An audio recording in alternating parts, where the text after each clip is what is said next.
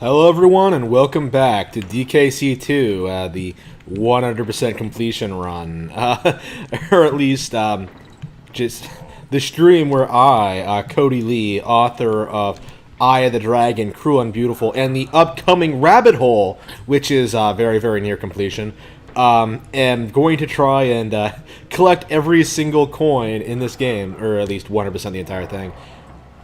I think that's 100% completion, right? Getting all the Krem coins and all the DK coins. I don't think you need to collect all the Kong letters in this one. At least I don't think so, but we'll see. It's weird, isn't it, how the Kong letters don't do shit. I'm so used to them being so important because of returns, but anyway. Yeah, after I clear this, we're definitely going to play some Tropical Freeze. It's been way too long, and I'm really... we don't know what the fuck. Okay, where exactly is the... All I need is a cannonball, and I have no idea where it is. Alright. Do we have to, like, go ahead and come back? Like, is it...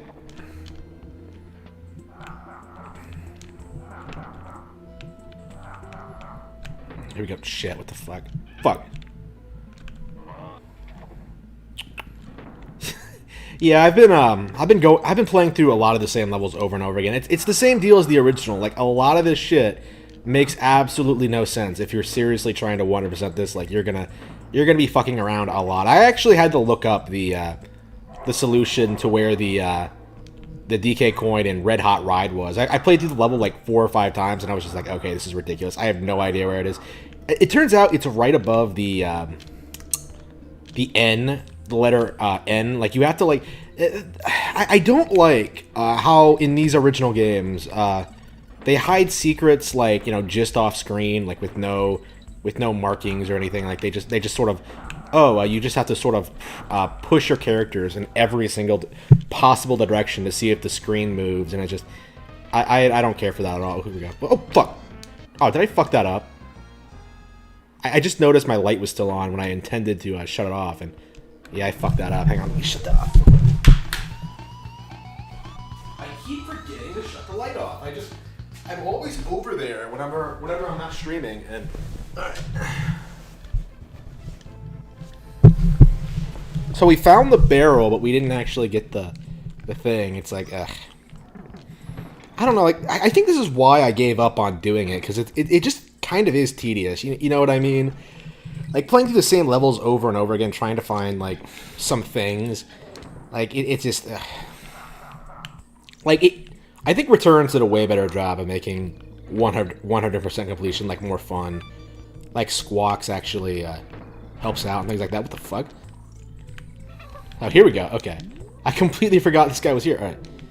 Alright. Yep, here we go. Oops, what the fuck? So he keeps throwing things at you. Is that how you get the... Yeah, that's probably what you're supposed to do. You're supposed to get the cannonball, jump in, probably, I don't know. Let's see.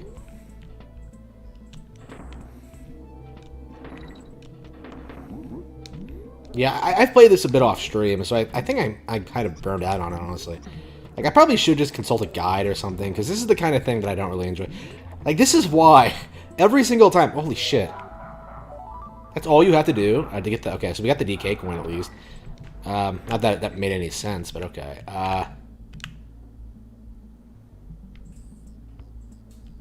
What the fuck?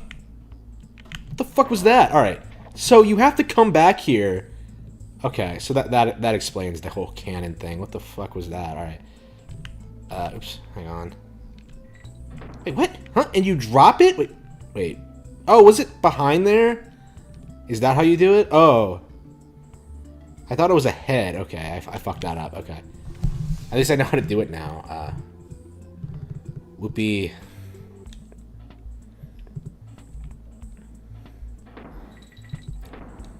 Yeah, so Rabbit Hole is coming along really, really well. I actually spent, like, a lot of time working on it today. Over the past couple of days, actually. And I'm now reasonably certain it'll be done before the end of the month. Hopefully.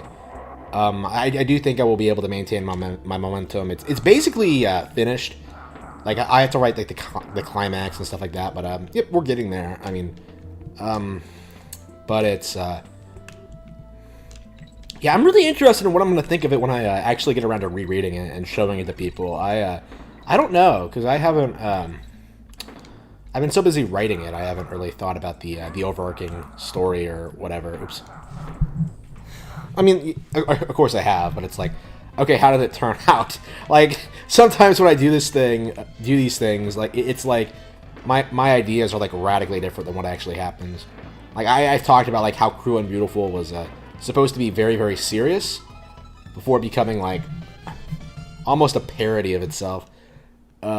Which is, I don't know, I'm really proud of Cruel and Beautiful regardless, but, Eye of the Dragon is about what I wanted it to be, and I'm kind of curious of whether Rabbit Hole is more the same. Yeah, my big problem with Rabbit Hole, it really should not have taken this long to make. Like, I legit think I should have had it done in March, but unfortunately I had, like, you know, work problems and things like that. I had lots of things to do, and shit. I had a lot of things going on, like, all year, and I will in the future, but yeah, I managed to get my take a little bit of time to work on it, and made significant strides, and now it's almost finished. When it was about, like, halfway finished, like, 2 months ago.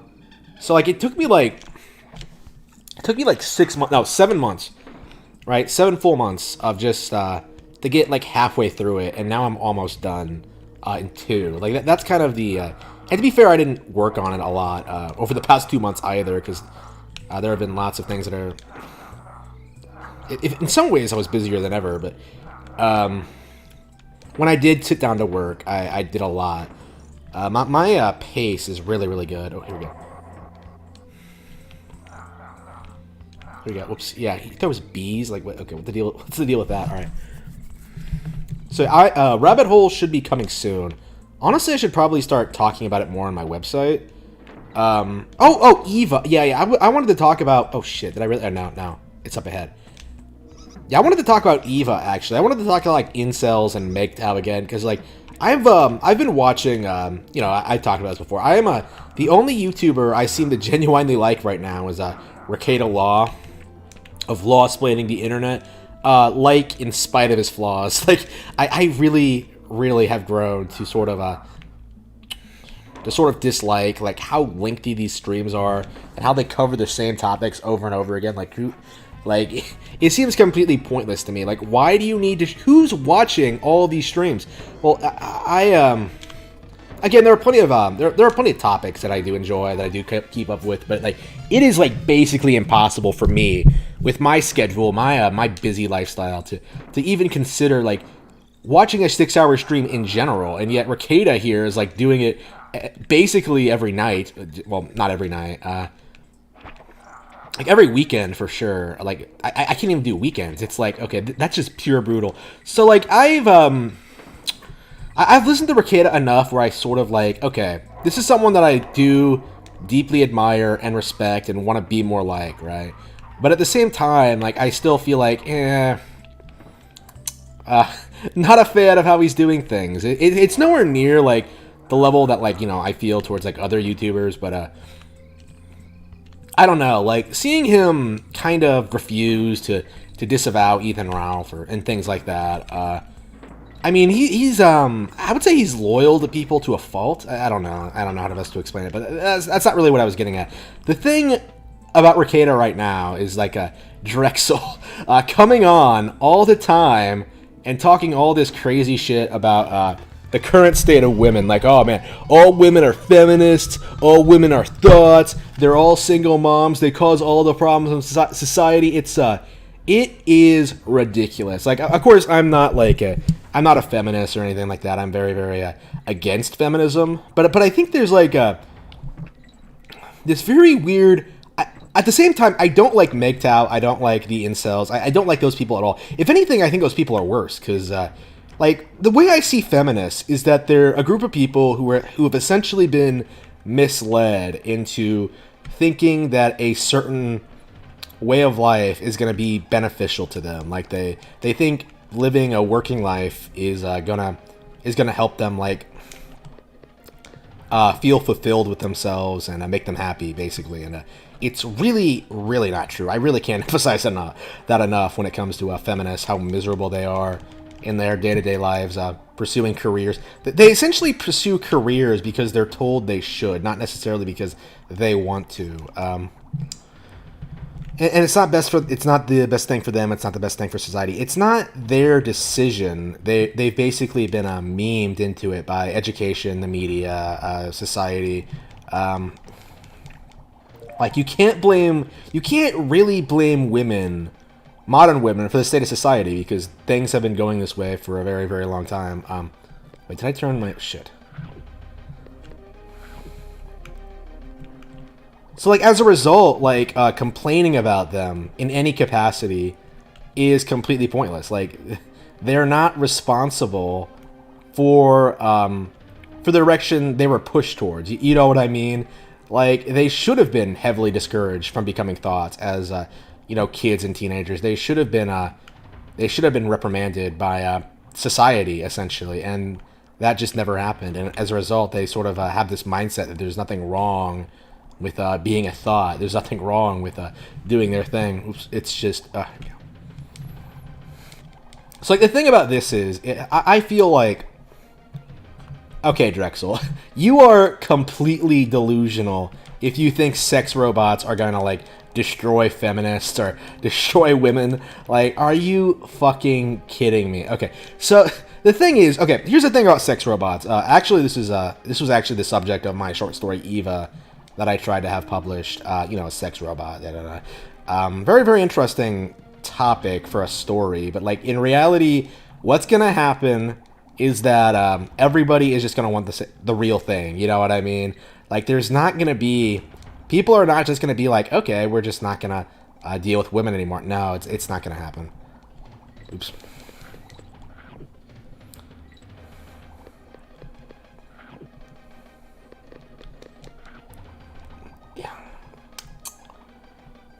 It's like, people, MGTOW, they really don't understand they're the minority. They really don't understand that they really don't understand that the rest of the world looks at them and understands that they themselves are the problem. Like the thing about Drexel, the things about people people like that create thoughts. Like, they enable thought culture because, like, they're the ones, the high value sort of, high income earner people, right?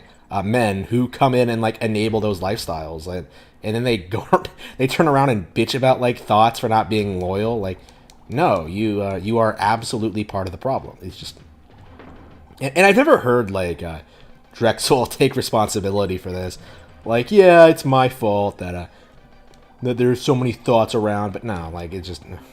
Yeah, here's how you deal with thoughts. Just ignore them. Like, who cares? Like, you don't need to go on, like, Ricada's live stream every single night and talk shit for, like, hours and hours about the current state of thoughts. Like, I know, like, no, it's not that interesting of a topic. Like, yeah, like, maybe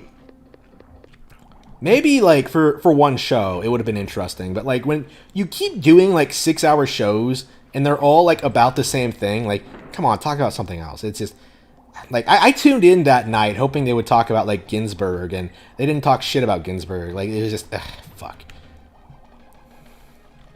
It just went to, like, the sex robot things again, and it was just, ugh. Like, again, it's not even something I'm disinterested in. It's just something that, like, I think is very, very overblown. Oops.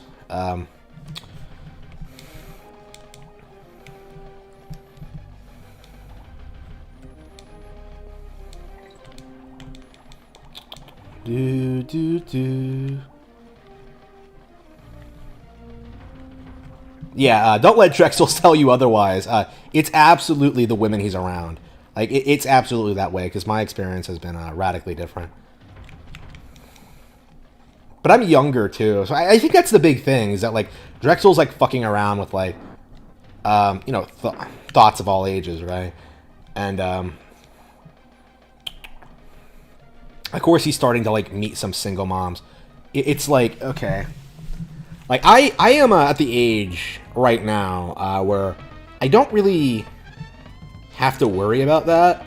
Like, I don't really talk to a girl and expect and expect her to have a kid or whatever. Like that just doesn't happen for me. Like it's I'm not really sure what it is. I must be doing something right though, because like I know people who get into bad marriages. I know people who get into bad relationships, and here's the thing. All you have to know, really, I should say. All you have to know is to look out for the warning signs. It's not complicated. Like, if a girl has, like, a shady history, if she has a kid, for example, you probably shouldn't even, like, speak to her. Like, just leave. Like, don't believe her bullshit about, like, why she's a single mom. Like, oh, he was abusive. Like, that's a load of crap, right? I don't talk to thoughts. Like, the girls I talk to are amazing. Oops. I don't know. That's kind of my perspective on this. Like, the whole thought culture thing. Like, here's what you do. Don't date. Like, I don't understand what's so complicated to understand about this. Like, people are making this, making these weird things. Like, oh man, you can't talk to girls anymore. You can't date them. They're like, they're gonna accuse you of being a terrible person. Like, they're gonna string you around and make you pay for everything. Don't date. Like, that's all you have to do. If, like, a woman, like, starts expecting you to, like, buy stuff for her, just be like, no. Like, fuck you, no. Like, I think that might be one of the things that happened with me, actually, because I've talked about this before.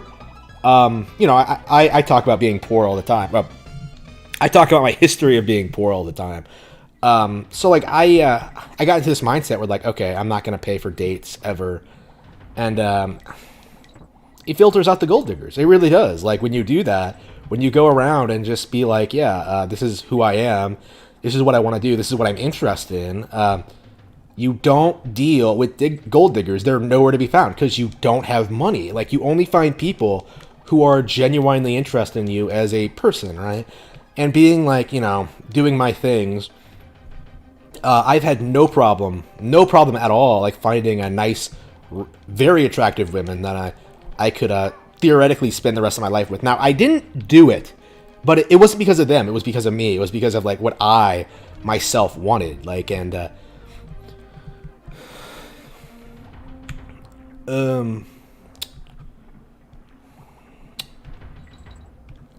think that's the thing. Like, I think that's the mindset people need to get into. Like, you need to focus on, like, building your life. Like, you can't look at it and be like, okay, I'm gonna have a hot chick for a wife, like, that I fuck every day. Like, no, you need your own life. Like, you need your own identity. You need your own interests.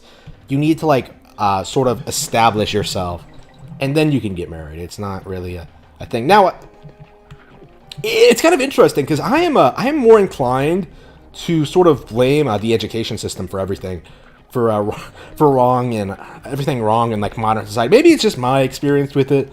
Again, growing up poor, but when you're poor in public schools, or, well, basically, you get shafted into, like, classes with complete retards, and that limits your capabilities to sort of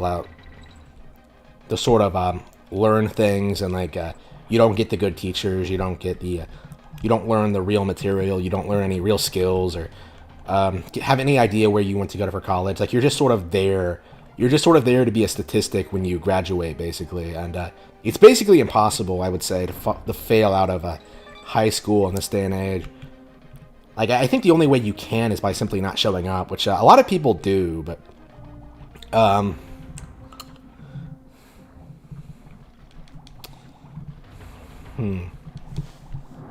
So yeah, because I was shafted, I was basically surrounded by people that I didn't want to be around, right? Like, I was surrounded by these idiots while I was, already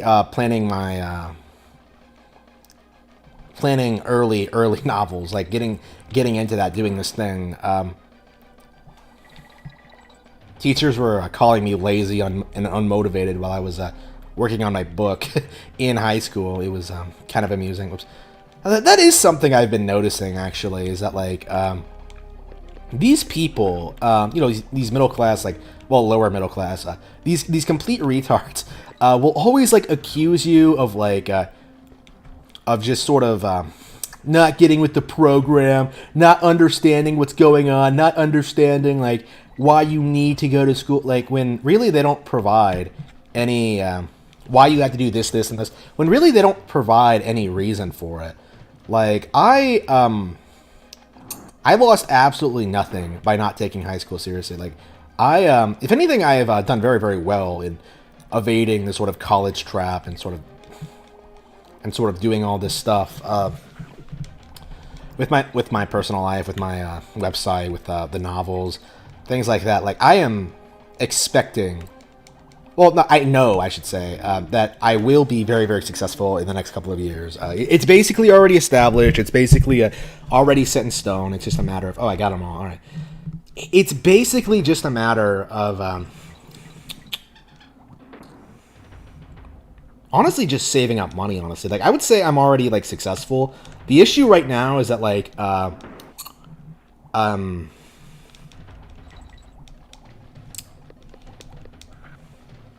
always like buying new and expensive things for the long haul, for things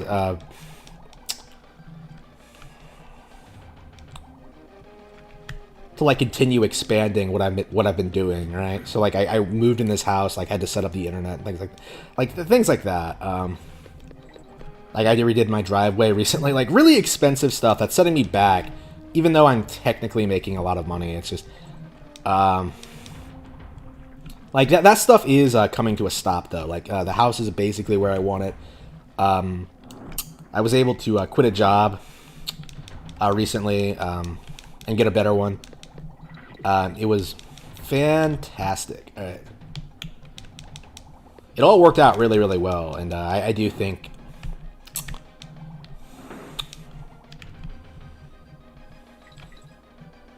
it was because of like my own hard work and commitment. Like the narrative that they sort of established for themselves, that like you're not doing what you're supposed to do, you're lazy, you're stupid, you're retarded, you're autistic even.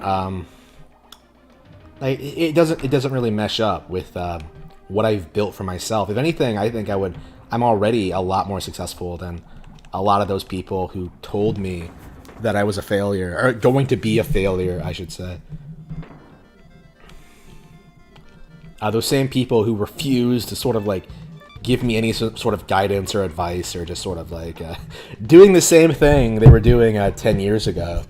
It doesn't really matter what it is. Like everybody basically feels like they're stuck working a job that they hate, and I'm not in that position. I'm basically out, and I am so grateful for that. I'm thankful for your support.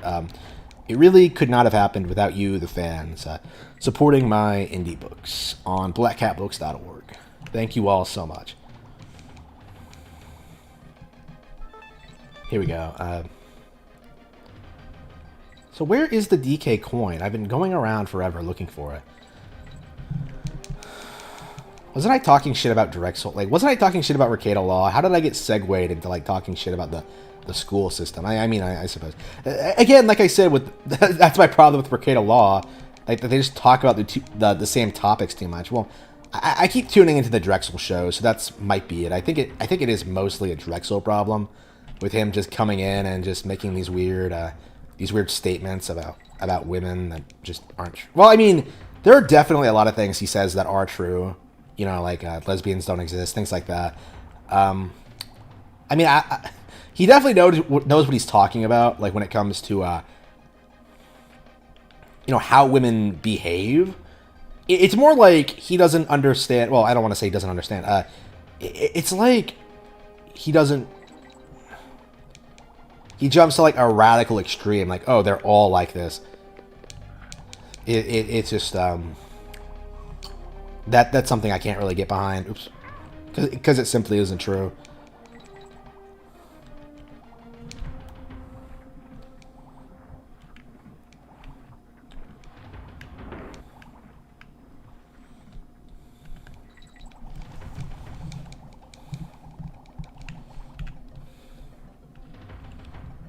like I said, like Drexel basically creates his own his own problems in this regard, where he's basically like bitches and complains about thoughts when he surrounds himself with thoughts all the time. It's just, yeah, it's absolutely his own. It's absolutely his fault. Oops, here we go. Yeah, with that last stream was really getting to me. I was just like, yeah, this is kind of dumb. Oops.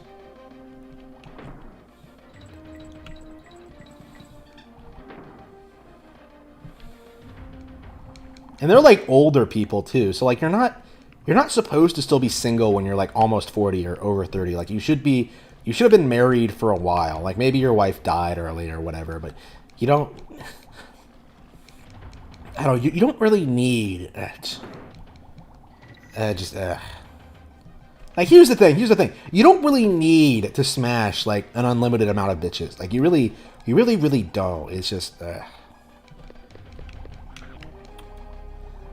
I don't know. Like I've never once heard people like bring that up. Like, you know, maybe you should just not have sex. Like maybe you should just do something else.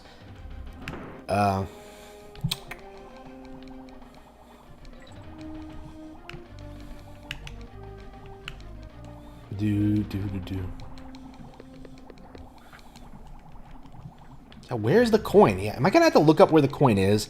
Because I really dislike how I've been going around like just looking all the time. Like shit, where the fuck is it? It's probably somewhere stupid. All right. Have I really been playing this half an hour and have no idea where the fuck this is? I mean, this is supposed to be like one of the most hardcore things you can do in the game, but it's like, how is it hardcore? Like, I'm not having trouble with the level itself. I just can't find this stupid thing. All right. It's probably like behind a box or some shit.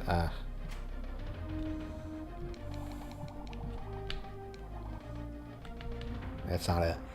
I saw the glitter, but it's not what we need. I can see it being in here or something. Ugh. Alright.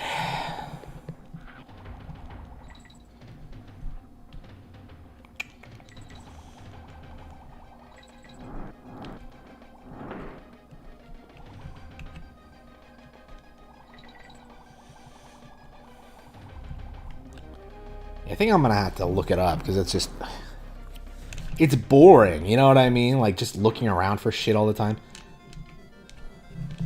Like it's not a challenge, it's not fun, it's just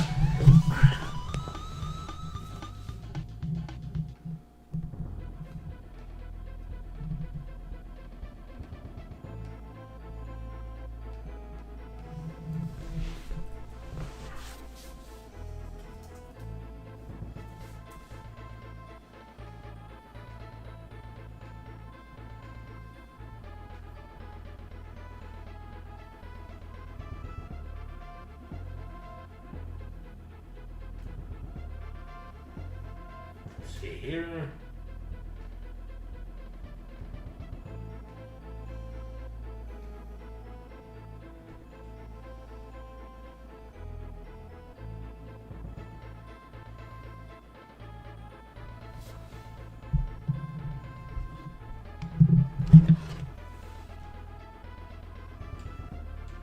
Okay, so get this. You're supposed to go ahead, get Glimmer, come back. Wait, when do you get Glimmer? He just kind of shows up, right? Yeah. So you're supposed to go back. Yeah, how would I would never have been able to figure this out without a guide. Like, see, you just go up.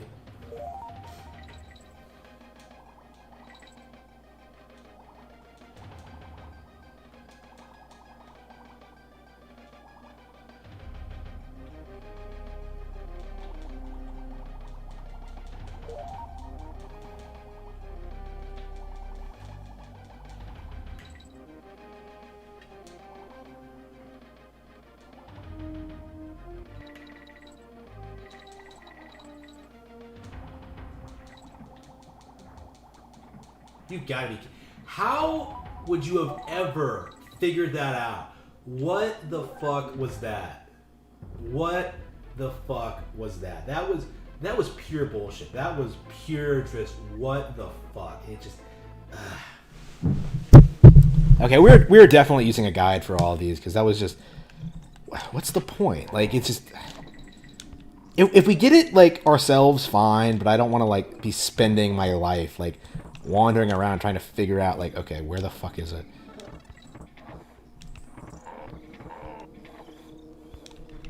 Like, there's a reason I cheated, I suppose. To get the DK creme coins. Oops. Alright, here we go. Oh, whoops. Shit. Damn. The alligator got me. Oh, no. He didn't swallow me or anything. He just sunk into the pond. It's just, ugh. You would think the alligators would be a lot more aggressive, but they're not. They're just sort of platforms. Okay. At this rate, I'm going to have like 99 lives. It just... Oof. Okay. Yeah, this is definitely a great level. I'm a big fan of it.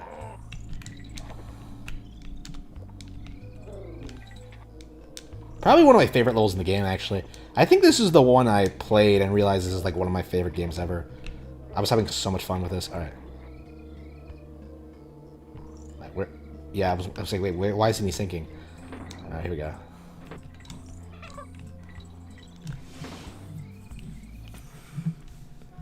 Destroy them all. Alright, Ariados.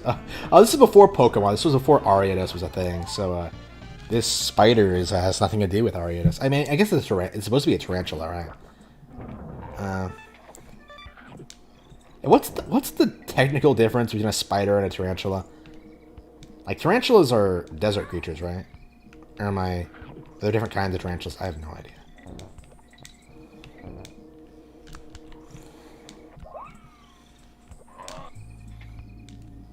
Like, tarantula is a kind of spider? I don't know. I actually don't know. Oops. I haven't, like, read up on spiders in years. I used to read books on them as kids, but I don't remember a whole lot. Because, I mostly just cared about, like, the Black Widow. Because, like, I thought it was, like, the coolest thing ever. Like, I was always, like, looking for them to, like, see if I could find one. Yeah, that's the kind of person I am. I never have seen one in real life. I love how, like, everyone knows, like, the Black Widow, but nobody knows the other poisonous spider. Like, I can't remember. I can never remember its name. I've looked it up several times as a kid, but now I can't remember it at all. It's just, that one nobody can remember at all. It's just, ugh. Alright.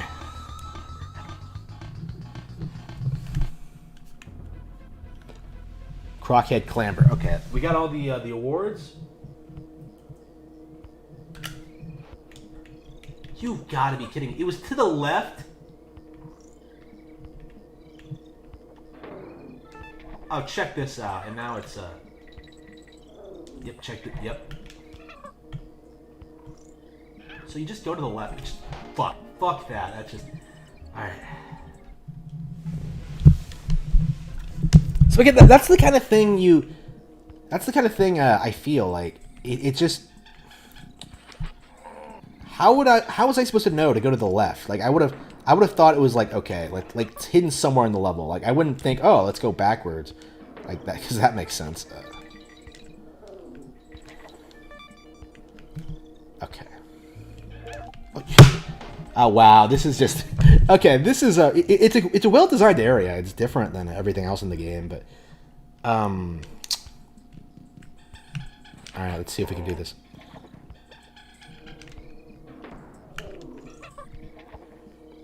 I mean, that's kind of my problem with the DK coins. They're just kind of hidden, kind of awkwardly. Like, I think I like DK64's hiding things better. I mean, it is a collectathon, but here we go. Shit. Oh, what the fuck? Am I stuck? Oh, shit. Ridiculous.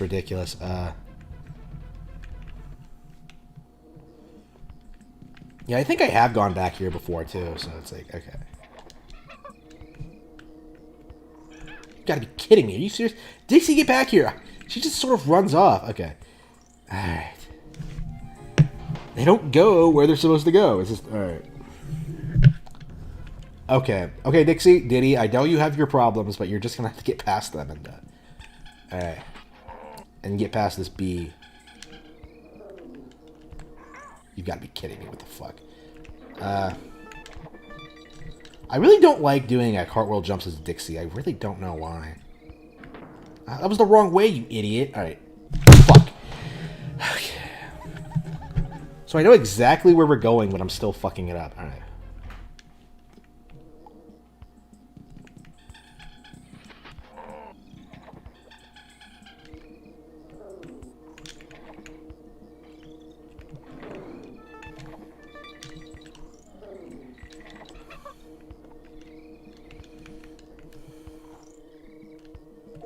Okay, here we go. You gotta be kidding me. Okay, how are we... Okay. They're just not letting me throw the thing fast enough. Like, it's like, okay. It's the game, man. It's not me. It's the game. Alright. Alright,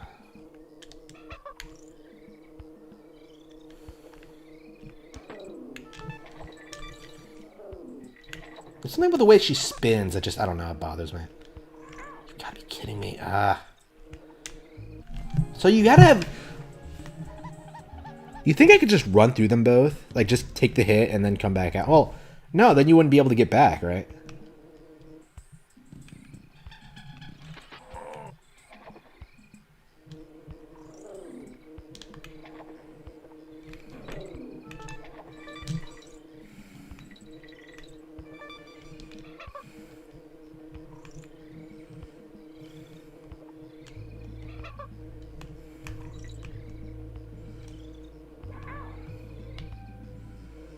Yeah. Wow, this is awkward and embarrassing. Ugh.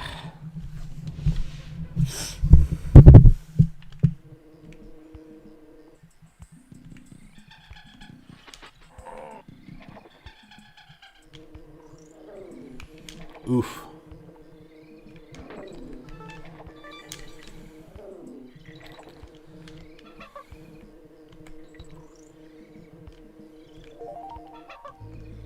Okay.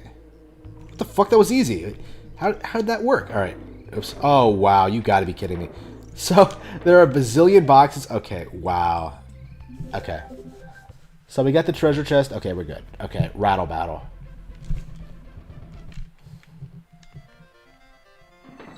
Yeah, I remember this one really well.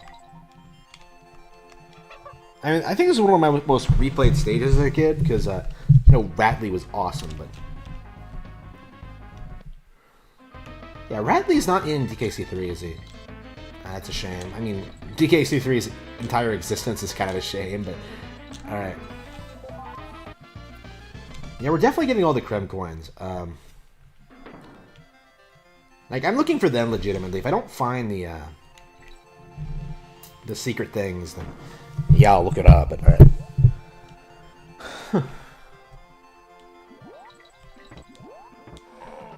Yeah, I said I was going to play Soul Blazer on stream. I'm not sure if I'm going to. I'm kind of tired, actually.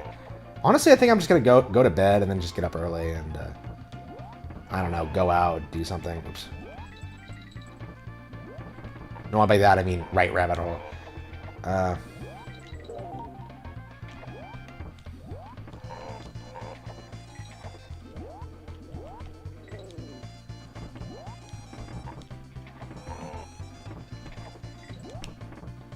Here we go. I remember this. Yep, I've played this before. Yeah, I think I have, like, gone through, like, the entire game trying to find all the Krem coins before. Well, not the entire game, but, like, everything up till, like, the haunted area. Yeah, 40 of them. I wonder if that's all of them. Yeah, I'm a big fan of this level. I love the way, like, Ratley can bounce off bees. I wish they could have done more with the idea, but whatever. I don't think his level in Animal Antics is all that interesting. Actually, a lot of them are pretty boring, surprisingly. Here we go. I mean, Animal Antics is basically only notorious because of the squawk section. And that's entirely because, like, of the wind that never appears in any other area in the entire game. I can beat Animal Antics. I actually had no problems with it at all when I did it last. But yeah, I'm curious how I'm gonna handle it on stream. Because, like, it's a notoriously difficult level, but I'm at the point now where I can confidently say that, like, yeah, I can pretty consistently beat the Turbo Tunnel in Battletoads, so Animal Antics probably isn't going to be shit. But I mean, I don't want to like brag about it because I'm still not at the point where like I've replayed it like constantly. I don't think I've ever gotten the DK coin there, for example. So here we go. Oops. Okay, let's see. Oop, fuck. Do you not have to super jump ever as Rattly? All right. In this area. Oops. Here we go. There we go. Got it.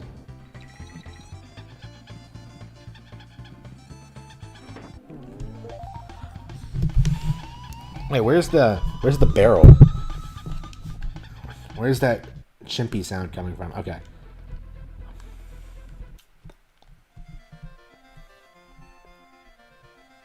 Yeah, we already got the one up top, so we just need to find the other barrel or whatever. Could it be up here? Nope, it's probably some... Oh, what the fuck? You can climb up this thing? Alright. You know, it's weird. Like, this game is, like, just a bunch of, like, levels that are structured together, but it really does feel like it could be its own entire world. You know what I mean? Oh, here we go. It feels like its own entire universe. It's so good. It's so well crafted. It's so... so good. Honestly, like, I kind of wonder, you know, now that I'm a creator myself, does Rareware not understand that people absolutely love their games? Like, consider, like, the old, you know, classic Rares, like some of the best ever. Like, did they not understand how good they actually were? Like, because that's kind of the impression I get, is that, like, whenever they say, like, I don't know, the way they talk sometimes, they come off as a little bit too humble. I don't know, that's just my opinion, but...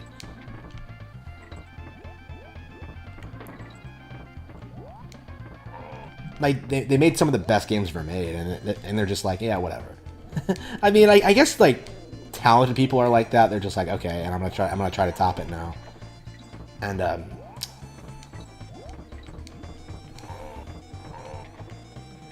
don't know. I don't think J.K. Rowling like brags about Harry Potter constantly either. It's sort of like the media that sort of did that, which makes like the entire like media backlash against Harry Potter all the more funny because that's the thing though. It feels like the media. You know, these people, like, they sort of use pop culture to sort of justify their bullshit. You know what I mean? Like they weaponized Harry Potter. Like they tried doing this stuff like, oh, Trump is literally Voldemort. Like they tried doing stuff like that, and then when Joe did something they don't like, oh, you're not allowed to like Harry Potter anymore. Well, what the fuck? Like, why? I still like Harry Potter. I still like the original books. So, I mean, I never liked the original. I never liked the movies because they're garbage. But, yeah, the books I've always enjoyed. I'll always say that they're great. Honestly, like, I think if I ever not enjoy the books, I think I'll be old by that point. That's kind of James Rolfe has kind of talked about that. Yeah, but when I see Crash of the Titans and I don't think it's awesome, I'm too old, and I just like, you know, I kind of feel the same way about Harry Potter. Oops. Oops.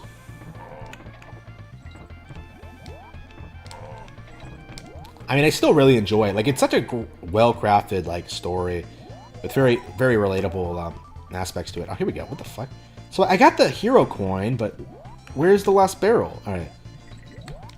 Don't tell me I'm gonna struggle finding the last barrel now. Oh, here we go.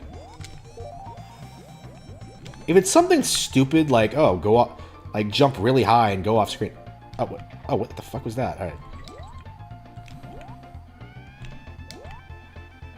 Yeah, I don't get why... Okay, because of the way he moves, like, he can technically kind of jump in midair. Like, that took so long for me to get used to, because I used to, like, try to time it so, like, he's touching the ground, but that's completely unnecessary. Here we go. There we go. Jump high, Snake. Okay, yep, this is it. That should be it. That should be Rattle Battle. All right. Yeah, definitely one of my favorite stages as a kid.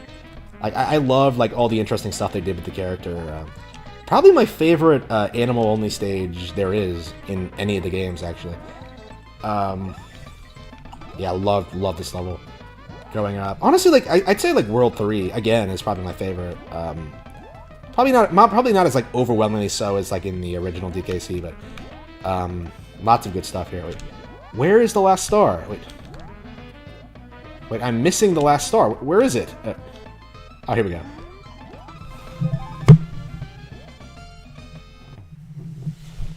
On the map? Okay. So yeah, I'll show you how you do that. Okay. Because that's actually kind of an interesting subject that honestly is probably the main reason why I never 100% of this game as a kid. I'll show you.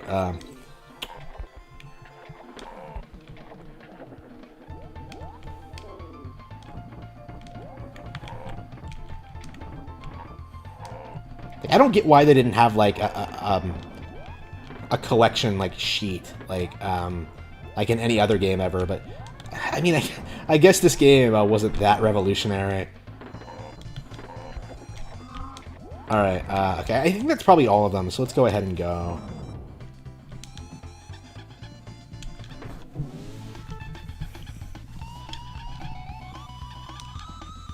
Okay, so look at this. Okay, so okay, this is Rattle Battle. I have officially 100% of this level. Okay, this one I have not. So look at okay, so check this out. Okay, so do you notice the difference between these two?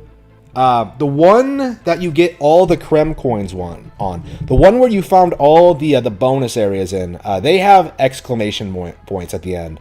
Like that's how the game marks how you got all the bonus rooms, and then they have the DK coin for when you get the DK coin.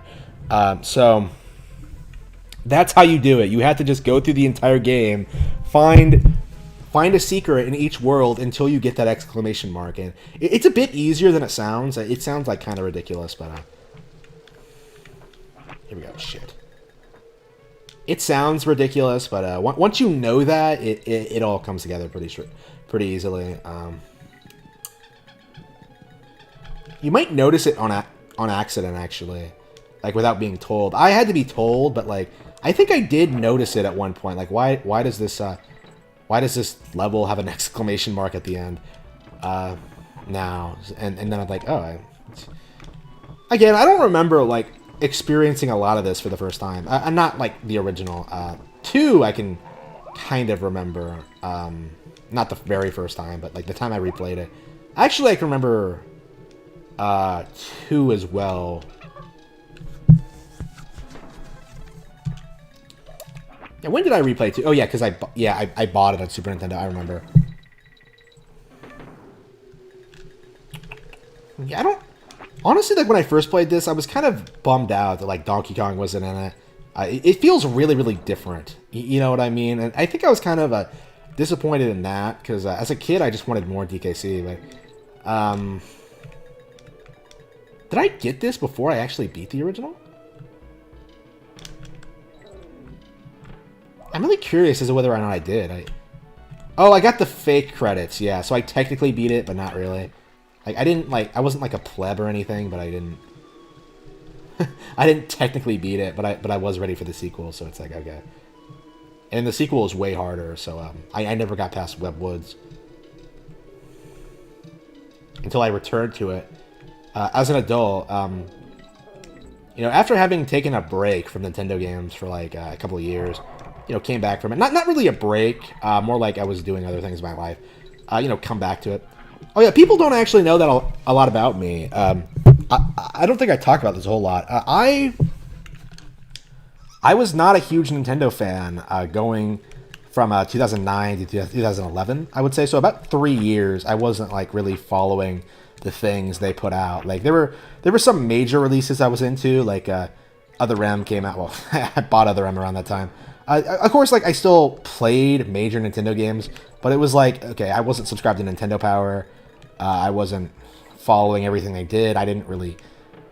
I was still a big fan of the classic games, but I was at that point now. I was like, okay, let's do something else, and I did do that, and it was great. But eventually, with like the Wii, it was the Wii U actually that brought me back. Like people were saying all this crazy shit about this console, how it was like a complete disaster, and I was looking at it, and I was like, no, this looks actually really good. And I checked it out. I bought Nintendo Land. I bought New Super Mario Bros. U. I bought Zombie U. I bought like Arkham City, which was supposedly one of the best games ever made at the time.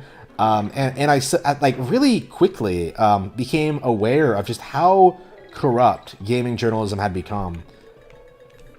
Like I was always like vaguely aware of it, but you know, seeing these people like manufacture these narratives about Wii U and the the narrative about revolving Wii U was very carefully manufactured. Believe me.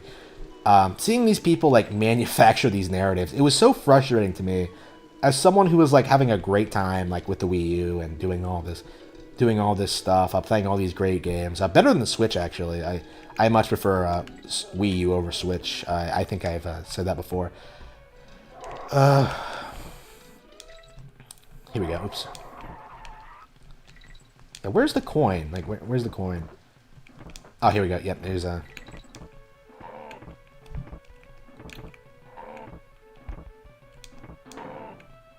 I keep like slamming into enemies with these things and keep thinking it's gonna lose the barrel, lose the cannonball like every other item ever, but it doesn't work that way. Okay, I think it's okay.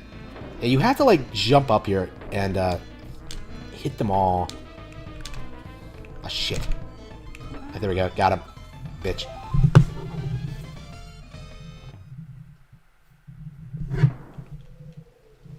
Oh yeah. Journalism as a whole is pretty corrupt. Obviously, believe me, I've dated journalists. Oh fuck! Like seriously? Oh damn! I have to go through the entire thing again. Yeah, I mean it's journalism as a whole, but I don't know. The gaming community kind of made me aware of like how it works. You know what I mean? Like here's the thing about like corruption in journalism. Like if you're aware to any degree as to what like the situation revolving the stories they cover actually is like, you're going to realize that they're pushing an agenda. It doesn't matter what it is. Like it could be anything, like something you were there, you personally witnessed, like a person you know, a political situation, like something you have like experience in, right? It could be anything, like tech. It could be gaming, like me. It could be political. It could just be. It could be anything. Like you'll realize, you'll start to recognize the patterns of how these people behave and how they just sort of have no idea what they're talking about. And again, that's true for all fields basically, but it's very much true for gaming. It's very much true for like literature and film criticism. Like those people cannot be trusted. Like they should outright be shunned, and they should not have a platform at all. And yet they continue to have one for whatever reason, to damage control for the brand, I suppose.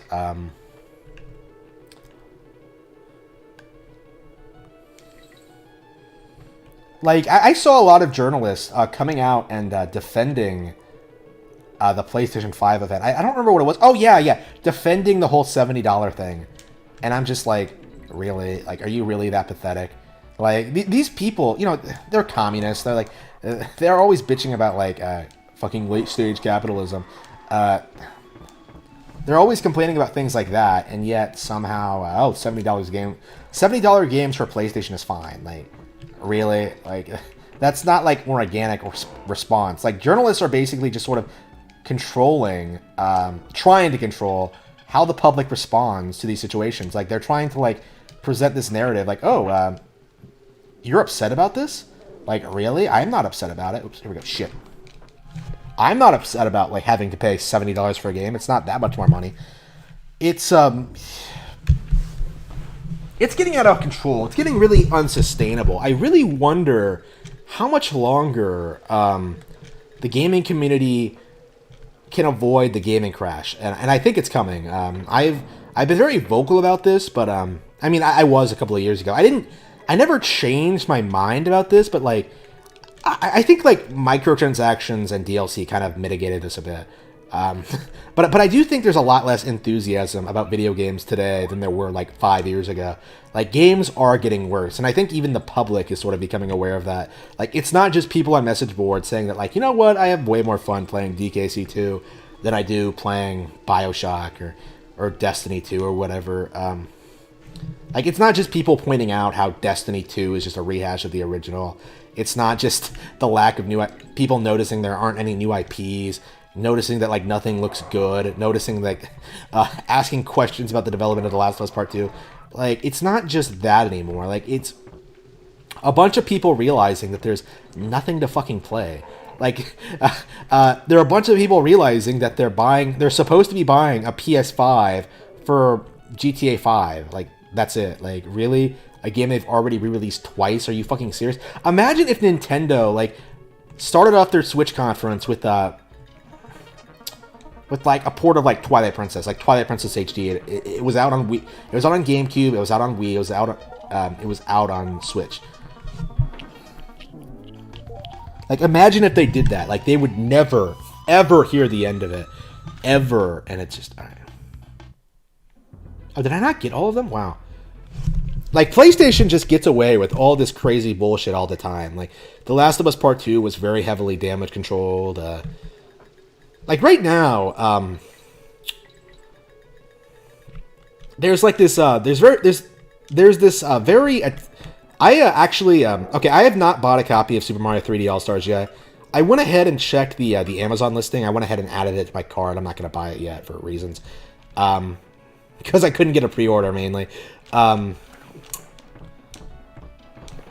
was, like, it got review slammed on Amazon. Like, people are, like, on Amazon going on there, like, trying to, pretend the game is, like, a bad deal and that, like, oh, you can't support this. Like, we know who it is. We know who's doing this. Like, it's the journalists. Like, it's the Sony fanboys. It's the people who don't want Mario, remasters of old Mario games to be the best-selling game of this year. PlayStation 5 is coming out, and the big game this year is a collection of 3D Mario games.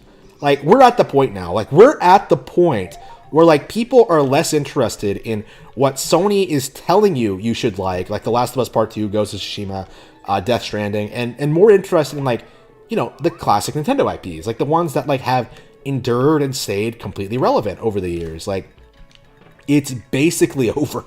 And I really do think, I've said this in the past, I've said this before, but Sony basically only competed on the basis of being, like, such a big company and able to take, like, such massive losses.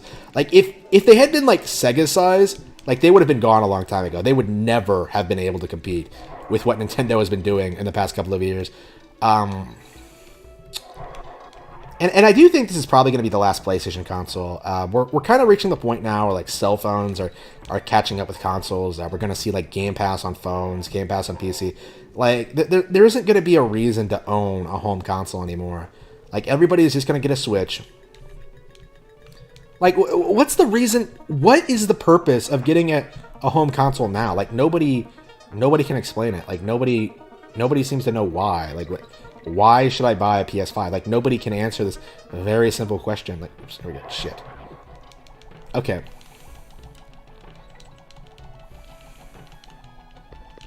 Damn, ridiculous. Oh, yeah, the Forgotten IP thing. Yeah, for sure. People have way more fondness for IPs like Star Fox, Metroid, F-Zero than they ever did for any PlayStation franchise. And again, I pointed this out before. When Naughty Dog confirmed that they would never again make another Uncharted game, people just sort of accepted it. We're just like, okay, if Nintendo did that, if they came out and said, like, you're never getting another classic Metroid game, like, people would riot because they would never get a game like that again. It kind of speaks volumes about how generic Uncharted is, but it also kind of shows you just how, I should not have done that. Oops. I thought there would be something over there. It kind of shows you how little people actually care for Uncharted and for Naughty Dog games. Like, the entire appeal of Naughty Dog is just for the Naughty Dog experience, right? Just to say you've played a Naughty Dog game so you can post about it on Facebook and talk about, like, how cool you are for protecting Ellie. It's just that was the appeal of The Last of Us. Like, it was just something to brag about with your friends. You know what I mean? Like, oh, I played The Last of Us. Like, same deal with Mass Effect, same deal with, like, a lot of these other games. They don't have a real audience. They don't have a real player base. They have a bunch of people who sort of, like, are told to buy them, and they sort of do. Alright. So, like, the games that people actually play, the Nintendo games, like, they're gonna stay very, very relevant. Like,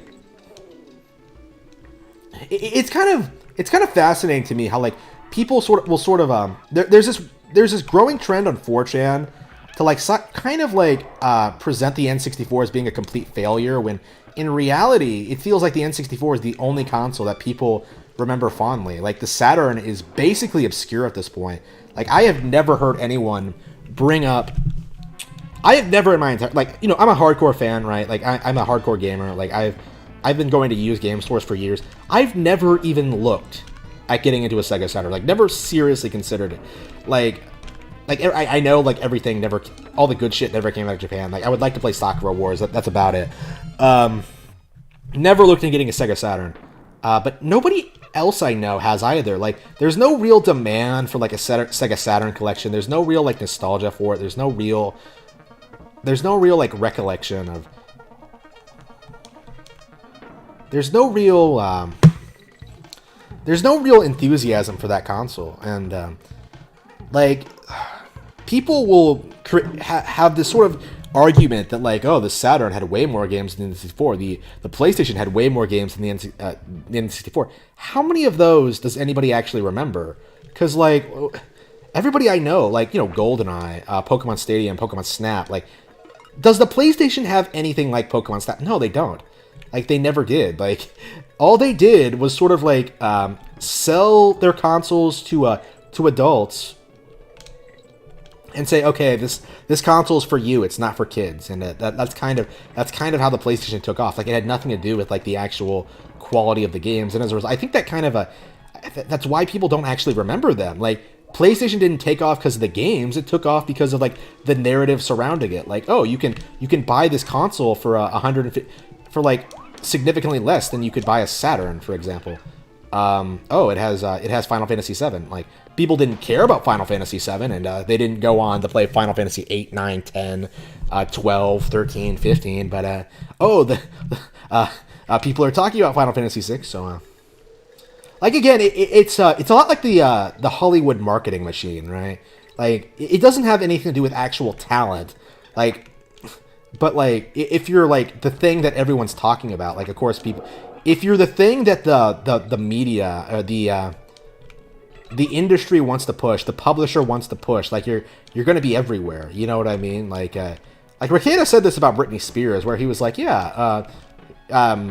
we knew prettier girls than her, we knew girls who could dance and sing better than her, but she was the famous one because the media wanted her to be famous, and that kind of stuck with me. It's like, you know what? That's happening in a lot of industries. Like I'm noticing, I've been with a lot of musicians. Like a lot of the musicians I'm with are extremely talented. Well, fairly talented. I mean, they're talented, and it's like they're not super famous because like being talented isn't why these people are famous. Like they just famous people just suck the right dicks and they have the right opinions about things. I could talk about that for a bit. I could talk about that all day, but like pure talent is not what makes you super successful in the entertainment industry, unfortunately. And I find it really, really fascinating how people like sort of like whenever you see people talk about the PlayStation, like everyone always talks about the marketing. Remember, like everyone was talking about Final Fantasy VII, everyone was talking about FMV and the discs and things like that. What about the actual games? Like, who remembers the actual games on PlayStation other than, like, maybe hardcore JRPGs? Like, Suikoden is great. Like, Final Fantasy VII is great. Like, I'm a big fan of those games, right? But other than, like, those and maybe Metal Gear Solid, like, the N64 just had it outclassed. Like, the 3D games were better. The first-person shooters were way better. Like, there was so much there that I just enjoyed so much more. Even today, like, even now, like, now that I've gone through and played, like, a lot of these old PS1 games, like, none of them really can compete. Like, even Final Fantasy VII, I think, is reaching the point where I'm just like, I've been a fan of this game for years. I can safely say I like Ocarina better than this. I like Pokemon Stadium more than this. I like Pokemon Snap more than this. I like Donkey Kong 64 more than this. GoldenEye more than this. Like people always talk this shit about like, oh, Nintendo doesn't make hardcore games. Then why didn't people support Metroid Prime? Like, where was like the widespread like love and appreciation for Metroid Prime? You know what I mean? Where was the love for Eternal Darkness? It has nothing to do with that. Like, it had everything to do with PlayStation presenting this narrative that Nintendo was bad, and then like idiots sort of buying into it. Like even today. At this point, like, it feels like all anyone is doing, much like people were doing back in 2006, when it came to like Genesis versus Nintendo discussions. It's repeating buzzwords that Sega came up with, like blast processing is not real, right? But a lot of kids thought it was, and like when they grew up and realized it wasn't a real thing, it was just a marketing term. They just sort of embarrassed themselves. Like I don't think the Genesis has really aged all that well. Going by what I've played, I don't like Sonic as much as Mario.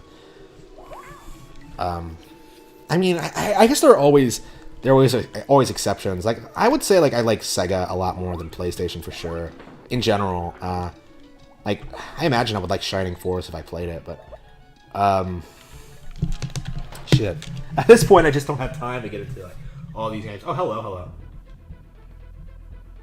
Oh yes, the backwards compatibility. Gotta love how people spent weeks and weeks and weeks, years, bitching about all the Wii U ports on Switch. Like, oh, Nintendo doesn't have new games, they have nothing to show, and then PlayStation announces, Horizon. Okay, Switch is underpowered; it won't be able to compete with next gen, and then like PlayStation announces that their big next gen console is gonna primarily feature a bunch of like multi-plat ports. Like I strongly doubt that Horizon Zero Dawn 2 was originally developed for PS5. Like it's a PS4 game. Like it's just gonna be ported to 5, and they're gonna release it on both because I don't think people are gonna be all that enamored with the PS5. Like the people who are buying PS5 day ones, they're consumers. Like they're just people who just mindlessly consume whatever product they're told they should be excited for. I don't think there's any real enthusiasm for it. I am not impressed with the current state of PlayStation for sure. Oh, oops, here we go. Shit. Oh. Hang on, wait. Ah, damn. Yeah, that guy's really aggressive. Hello, everyone. Be sure to check out my website at blackcatbooks.org. Thank you. Here we go. Wait, what? Oh, I thought it would be interesting, but it's not. All right. Fuck. Yeah, they're hiding a lot of information about like upcoming PS5 games. Miles Morales, we know that's a DLC expansion. They don't want to admit that. Horizon Zero Dawn is releasing on PS4 as well. DMC 5, a special edition. I don't think it's really adding all that much. I strongly suspect they were just gonna sell Virgil as DLC, and then realize that like nobody would pay for that, so they're just like, okay, let's just release a special edition and put it in. I don't know. I don't think DMC 5 special edition is gonna do that well. I mean the original release didn't do all that well either. It's not going to be like Persona, you know what I mean? Like, DMC is basically dead. It has like a couple of older fans who are like, who still like have deluded themselves into thinking it's the best action game on the planet. It's not, but it still has like a bunch of delusional fanboys. I mean, I think in the next 5-10 years, those people will be gone though. It's like a Sonic Mania sort of situation. Like this is it. There's like no other way forward from here. Like I don't think they can keep like things interesting with like in a Bayonetta world, where Nintendo is putting out better games on their hardware, like better action games, and like Platinum Games exists and put out Astral Chain, which is better than DMC5. Like I have a lot of problems with Astral Chain actually, but yeah, it's still better than DMC5. Oh, here we go. But yeah, they're hiding a lot of things about PS5. Like I've heard rumors that they adjusted the price after the Xbox One was announced. I've heard a lot of things. I don't think anybody is enthusiastic about this console. I really don't.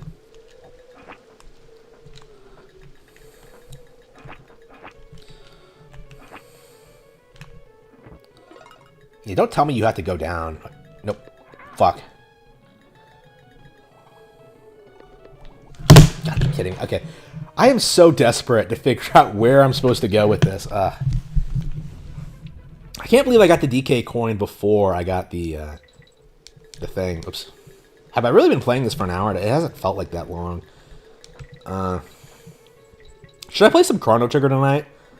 I played it on stream last night, I think, and I was really into it. I wanted to play Soul Blazer though, because I'm really, really into that one. I've never played it before, and I'm completely in love with it. Like Quintet might actually be one of my favorite Super Nintendo RPG developers now, because I've just loved everything I've played from them. Like ActRaiser was just phenomenal, and this is pretty good too. Like I don't want to say Soul Blazer is as good as ActRaiser, because it isn't, but it's definitely a really fun, unique little action RPG. Like it has like a lot of blemishes. It feels like budget as fuck, but overall, I'm really, really into it. I think it came out like 92 or something like that. I've also been playing a lot of like beat 'em ups. I played like a little bit of Turtles in Time and Batman Returns.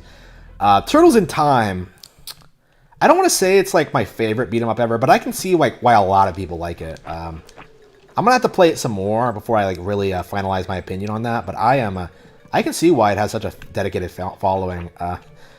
Oof. I wish they still made good Turtles games, man.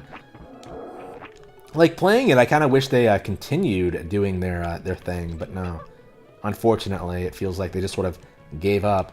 Like, oop, Teenage Mutant Ninja Turtles 4, that's the last one. We'll make these shitty 2003 animated series knockoffs, and that's going to be it. Like, why did Konami give up the license? They were doing so well. I guess, like, beat 'em ups just got less popular, but... I have nothing but, like, fond memories of, like, the arcade game, and,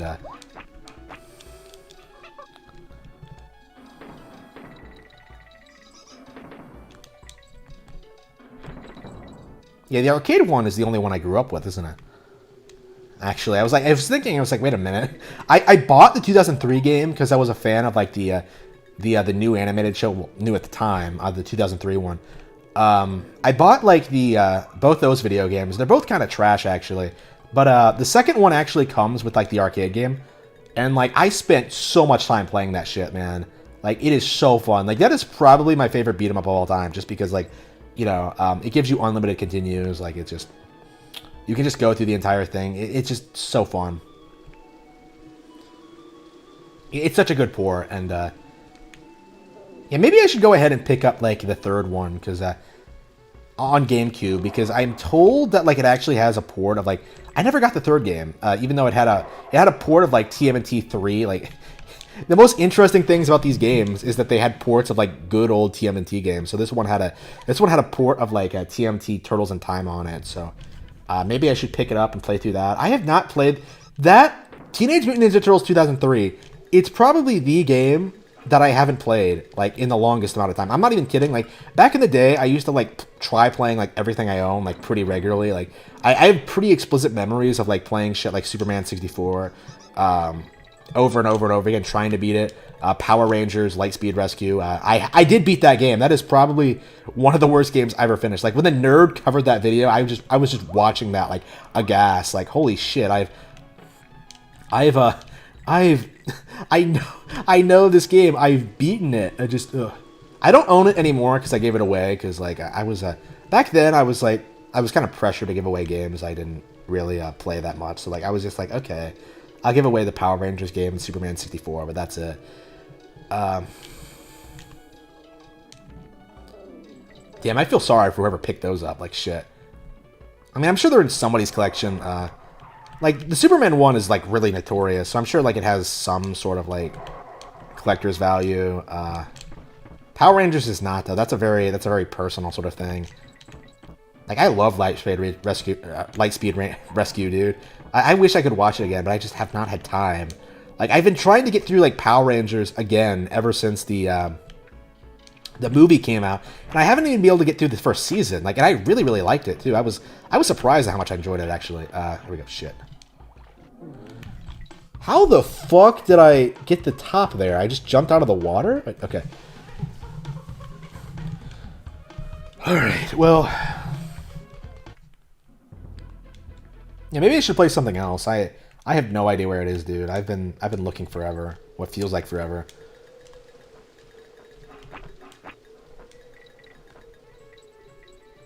Like, honestly, like, my thing with, like, Turtles in Time, like, you know, why would I play the Super Nintendo version? Like, I would just want to play the arcade version. Like, you can play it with 4 players. Like, maybe I'll get, like, an arcade cabinet of it someday. Like, how hard are those to get? Because, like, my local arcade was selling, like, a copy of, like, a cabinet of, like, Soul Calibur 2 for a really long time. before they went out of business, and I was just like, you know what? If I had the money, I would buy this shit.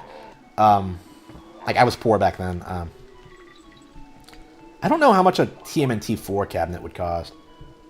I would absolutely love it, though. I would love to have, like, a little arcade full of, like, classics. Like, I've become aware of something recently called, like, Baseball Batman Ninja, which I've looked at, and I'm just like, you know what? This is probably gonna be this is probably the greatest thing ever. I gotta play through that shit.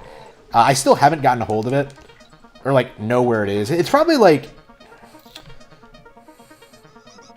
it's probably like in like any respectable arcade, right? But yeah, there are no arcades around me anymore that I know of, I should say. Oops.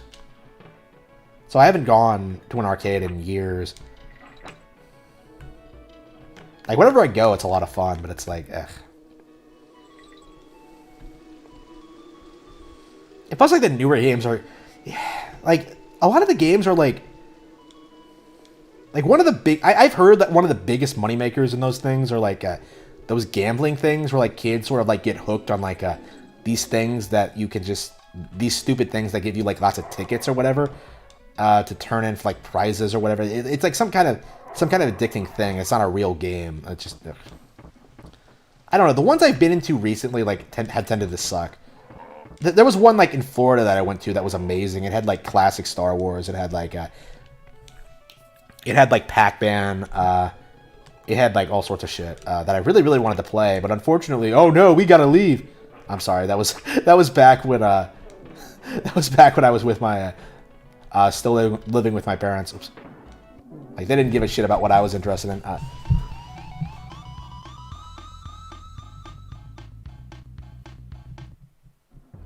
Ooh, twice the price. Yeah, wow, that's gonna be brutal for the European market. I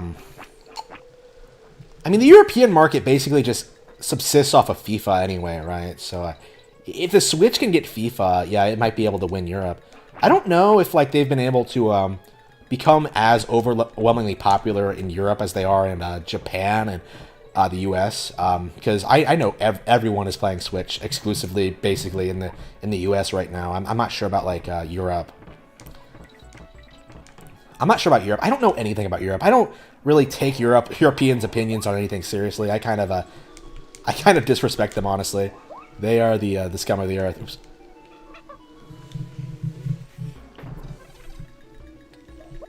Damn, where exactly is it? I've been looking for it forever. Maybe I should just look it up. Do you think I should just look it up, Chad? I can beat the level, no problem. I'm just... Yeah, if I'm doing this over and over again, I probably should just look it up.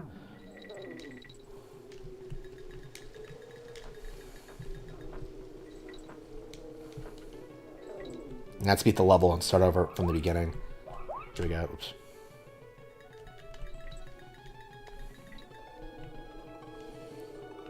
Yeah, I think like once Europe sort of gets out of this mindset that like, oh, only FIFA exists, like PlayStation is basically done.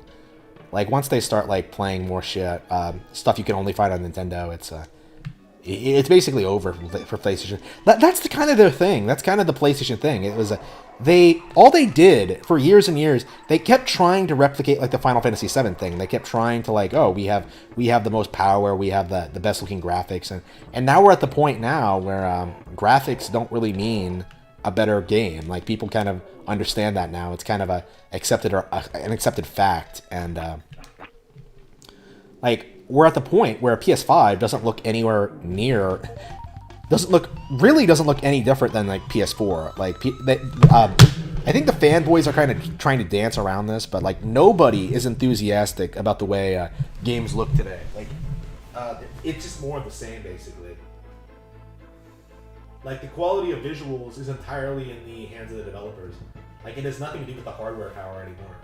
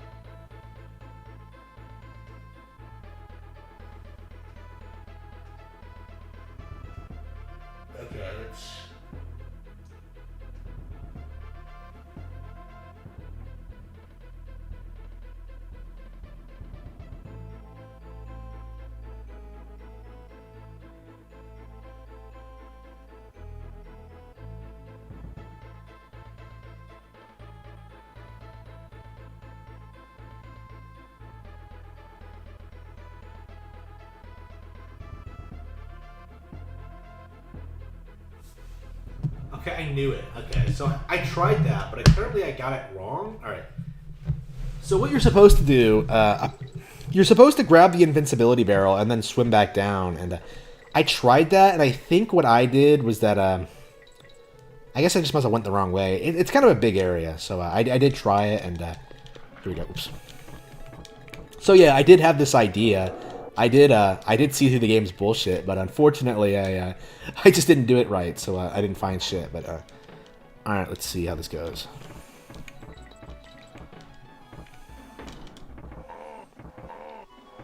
Like, what games do Europeans buy? Like, other than FIFA? Like, I think if like a mascot platformer kind of takes off there, it's basically gonna be over. Like, maybe Splatoon could like be huge in Europe or something. I don't know. Yeah, maybe that's good. That's what they could do for Splatoon 4 is like make it sports themed. Okay, so you go. I think you take this and then you go down. Here we go. Yeah, I see. So I didn't go straight down. Okay, so I tried going to the left and looking that way. So I didn't. So okay.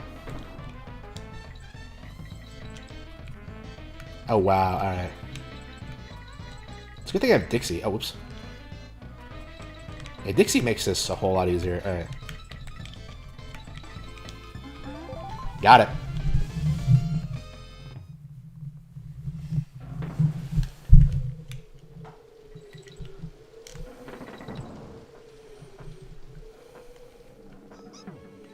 Yeah, and I think we're going to be, I think we're going to be entering World War III soon, so that's going to really impact the global economy. Yeah, it's going to be crazy in the next couple of years. Like, don't be surprised if, like, people don't make video games at all. I mean, I suppose that's, I suppose Japan might not have a role in it. It's very possible they'll stay out of it and just ship their things outside of Japan for us to enjoy while we're fighting the communist Marxists. We're fighting the Reds on the street of America. Civil War II, man. All right. Yeah, it's starting to look like we're gonna have a civil war, on top of the rest of the world having a world war. Going by what I've been seeing. Of course, we have like our increasing political divide between like this completely insane political elite and the population at large. Oops. And then you have like the growing tension between China and India, which is going to be ridiculous.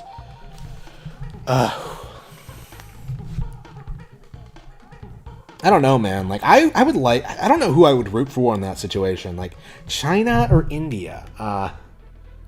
Like, I am more closely aligned with...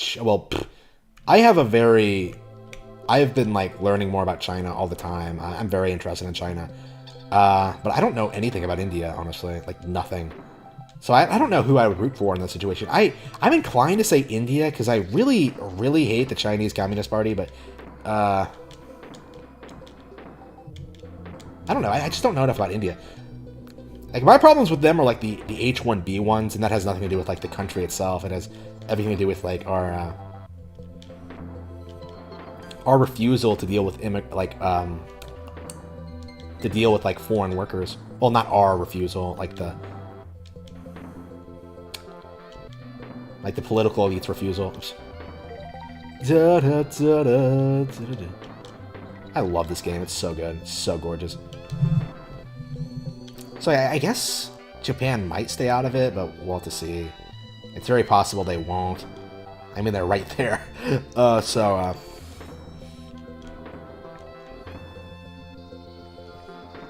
Yeah, shit's gonna get real really soon. Like, people are talking shit like, oh, 2020 is so bad. No, it's not. Like, 2020 is not shit. Like, you're gonna see a lot more crazy shit in the next couple of years, because like there's going to be a bunch of people who are desperately trying to retain control of their power and influence. They'll do anything to do it. Like this pandemic, like it was all, the plandemic. That was their attempt at trying to do it, and they're gonna do like all sorts of crazy shit. Like here's the thing about the plandemic. Like, did it actually work? Did it actually do anything? I don't think it did. Like that's the really baffling thing about the plandemic is that like they seriously thought that like pretending that we're in the middle of a plague that could kill like half the population would like turn people against like the president or whatever they were trying to do. Like, oh no, Trump caused this thing. No, he fucking didn't.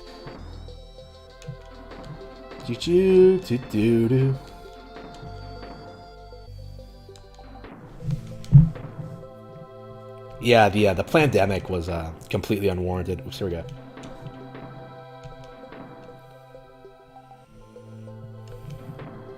Like I keep hearing weird stories all the time about like the weird shit that like hospitals are doing to prevent COVID, and I'm just like, that's not how diseases are spread.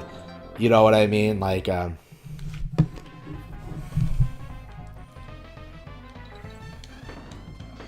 it's like they're putting on a farce. Like it's like they're putting on a front. Like it's like they know that nothing's wrong, but they can't really go against it because like it's the government mandates. Like that you have to pretend COVID is like a real threat that could kill you, or else like you're gonna get like someone coming after you. Like again, you can't go into a grocery store without a mask. Like they're so inconsistent about like the details of COVID. Like it's basically like, oh, whatever will scare you the most. It's so transparent if you know what you're looking for. Oops.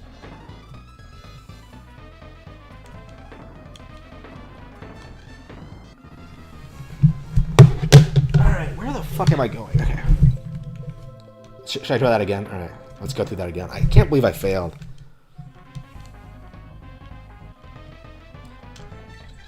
Like, mark my words, the pandemic is basically over, but you're going to stop hearing about it in November, for sure.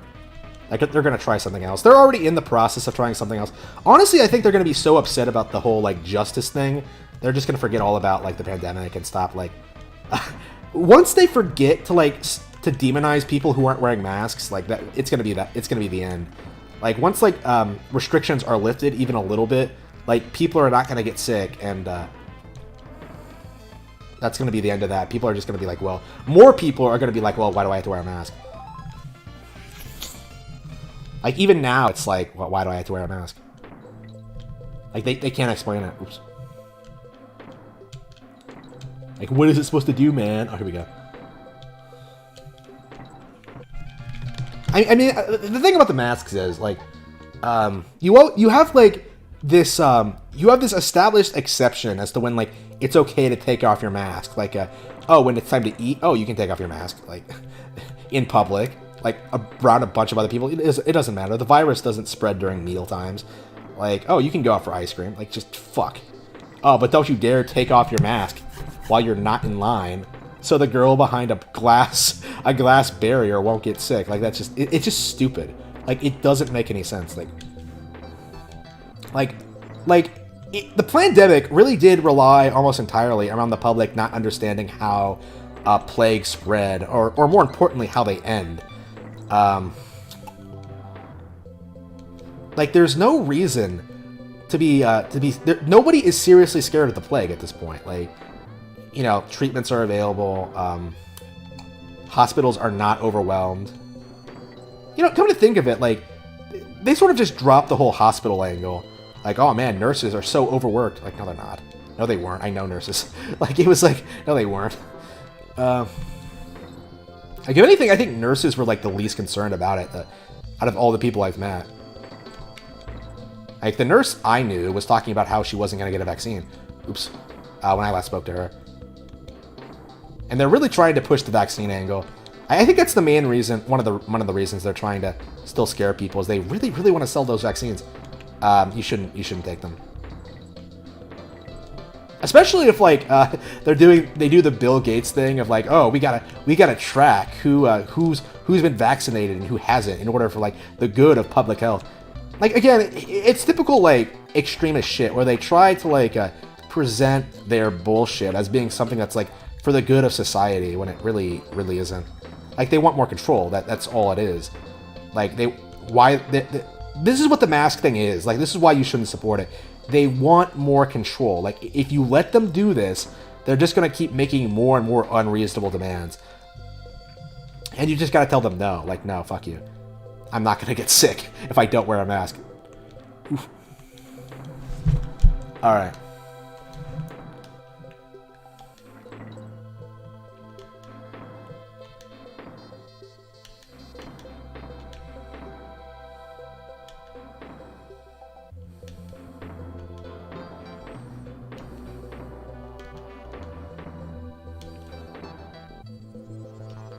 Ah, shit.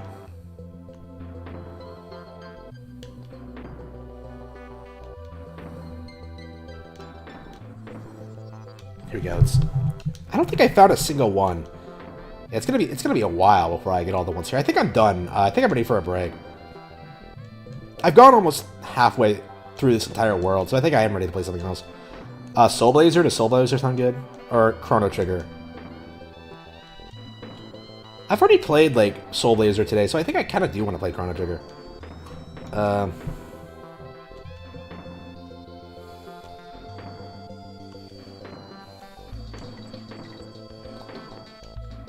Oh, yeah, the riots were fake, too. I might as well say that the riots were fake. Hey, oh, shit, let's go back. Oh, did you know that people are rioting over the... Wait, what shit? People are rioting due to the death of Ruth Ginsburg? So, like, people are going out rioting over this. Like, it really is, like, okay, it's becoming increasingly transparent. Like, the riots had nothing to do with George Floyd. They had nothing to do with police brutality. Like, they had everything to do with, like, trying to rally the Democrat base. It's why you only see this stuff happen during election years. It's just... It really needs to stop. It's really, really pathetic. And I think people are starting to realize that. I'm hoping this is the end of race baiting in America. Like, I am sick of, like, being told that, like, oh, you're racist, you're terrible, oh, the police are coming after the black community. Like, no, they're not. Like, what the fuck are you talking about? Like, I don't feel sorry for black people, you know what I mean? Because I understand that the reason they live the way they do is because they don't work and they kind of expect other people to fix their problems. Like, it's not complicated. Here we go. Okay, let's see if that was all of it. That probably was. It's not a super complex level. I think I just probably missed the squawks thing at the end.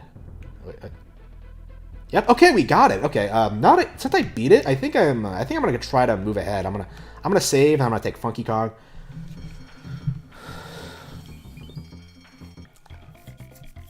67? How the fuck did I get 66 the first time through and now... Oh, is it because I beat the, Yeah, that might be why, because I actually... Yeah, because I beat the extra levels. I guess you, I guess you get some extra stuff. I guess, like, actually beating a level is worth more of a percentage than 100%ing them. Okay, so I haven't done the bonus levels yet. Okay. I was like, wait a minute, how the fuck... Yeah, I 100%ed that one. Well... 100% of it. I used the cheat to get all the coins I needed to beat it. Is what I should say. But anyway, I think I am done though. Here we go. What the fuck is up here? Yeah, I think I'm ready for Soul Blazer. It's been a while. I mean, no, Chrono Trigger. I can't decide. There's so many good games to play. That's the state of being a Super Nintendo only gamer these days. It's like, wow, there's so many games I've never on this fucking console. It's like the exact opposite problem the PS4 gamers have. Here we go.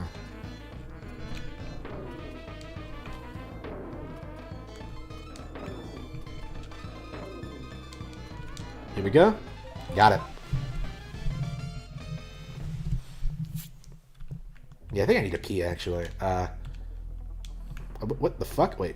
Here we go. Is that... Okay, so you go back down. Alright, let's see here.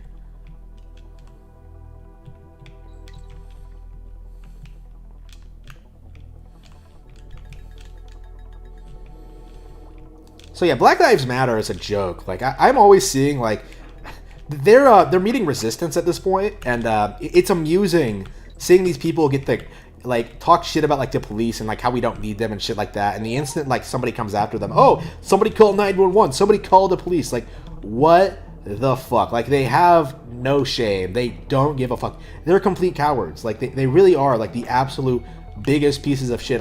They're the most they're the most laughable like revolution in history. Like, they are just, everything about them is just, if they didn't have like overwhelming support by these terrible fucking communists in our government, like it would never have gotten anywhere. Like, the only reason they're useful idiots basically, and people are finally like pushing back against it. It's just like, oh, it's not about black people, right? Like, it was never about black people. It was all like just to serve the communistic agenda. I've talked about this before, but here we go. Here's a spider. All right. Shit. A spider in a hive of bees? Like, what? Okay, this game is getting way out of hand. So yeah, I keep in mind, like, the riots failing the way they have, and like people pushing back against it the way it has, it's probably going to lead to like a really, really severe like repercussions later down the line. Like, for one thing, I think it's going to be the end of race baiting in America. I don't think people are going to like be able to like, well, black people have been oppressed by society. Like, no, they're not. Like, look at what happened with the riots. Like, they just sort of got away with like fucking countless people over. Like, they're not getting fucked with. If anything, like, they need to be held to a higher standard. That's kind of my feeling towards like blacks. Like, treat them like anyone else. Like, it's not like a matter of if anything, they're the racist for making these weird statements on white people, like, all of our problems are because of white people. No, it's because you don't work. It's because you don't do anything. Oops. Here we go. Oops. Like, if you work, you're gonna have money. But that's all there is to it.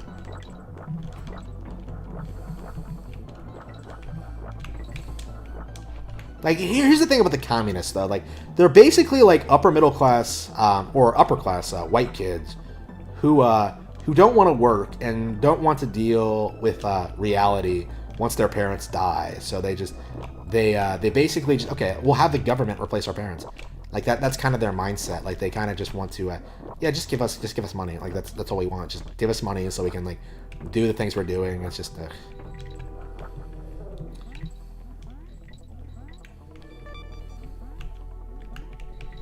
Wait, what the fuck was that? What the fuck? Where am I? Wait.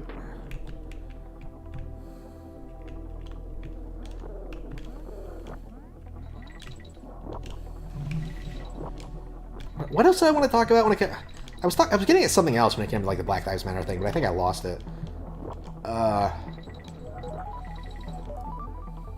Oh yeah, the universities. Yeah. So the universities have sort of like spent years and years like trying to convince people that communism is okay. It's perfectly feasible. It's practical. Like, it just hasn't been applied the right way.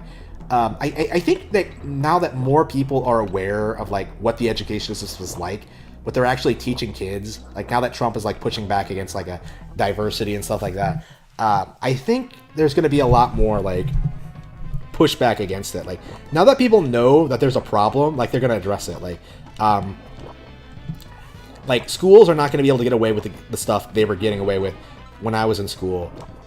Like, oof, here we go. Shit. But no, shit. Here we go.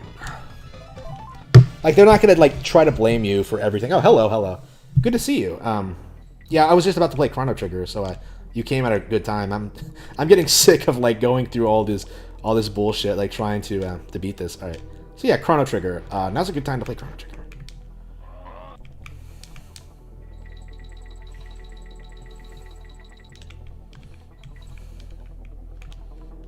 Yeah, I don't think these Marxist sort of professors, they really have a leg to stand on, because once people start like refusing to support like these people, once like their names are out there, once people like know who these people are and like what they're teaching kids, it's gonna be like, no, that's not acceptable. And of course, what the fuck? Back to see me again, eh? Let's see if you've improved your hero status, shall we? Oh wow. Oh damn it! I skipped it. I pressed. Okay, shit. Damn. All right. That sucks. Well, anyway. So I improved my hero status, but I didn't actually Alright, whatever. I kind of want to keep playing, honestly. Seeing that, like, motivation screen, seeing that screen, like, motivated me to keep going. Alright. Like, here's the thing. Like, they won't be able to do the pandemic again. They won't be able to do the riots again. They're trying to start another group of riots. Like, they're trying to say, like, oh, if Trump elects another Supreme Court justice, we're gonna riot. And people are just like sort of laughing at them, like, no, you're not. We're not gonna let you do that. You're gonna meet heavy resistance. Like, it's it feels like it's over, really. Like, Trump is gonna get reelected, unless like they straight up try to steal the election. Which I'm surprised they haven't already done. I guess there's like, if they get caught doing that, it's basically over for them. So like they really don't want to do that. Like they can't really take the moral high ground if like they legitimately try to rig an election. You know what I mean? So like what they've always done, you know, they keep out establishment people. Like they just sort of like destroy the reputations of anyone who like actually wants to fix the real problems, like Trump has been doing. Like, so they can just like, okay, keep importing more immigrants. We need more homosexuality. We need what's another example? Shit. I'm so hung up on like the immigration and like the homosexual thing. I'm just, hey, what else do people do? It just, Anyway, that's kind of thing I'm focusing on. Oh, the race baiting thing. Oh yeah. We gotta give black people reparations, man. Like, we're not just saying this so they'll vote for us in overwhelming numbers, but oof.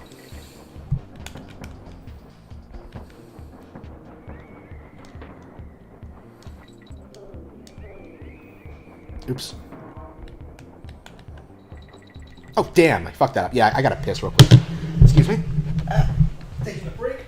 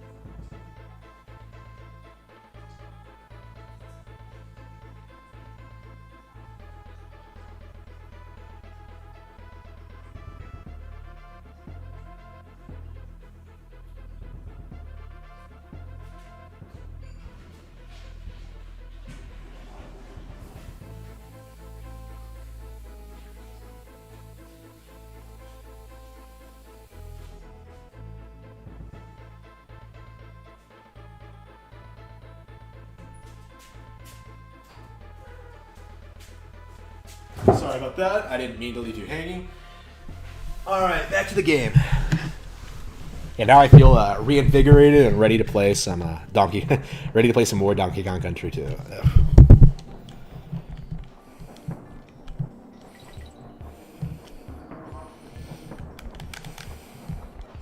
You know, like I think Trump announced today that he's probably going to nominate a woman for the Supreme Court position. Probably, honestly, because like to avoid like the whole false rape allegation thing that Kavanaugh got, which was really ridiculous and unwarranted. Like, really, like, are people like seeing through like the false rape accusation thing as well? Because that's the thing I noticed when it came to like the Angry Joe thing. If you're not aware, Angry Joe was accused of was Me Too, basically. Like, a woman accused him of like, I don't even fucking know, and he was able to like prove. He managed to, like, dispel all notion of it really quickly. Like, nobody believed this chick. Like, everybody could tell, like, right away that she was only doing it for Twitter clout. Well, not Twitter clout, Twitch clout. She was trying to grow her Twitch user base by saying that, like, oh, yeah, I was totally assaulted by Angry Joe. Please subscribe to my Twitch account. Please subscribe to my Twitch channel. I only went along with him because I was a much smaller channel. Like, it was a really dumb example. It was a really blatant, like, case of it, too. And, like, Joe had, like, no trouble at all, like, proving she was full of shit. So I'm really wondering if, like, is that like the reality now? Are like people being more apprehensive towards false rape accusations? Because like, Kavanaugh was pretty high profile. The only people who like bought into it were people who desperately didn't want a Trump appointed chief justice in there. Oops. Like, I remember like being around people who were like saying that, like, oh man, this bitch is totally honest. Like, she's totally honest, man. I believe her 100%. Like, wait, no, I was gonna say I'm with her, but that was Hillary's slogan. What the fuck did these people say? Like, oh, she's being honest, I can tell. And it was just like, no, she's not. Like, again, like this whole like fucking men over thing. Like, that really needs to stop, like, more than anything. Like, stop giving bitches money. Like, no, your vagina is not worth that much. It's not even, like, the price of it, because, like, anyone can just get pussy, right? The issue is that, like, they go to the courts, and then they're just like, okay, now give me more money. Like, I'm not going to give you anything in return. Like it's just dumb. Yeah, get rid of, like, the whole... You should just be able to end a relationship, like, naturally. You shouldn't have to worry about, like... going to court, like, over something like that. Oops. Fuck.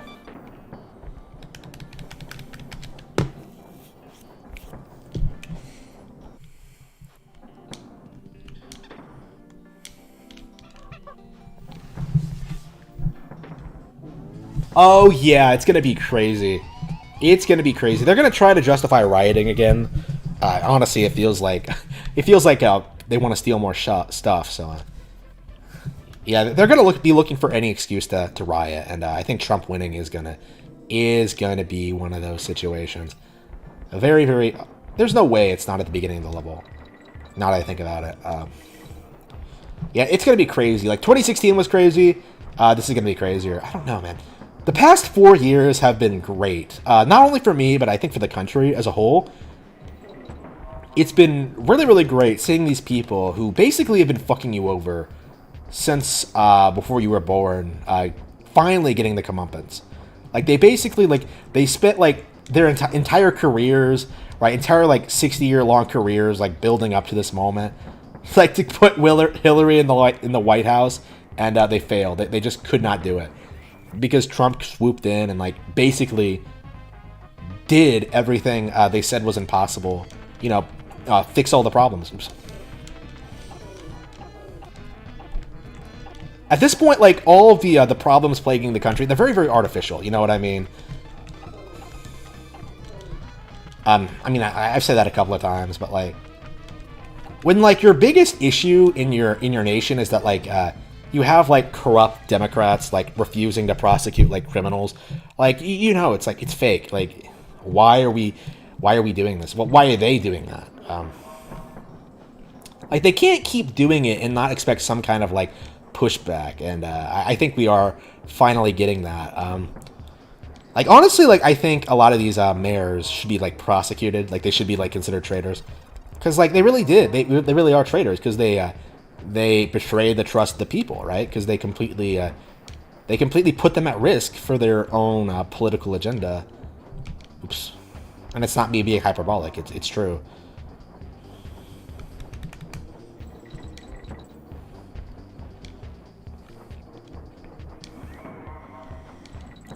Like, I don't think they'll be able to do this again. That's the thing. Like, now that people are aware, like, the links they'll go to sort of do their extreme thing. It's... what the fuck? Once people know... now that people know, like, the links they'll go to, it's like, okay, they can't... they won't be allowed to continue.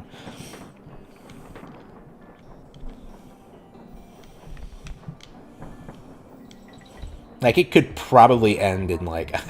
I don't know. I do think, like, we're going to see major changes in term 2 of Trump's presidency. I do expect he's going to change the... he's going to try to change the law that prevents him from running a third term. Like, I expect he is going to try to re-elect himself again. Like, he's been hinting towards that, and I think he wants to do it. And I would support him wholeheartedly on that, because, like, we can't let them reverse everything he's done. Like, we just can't. Like, it's not gonna happen. Like, no. Awesome.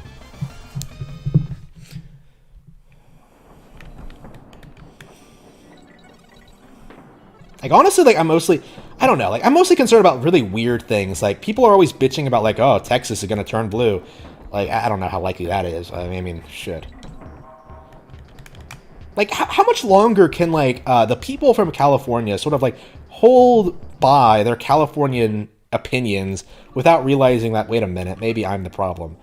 Like, are they really going to be, like, so overwhelmingly, like, liberal they're going to, like, completely flip Texas? Like, I don't think so.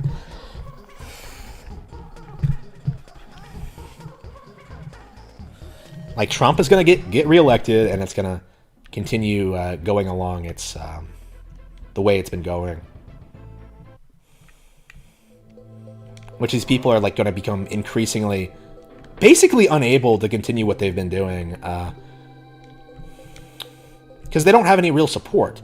They basically just tell you that, like, okay, we're gonna be allow gay marriage now, and it doesn't matter how you feel about it. We're gonna let in immigrants, and you're racist if you did, like, things like that. Like, nobody actually wants these things to happen. But they're sort of forced through by these very corrupt people. Well, the thing about gayness, you don't actually have to do anything to stop the gays from because that's the thing I've been noticing is that, like, gays can't really reproduce. Like, the only way they can reproduce is, like, by indoctrinating children. All right, so as long as you keep them out of schools, like, they're not gonna breed. Like, they're just gonna die off, and then, like, they have to start the process all over again. Once, like, gayness becomes unpopular, and I think it will in the next couple of years, you're gonna see a major pushback towards it. Like, I think once you start seeing, like, people coming out, lesbians being honest with themselves, that's the thing I'm noticing now that I'm officially a Chad. I say officially, but I think I've been kind of a Chad for a while. Okay, so basically, yeah, I read a really interesting article earlier today that kind of reflects my own experience on this. Like, lesbians don't exist.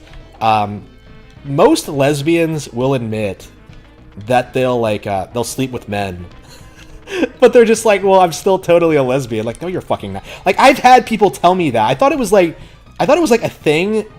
I thought it was just, an individual quirk or whatever. Like, okay, that's kind of retarded, but no. Like, I'm seeing a lot of people come out, like, refer to themselves as lesbians, despite, like, exclusively fucking men. It's so strange. It really is just a strange, like, attention-seeking thing for women, because it's just sort of like a weird status symbol. Like, here's how I see it. It's no different than, like, how Queen Elizabeth I would, like, refer to herself as a virgin, even though she clearly wasn't. Because it's a status symbol for women, like, to be purity, to be untouched by man. That's all. That's what lesbians are trying to do. Like, oh, I'm totally a virgin, guys. Like, no, you're fucking not. Like, and, like, the thing is, like, it's really weird. Like, when I'm in town and I, like, talk to a woman who claims she's a lesbian and then realize that, like, wait a minute, this chick isn't. Like, that's happened, like, more than once. Like, it's a thing that's becoming, like, really regular.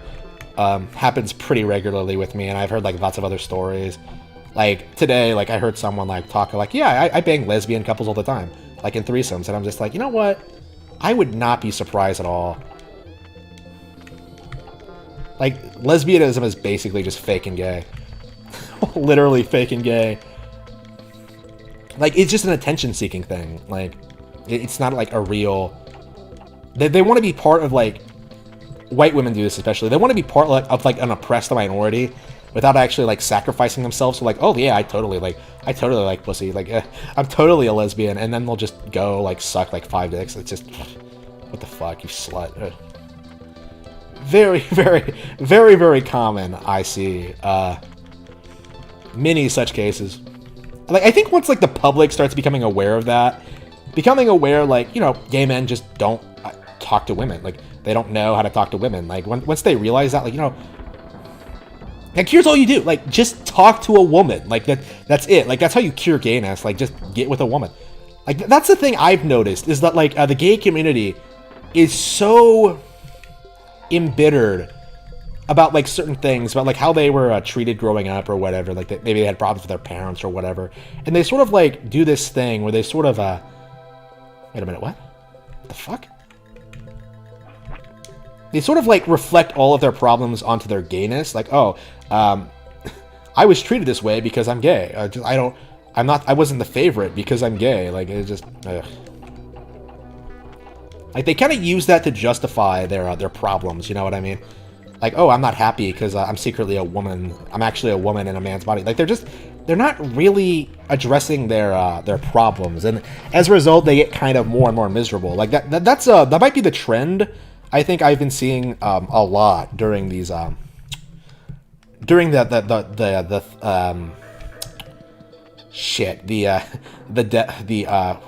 Ruth, what is her name? Ginsburg, right? Ginsburg.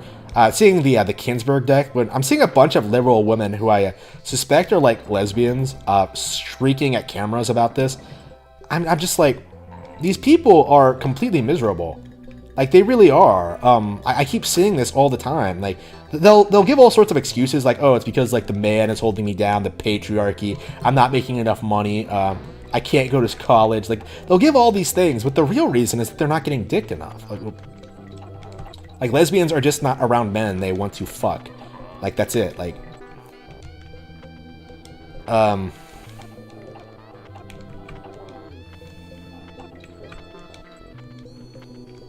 I tell you the story about this this girl I knew in high school? I don't think I did. Well, I mean, the idea was, well, you know, she just came from a weird background. Was actually fairly attractive at the time. I don't really remember what. I don't even remember what her name was. So I couldn't even look her up now if I tried. But yeah, I talked to her once. And she was like surprised that I would talk to her. You know what I mean? That's the and I think it made her kind of happy actually. That's the lesbians. They're just lonely as fuck. Whoops.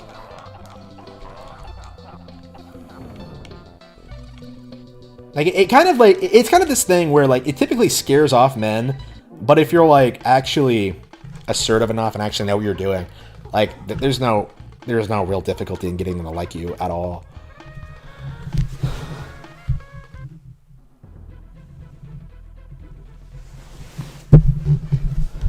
Oh yeah, the riots were honestly probably one of the absolutely terrible thing to happen in a long time. Like, it really just goes to show you how terrible these people are. Oops, it's like they really did crash entire economies to try to get Trump out of office. You know, not just through the riots, but through the pandemic and things like that. They really want people to like suffer and like face like evictions and just so they can like blame Trump for like everything wrong. Yeah, I think most people can see through it, but I don't know. There's some who aren't. Oops. I don't know. Like, I think more moderate people are becoming more and more pro-Trump all the time, but it's like it's the extremists right now. Oh, don't tell me I have to fly through this little crack. Oh, no? No? I legit thought that was what I had to do, but okay. Should I look up where the token is? I bet as well. I haven't looked at the guide in a while. I have no idea what I'm looking for.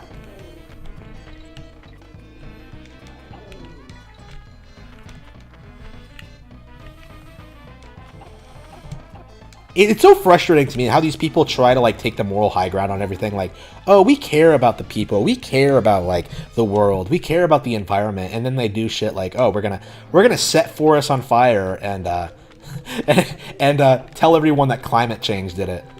Like, oh no, like it's only happening in California, but oh, it's totally wildfires. It's not arson. Like, there isn't any footage of Antifa members going out and setting these trees on fire. That would be ridiculous. Like, we would totally tell you if that happened, but just like, no. Yeah, climate change is totally real, guys. Oops.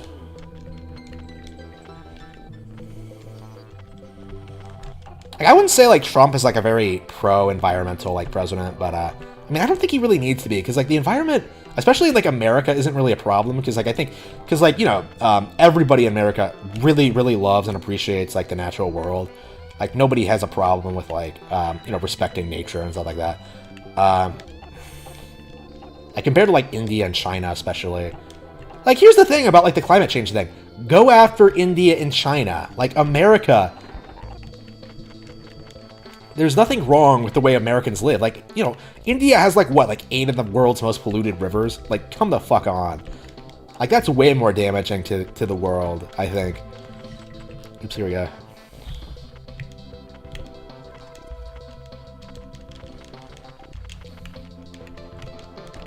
Like, I don't even think they're putting any effort into like respecting the environment. I'm always like seeing weird shit like the Chinese are gonna deal with like their locust problem because like apparently the wait, can I go through here?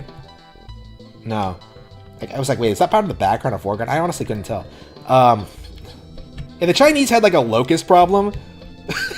They had a locust problem right after the plague, which made me think that like. Which made me think that the plagues were being sent down upon them. But yeah, they had a locust problem. So what they did, like they had like a bunch of ducks. So they set out like a duck army to like fight this like locust menace. And like there's this image of like thousands of ducks just walking forward. And I'm just like, what the fuck are they gonna do after the ducks like deal with all the locusts? Like wouldn't this like just, I don't know, are they just gonna let them die?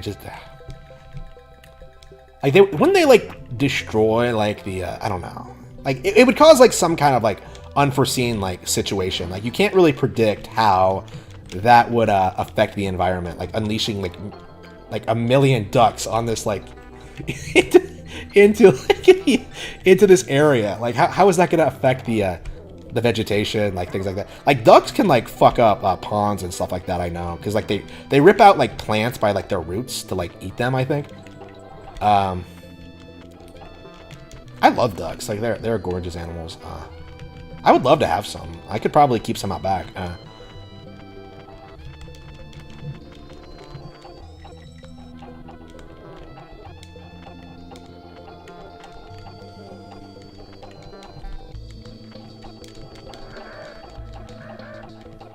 Yeah, ducks are like way smarter than chickens. I mean, I guess I'm getting on topic, but anyway. Oof. I don't know, like, where are these environmentalists, like, when it comes to, like, dealing with the Chinese? Like, where are these people when it comes to dealing with, I know, India? Like, just come on. Like, America is not anywhere near as bad as you pretend it is. Like, basically all your problems are your own doing. It's ridiculous. It's pathetic. All right.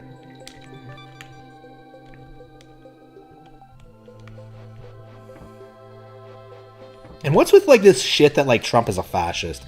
Like that's just retarded. Like that's just really, like that's really the line you're gonna go with. Oh, I'm a communist, so I guess that means Trump, my enemy, must be a fascist. Like that's just, come the fuck on. I don't know. Like they so overuse these like terms. Like, oh man, are you literally Hitler? Oh, Nazi. Oh, Hitler, fascist. It's like, okay, whatever. Like most people are just gonna be like, huh, I guess, well, I'm not a communist, so I guess I am a fascist. Like they're basically like creating their own enemy. Like eventually people are just gonna be like, okay, whatever, I'm a fascist, fuck off. Like we don't respect you, we don't want you. Oops.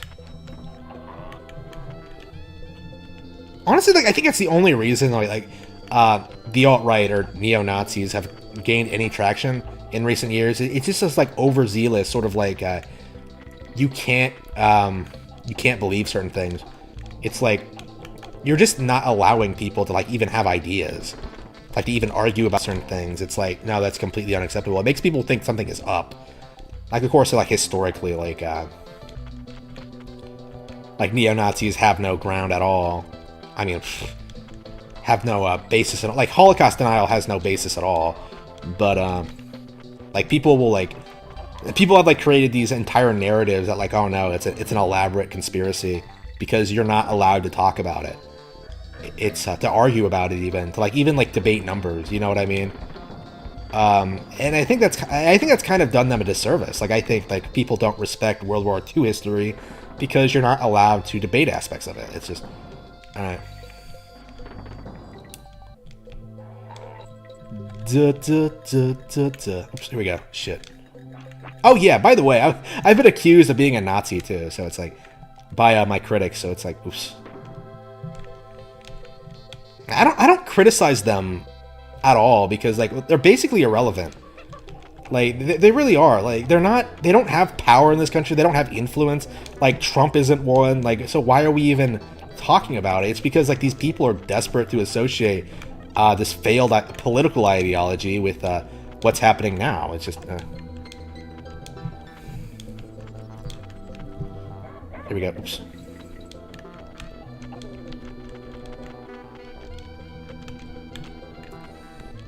This music is so beautiful.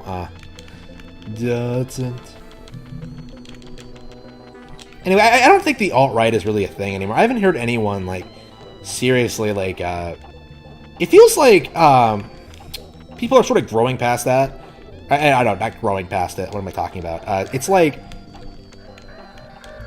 the alt-right was a thing, but now it's sort of, like, gone, and now it's, like, something... I mean, now, like, people who are against, like, the establishment are sort of, have sort of established themselves more. Like, they don't really get lumped in with those people at all anymore. Like, who the fuck, like, looks... I don't know. Like, when I look back on things like Gamergate, like, you had a bunch of retards associated with the movement, right? Like, the reason they were able to, like, downplay it for so long was that, like, nobody, other than, like, maybe Medicare, really had, like, a good... really had good takes on anything. Like, you had a bunch of people just like, okay, I'm gonna harass feminists, I'm gonna do this stuff, I'm gonna say mean things on Twitter, I'm gonna just send emails. Like, Gamergate didn't really fail exactly. Like, the thing about Gamergate is it really shouldn't have gone away either. That's the thing. Like, Gamergate won because, like, everybody knows, like, game journalists are full of shit, we elected Donald Trump, like, Gamergate did win, but, like, it really shouldn't have gone away. Like, we really should have been, like, you know, all you had to do with Gamergate, every single major AAA release, is just cover it, explain, like, all the stuff the gaming media lied about, and then just, like, let the evidence speak for itself. Like, that's all you had to do. That's all you ever had to do. And the thing with Gamergate, I think people over-politicized it, actually. They didn't talk enough about the gaming journalism, and they focused on, like, the feminist aspect, which, you know, again, was a problem, but it wasn't like the primary problem, because of course corruption in gaming journalism has been going on since like the 90s at least, right? With gaming journalists trying to crash and burn the Dreamcast and the Saturn and the N64 and like hype up PlayStation. Again, like nobody in Gamergate really wanted to address the elephant in the room, like PlayStation's involvement in this, other than me. But I was younger at the time, and you know, a lot of my perspective wasn't established yet. I had no means to, like, make a YouTube channel and talk about this. Like, nobody wanted to talk about, like, the Destiny 2 hype, or how Bungie is the most overrated developer ever. You know, isn't it kind of ridiculous how Bungie still has this reputation as being one of the world's best developers when they haven't put out anything good since, like, 2001? Like, are you fucking serious? Like, Rareware has been more relevant than they have, and it's like, really? Fucking really? Alright. Like Halo was always like a really, really overrated IP, but I personally like yeah, back in the day it was like more like Halo that I hated rather than like PlayStation. That's actually the reason I bought a PlayStation back in the day, because a PS3 back in the day, I was like, you know, like all this Xbox shit looks terrible. Let's play a PS3, and it was awful. It was even worse, honestly. Like I hated like all these PlayStation exclusives that the media assured me were some of the best games ever made. Oh, here we go. Shit. Like that's gaming corruption. Like telling you something is good when it isn't. And of course you have like the feminist angles too, but that's very. it's such a minor thing. Like, I don't understand why Anita, Zoe Quinn, sort of became the face for Gamergate. Like, I mean, I guess Zoe Quinn, literally slept with a dude. But she should have been, like, the impetus. Like, she shouldn't have been, like, this sort of thing that the entire movement revolved around. Like, it should have been about, the actual problems in the industry. Like, this refusal to sort of, like, support Nintendo hardware. Here we go. Shit, that's awkward. Okay.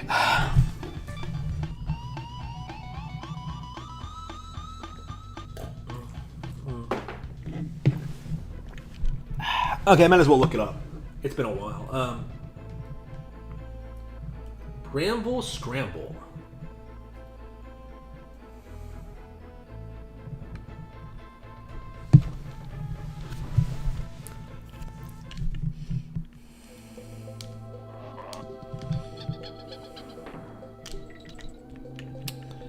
So I'm hoping my platform continues to grow from here. I'm hoping my writing career helps give me the means to sort of increasingly address, like, the fact that Uncharted is fucking trash. That Naughty Dog is really not that very good of a game developer.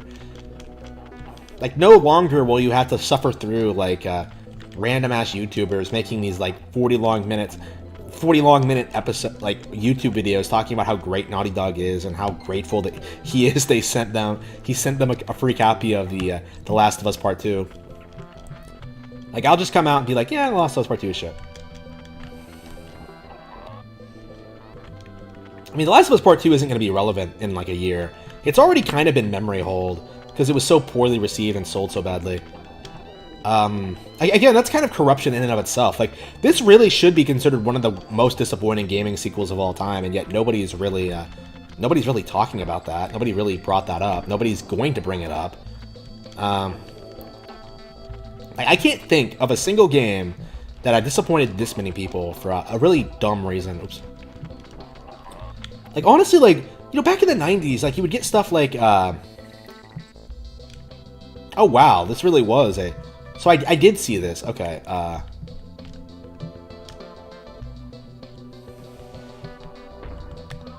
fuck, oh, I thought you could walk in the brambles. I'm wearing sneakers, like... Alright, whatever,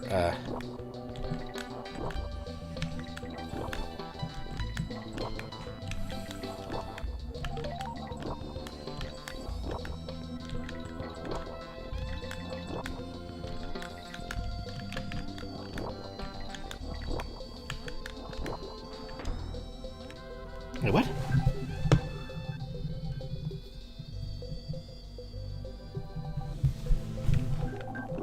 Yeah, like, are you serious? So there's an entire secret thing over here? Wait.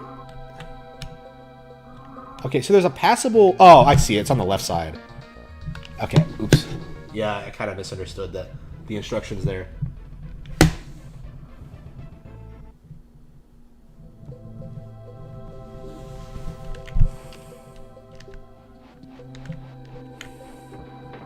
Yeah, I saw the spider sign. I knew it was somewhere around there, but I was, like, looking for it. And I was like, wait a minute, where the fuck is it? So I did see that, I did look at that, like, bramble, and I was like, wait a minute, is that, like, can you go through that? And I didn't even try. Like, I probably should have, but oh well.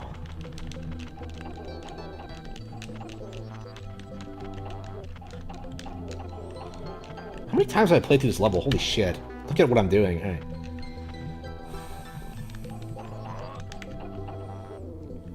Great, I've become a speedrunner.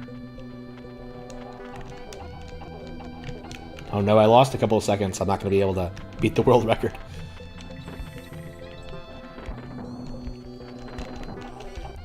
Alright, so let's, Am I going to be able to 100% this tonight? I'm on World 4. So I have, like, World 5 and then World 6. I don't know, I don't think I'll do it tonight, but... Oh, I could have just gotten the... I didn't even get the checkpoint barrel. What was I thinking? Alright. So get this. This is kind of why I hate this. This is why I'm using a guide for these coins, because, like, there's no way I would have been able to find this. So not only do you have to find this top secret area, you have to jump through the brambles here and then get it. Like, come on. That's just absurd. All right.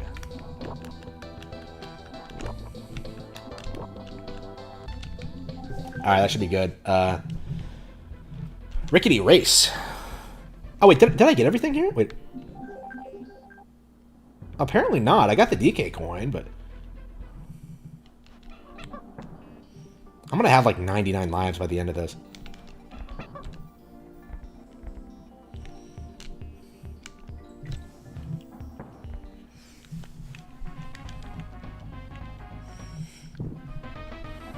What the fuck?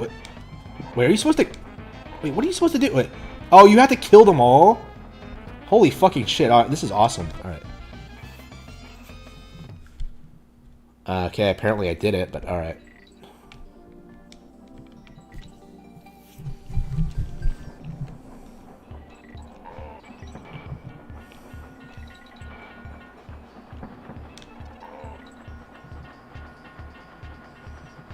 Like, you can't really, Yeah, this is definitely not, like, Minecart Carnage, like, tier, but I really like the gimmick here. Again, like, you're jumping with the cart, so it's good. Like, it's not like that other shit. Where you're jumping, like, out of the thing. Like, I hate that. Like, that is, like, my absolute pet peeve. Oh, shit! Oh, oops. Oh, here we go. I love how fast it is, how fun it is. Like, this is definitely a great area. I love it. Oops. I got him. Oh, shit! Awkward. Awkward.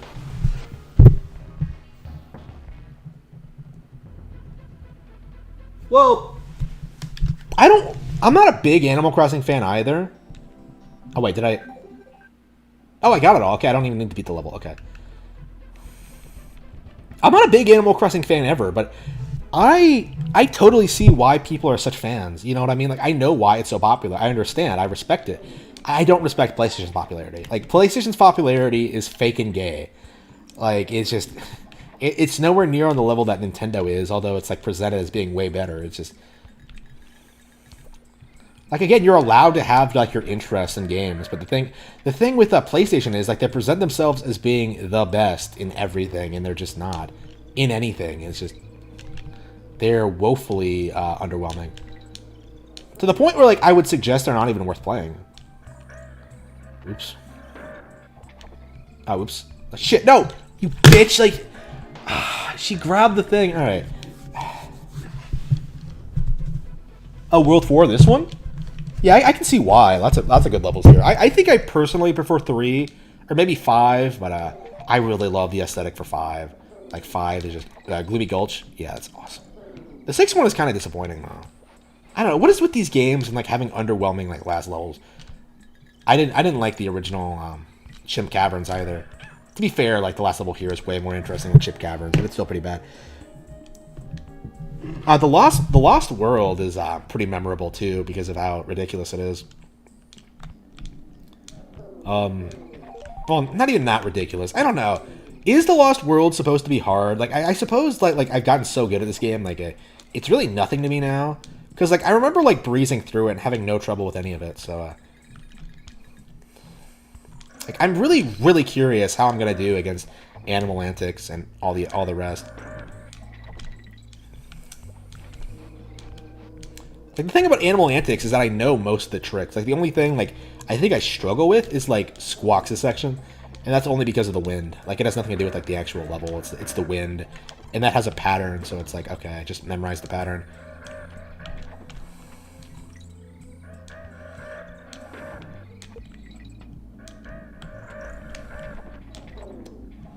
Okay. Why didn't, does the original DKC not have, like, a Bounceopolis level? Like, Tropical Freeze had this level where all you do is, like, is where you bounce on enemies to get through this temple, and it's, like, one of the greatest things ever. Super, super hardcore stage. One of my favorites of Tropical Freeze. One of the most memorable. My favorite of the bonus stages, I would say.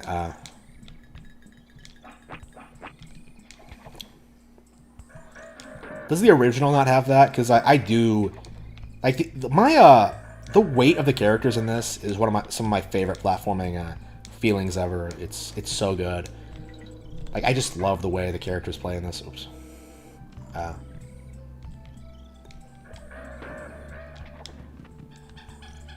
Oops, bye-bye, Diddy.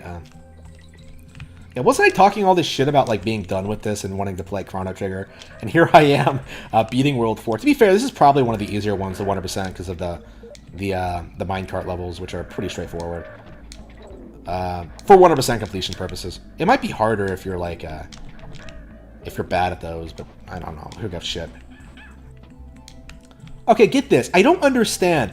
What is the gimmick here? Okay, so if you fall into this guy the right way, you get caught in his spikes and you can throw yourself upward. But I don't remember how that works exactly because I never actually use it. So it's like, okay. Blue hedgehogs. Who the fuck wants a blue hedgehog? Who ever heard of a blue hedgehog in a video game? Oh, goodbye. Yeah, thank you for tuning in. Yeah, bye. Yeah, bye to both of you. Oh, are you leaving too? Oh, no. No, okay, you were saying bye to that other guy. Okay, thank you.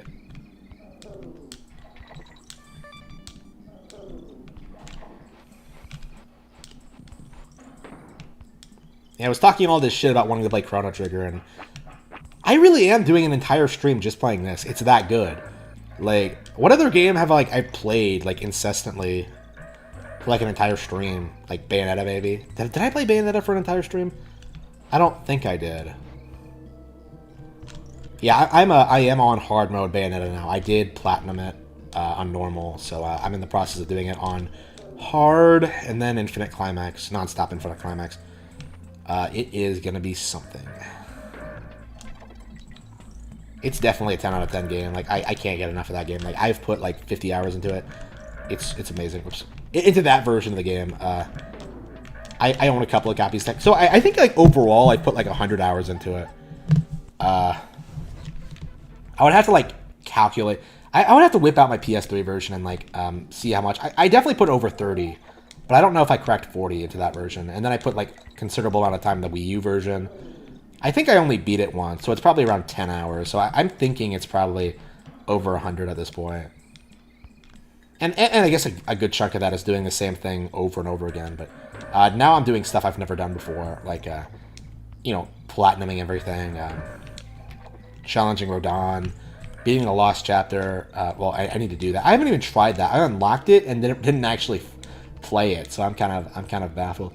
Oh, getting all the achievements too. I've got a bunch of achievements I've never gotten before. I've officially cleared all the Alfheim portals. I have what was the other thing I had?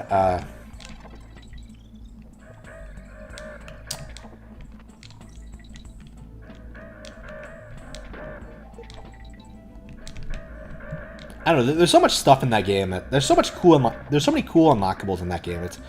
It's really hard to like not really respect it for that reason. It's so endlessly replayable. It makes me really resent the fact that we're never gonna get Scalebound. Like I was so looking forward to Scalebound from Hideki Kamiya. I bought an Xbox One for it, and it didn't come out. It did not get made. And I don't know. I think my faith in like other consoles kind of died with that because like Microsoft had this great opportunity to form this partnership with this company, and they completely botched it. Like, really? Whereas Nintendo is, like, you know, putting out stuff like Wonderful 101 and the Astral Chain with these guys. It was a really blatant case of just how awful Microsoft really is. Like, you know, when you pull back the bullshit, like, they don't really have any reason to exist. Like, there's no reason for them to be in the gaming industry. Okay, here we go.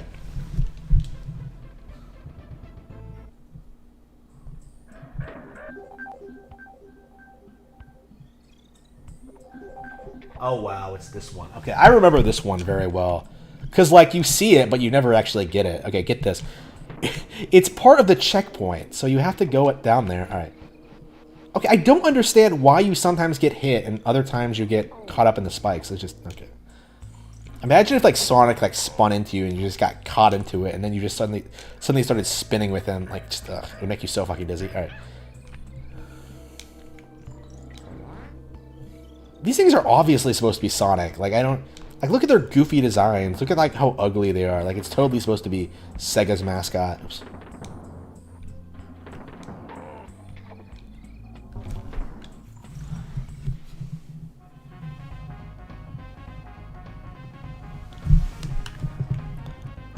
Yeah, I can kind of see what you mean by the NES. I'm not super over the moon about the NES either. It's not my favorite Nintendo console. Lots of shovelware on it. Oops. Well, I don't want to say shovelware, but like Nintendo was still doing things like, oh, we're gonna make puzzle game spin-offs for everything. Like, why? Like, we're gonna make Tetris rip-offs for everything. Like, why? Like, just make your own stuff. Like, shit, you have Tetris already. You don't need rip-offs of it. Oh, here we go. Oh, I love this segment. Look at this. Is that not cool? Oh, here we go.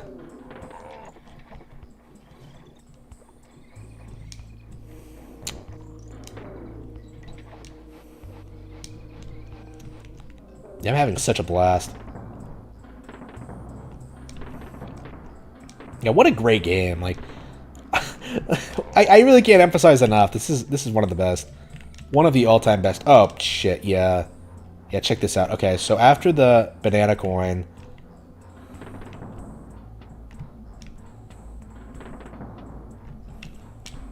Oh, fuck, I missed it. Okay, this is gonna be obnoxious.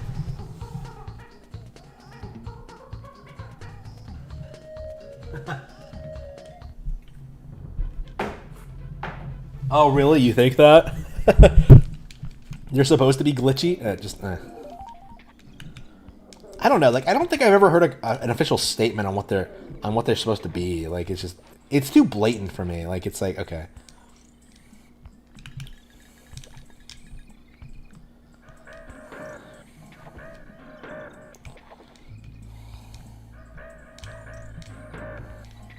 Did I ever stream Yoshi's Island? Like, I have a file on it that I played through that I didn't 100%. So I suppose I could go ahead and play that again sometime soon. Because I'm not sure if I streamed it or not. I don't think I did. Maybe a little bit, not all the way through though. So maybe going through it again and 100%ing everything might be fun. That's my all-time favorite game. So that's always fun to do.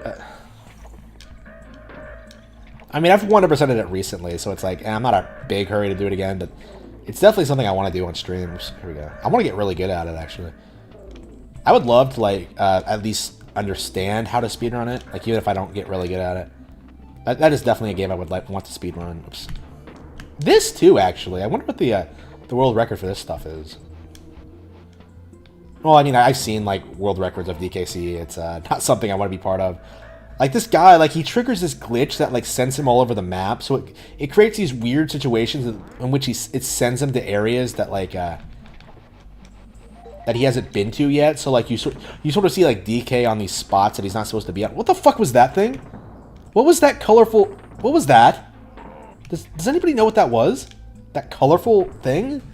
That barrel? What was that? Was I the only one who saw that? Well, anyway,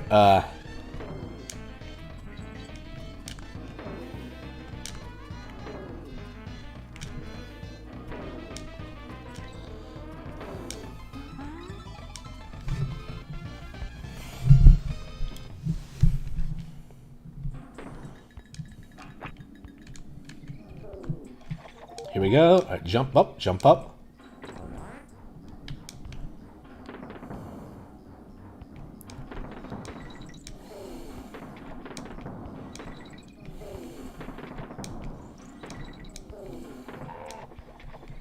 Alright. Yeah, I think I do want to play. I don't know, man. I've been playing for... I can't believe I've been playing this for 2.5 hours. Wow. It's that good, huh? It's kept my attention for that long. Yeah, there goes my plans for playing Soul Blazer or Chrono Trigger. I'm not sure I'll be able to play anything. I'm completely enamored with this. Oh, no! I fucked up. Okay. Hang on. Can I do this? No, I don't think I can. I think I'm gonna have to die and just come back. I completely forgot you got to jump on the barrel. Alright.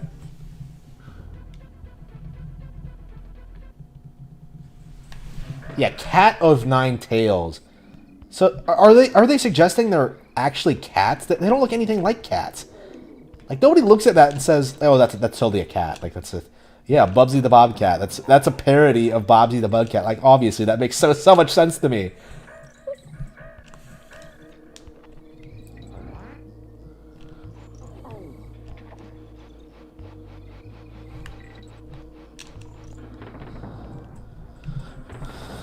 Yeah, I played Bubsy on a stream once, and it was the most painful experience of my life. Like I was baffled by how terrible that game was. I was just like, no, this can't be real. They can't have seriously thought this was going to be a phenomenon.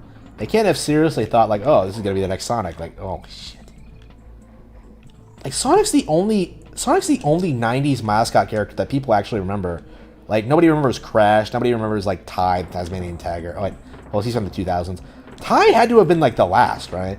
Like he was like just the laziest, like last redemption of like last shot at like out of make like he had to have been one of the last. I think the 2000s sort of had a handful of others, but okay, here we go. Fuck! I got the timing down wrong. Ugh.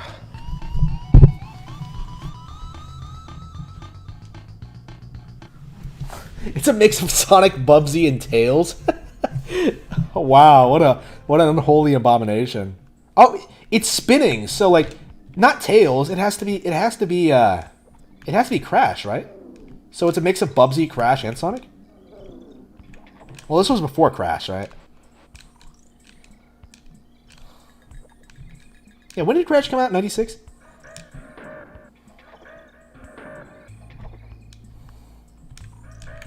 Yeah, Crash is like the worst thing ever, so it's like, eh. Like, I make fun of Sonic, but, you know, I can see why people like Sonic. Like, nobody should like Crash. Like, if you like Crash, I have no respect for you. Like, shit. Right. Oh, I play Crash Bandicoot. It's my favorite game. Fuck you. Like, okay, here we go. Wait, what? Oh, wow. I had no idea. All right.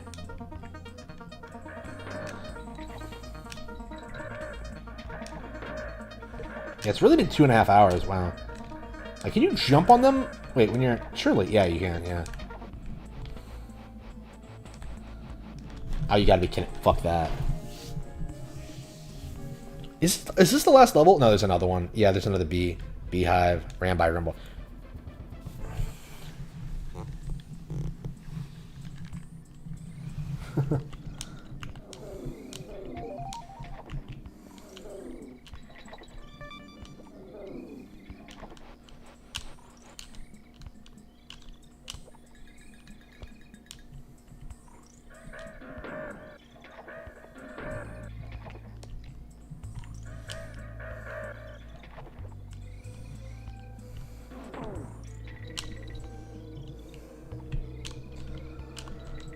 Okay. Bubsy 3D. I hate having to play through this entire level just so I can get this thing that you have to get exactly right. I'm getting the timing down, but it's like, okay, this is getting annoying.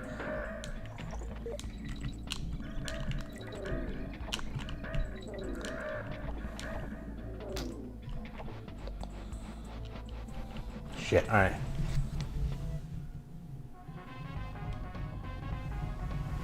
Wait, what does the bog have to do with anything? Is there some kind of significance to that? I have no idea. I have no idea what you mean by that specifically. Oops.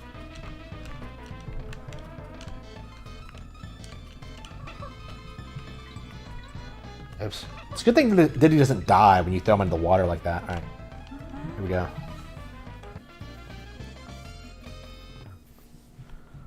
Yeah, Rare used to be so good. Alright. I miss classic Rare so much.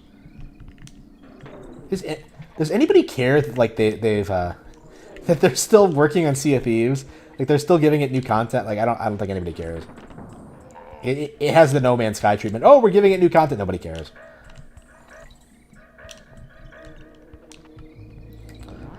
Yeah, you know what? Like Sea of Thieves is basically what like No Man's Sky would be if like it didn't have like the Sony backing. So if Sony wasn't out there like damage controlling for No Man's Sky all the time, like it would have just been forgotten the way that like Sea of Thieves is forgotten, has been forgotten. Here we go. Not much further. I think I am gonna stop after this. I really don't want to play the next level.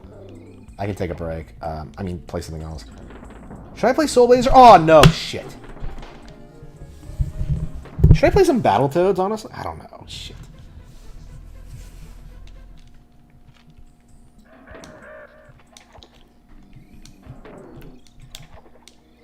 Actually, I probably should just stop and work on my book. And then go to bed. Oops. I have some rabbit hole to write.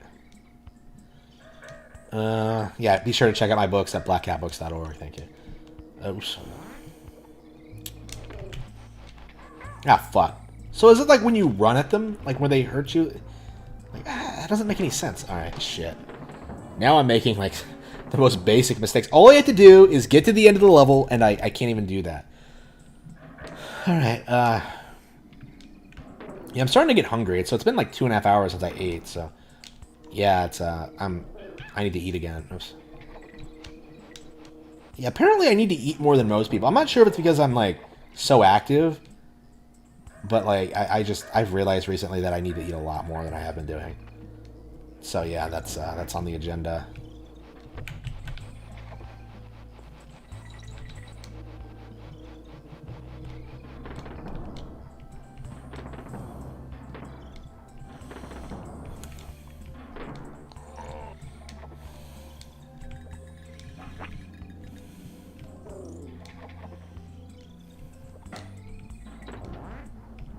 Okay, where's the barrel? Yeah, I feel like I'm falling asleep almost. I'm just like, I think I have some nuts behind me. Maybe I can have some nuts while I'm playing Chrono Trigger. Oops. Oh, shit. Okay. Okay, we're at the end. Basically. Oops. It's just me, or did I have less trouble getting back here the first time? I got to the end the first time. The issue was, like, with the timing, but alright. Okay, there we go. Shit. 1, 2, 3. Oh, shit. Nope. 1, 2, 3. No, okay. We got it. We got it. Like a boss. Hello, hello.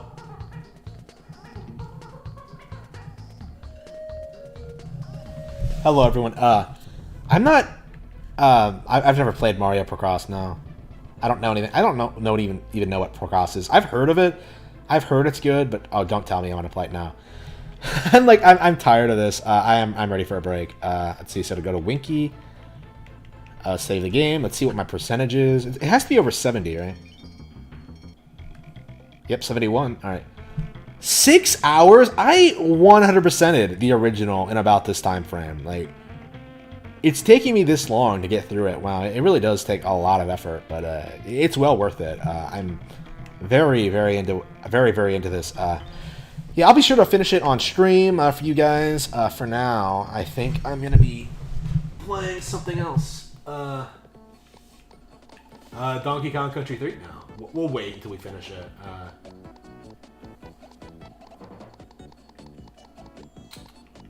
Hey, you know, Battletoads.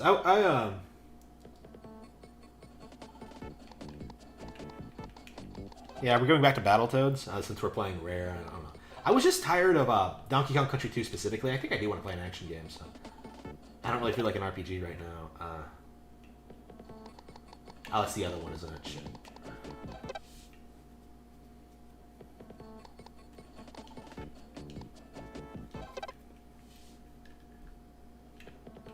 Yes, it is a Super Nintendo classic. Alright, Battletoads.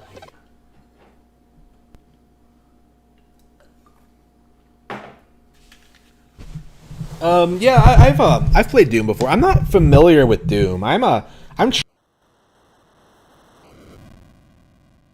know. It's kind of embarrassing. I'm enjoying the game a lot though. Doom 3. I like all the Doom games. Honestly, like I think the reboot is probably my least favorite. Oops. All right, here we go. Ready to watch me fail Battletoads again? I booted it up this morning and I got to level 6 without like dying once, and then like I somehow lost all my lives. Like it was like, okay, whatever. It was like complete crap. All right. Yeah, I'm definitely not getting tired of this game, but I do think that once you like master it, it's like okay, it's Battletoads. It's really just knowing what you're supposed to be doing, honestly. Like it's brutal, but it's like very unforgiving. Oops. I would say it's more unforgiving than difficult because like if you were allowed to like have a checkpoint, like you'd just be able to like, you know, if it was like a room by room basis, like if you had a checkpoint, like you'd get through it. Like there's harder indie games out there. I'd say like, but it's like, it doesn't give you like any leverage at all. Like Ninja Gaiden, no, Ninja Gaiden's easier than this for sure.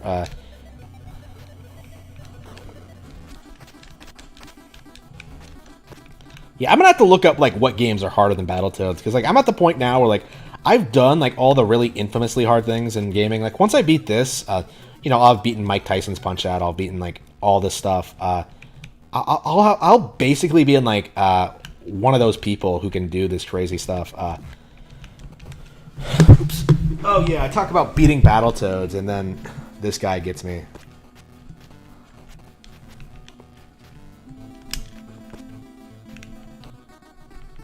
Well, like level 1 is easy. I shouldn't get a game over here.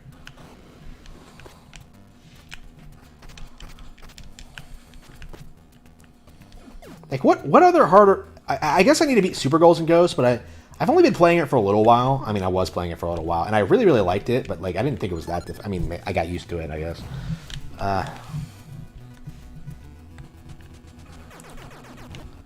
Like I think I beat Super Goals and Ghosts and Goblins. I guess that's next, but I mean, I've always wanted to beat Battletoads, so. I mean, I guess I've been wanting to play this for years, but I never got around to it. I've owned it for a while. I've owned it on Rare Replay, but I just never got around to playing it. Because I didn't want to, like, rewind and cheat. I wanted to beat it legitimately.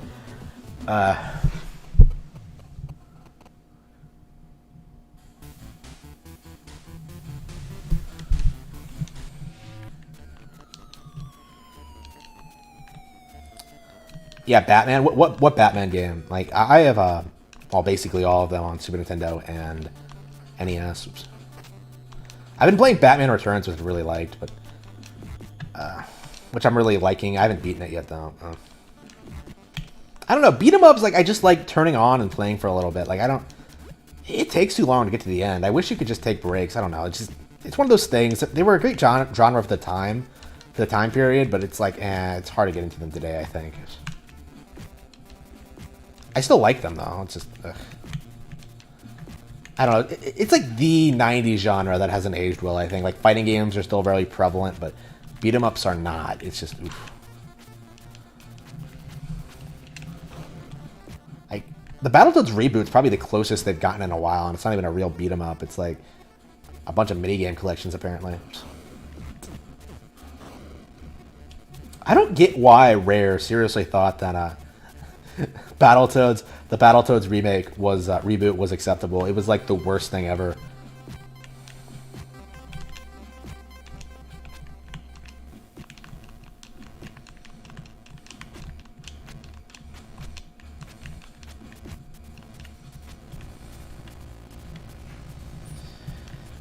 Yeah, the remake of this looks awful. I'm gonna stick with the original. Thank you. Like, you don't have to support the remake, so that's a nice thing. It feels like gamers don't really go for remakes the way that like film goers will go to. Like, it doesn't feel like people will continue to support like Final Fantasy VII R. It doesn't feel like people will support like Battletoads. Well, I guess Battletoads is more of a reboot. Like, when they really drop the ball, like, people aren't going to support them, and that's kind of refreshing. Oops.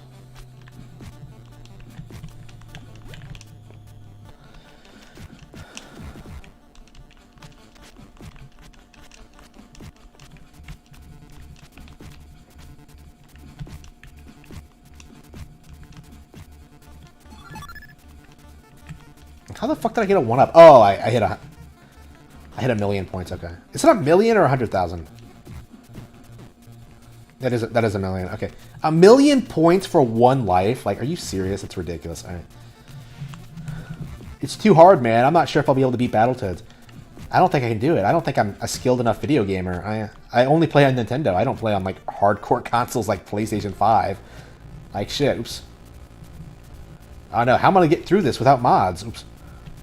Oops. Oh, that's right. By being good at the game. That's how.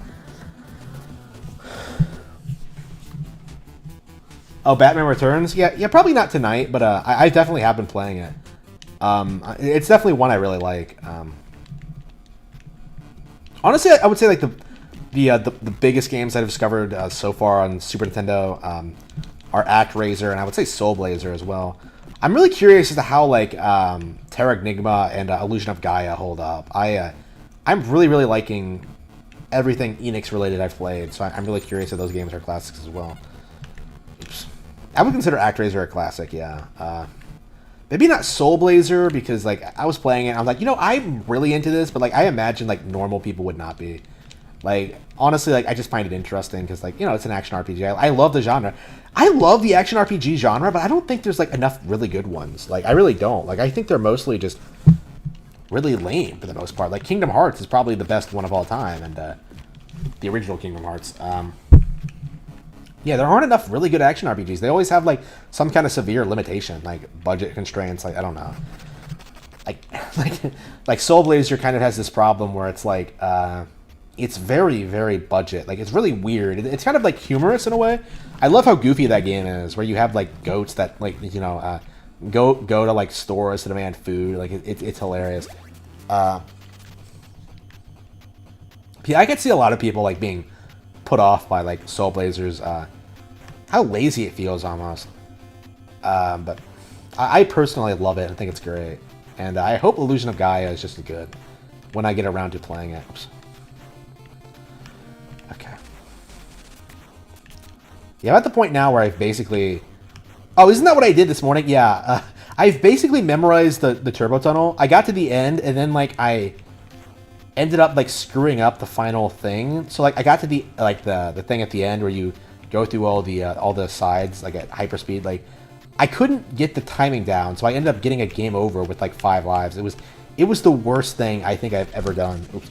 I am so thankful it's on stream and people can't make fun of me for that forever, because it was the worst.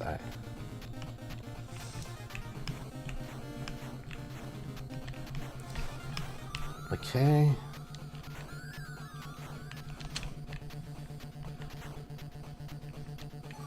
There we go.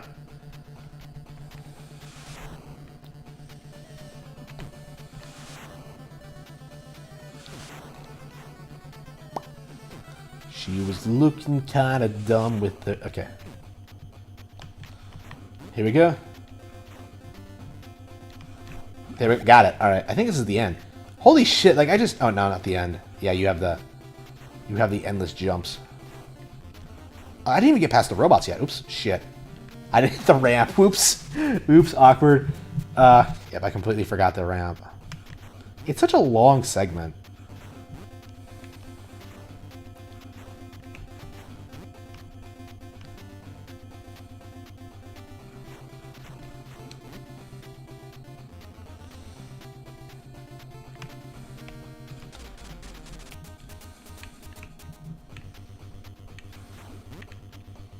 There you go. Jump, jump, jump. Oh, damn it. I can't even get through this. Like, now I can't even get through the turbo tunnel. I've been botching it so much. Well, to be fair, I'm kind of tired, so that might have something to do with it, but I'm kind of getting hungry. Oops. I just played Donkey Kong Country 2 for like 2.5 hours. Don't like judge me. Oops, here we go. I thought I had it memorized, but now I'm like struggling again. What gives?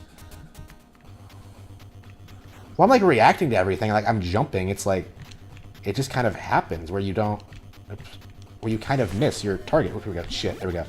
Easy. Okay. Yep. It's the very end.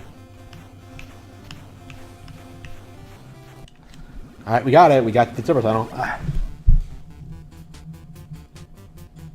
Batman Returns. If I get a game over, yeah. Let's do it. I don't know. I hope I don't just go back on my word due to being too tired, but we'll see. I mean, it's not a hard game at all, but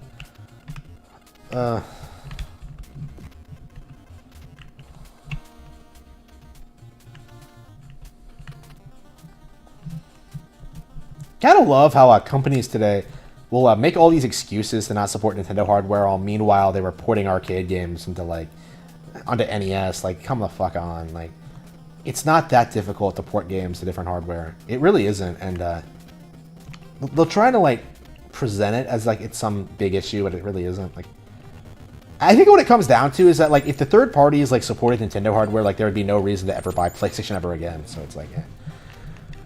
Okay.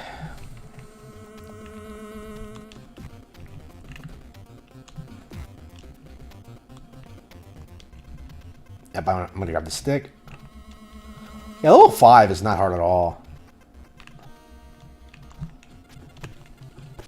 I think the hardest fight is this fight coming up, but other than that.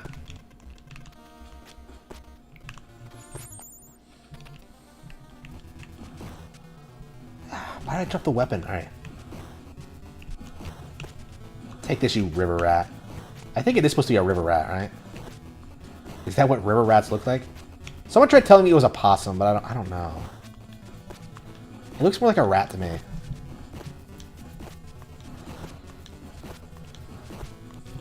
It's hard as fuck unless you do this. Like you have to like be cheap around it. I mean, to be fair, the entire game is kind of like that.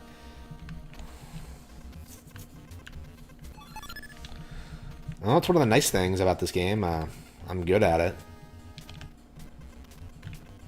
So level 5 has no issues at all.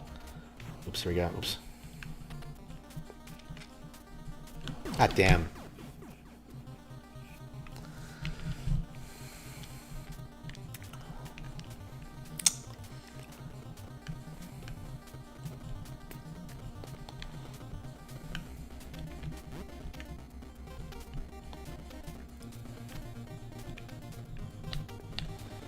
Yep, the speed keeps going faster and faster. This is such a fast NES game. Like, if people actually played it, like, this has to be faster than Sonic, right? Look at how fast we're going right here.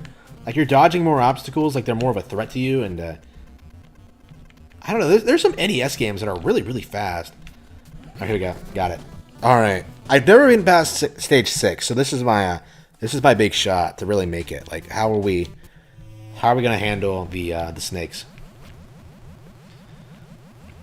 I've been having a lot of problems with the snakes. I don't know how far it goes. I can't imagine the next area isn't the last one. So, I mean, it's what I thought about the last area, but we'll see. Like, it took me forever to get used to these things. Like, they were just all over the place. It just the way they curved, like the weird physics, like the climbing, like it just. Yeah, I'm not a big fan of the snakes for sure. Here we go. Out.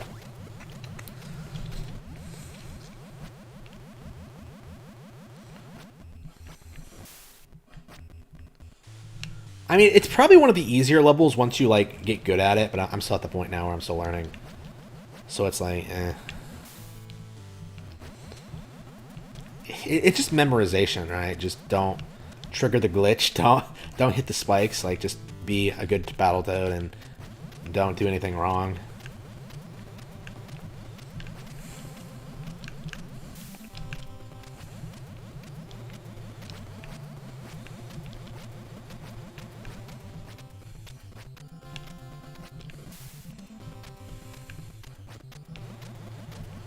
Okay.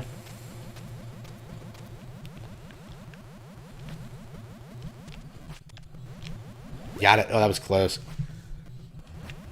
Yeah, that's another thing. Like, even if you get to the top, you have to go out this tiny hole.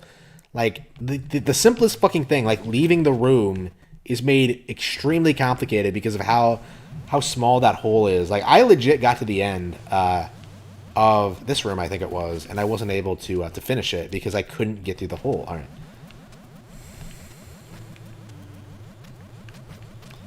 So right now, I'm still trying to memorize everything. I think I'm at the point now where I can clear the first 2 rooms pretty consistently, and I think I'm at the point where I'm almost mastered 3. But I still have a long way to go. Like, I haven't even begun to master 4. Oh, look at this. Yeah, I have it memorized. Look at this. Ah, damn, really? Really? Ah, fuck. I had it. Now I get to go through this again. All right. Like, honestly, like, the sooner I get to the 4th room, I'm gonna be happy. Okay.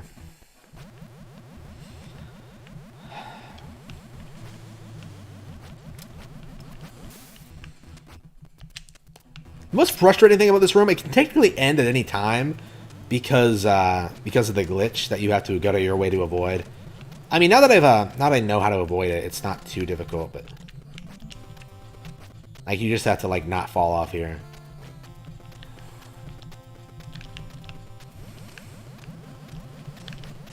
Shit.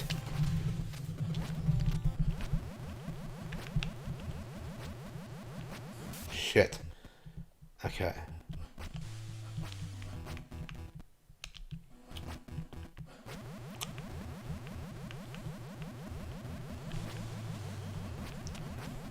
Come on. Fuck, I thought I fucked that up. Okay. Alright. Come on. Alright.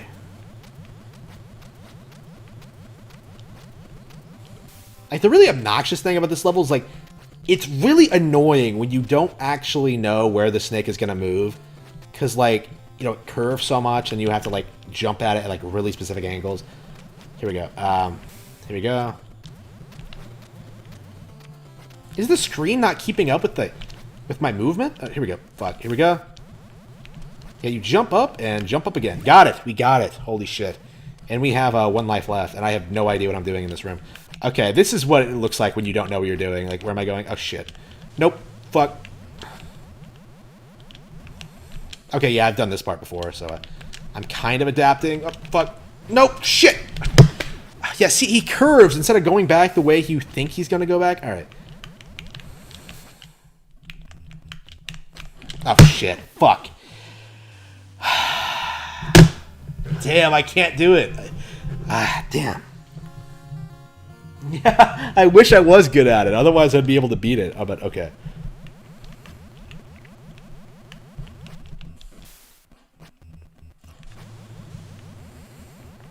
Alright.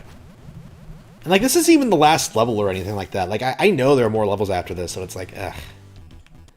And I've been stuck on this level for the longest I think I've been of any level other than, like, maybe Turbo Tunnel. Like, level 5 I was able to beat really quickly. Level 4 I beat pretty quickly. It's like, okay, this is giving me a lot of trouble. And I can breeze through the game now, too, so it's like, ugh. To be fair, though, I'm getting to the point where I can do this, too. Once you can, like, know what you're doing in the early stages, like, it's a bit easier to deal with. Like, the main thing is, like, the extreme variety and, like, the unpredictability of what you're going to come across next, I think. Like, it's all very manageable if you're good. I mean, if you know what you're up against. Oops.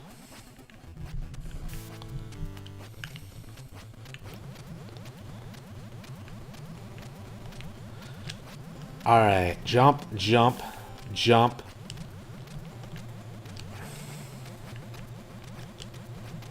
Oops.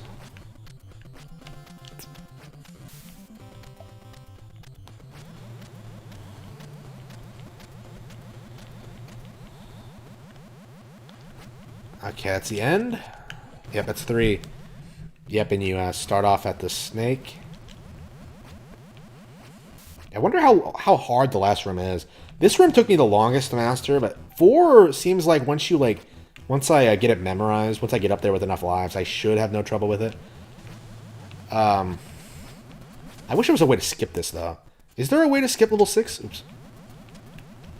Because it's kind of tedious, to be honest with you.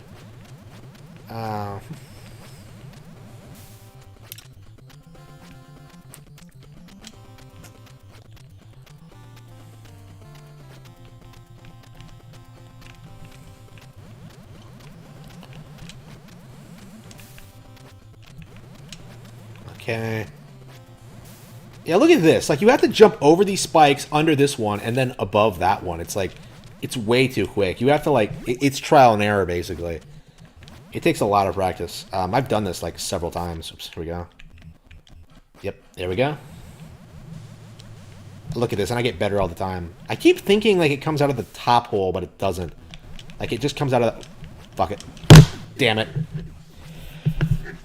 Okay, I just need to be a Battletoad. I need to get in the zone. I'm not a turtle, I'm a toad. Alright.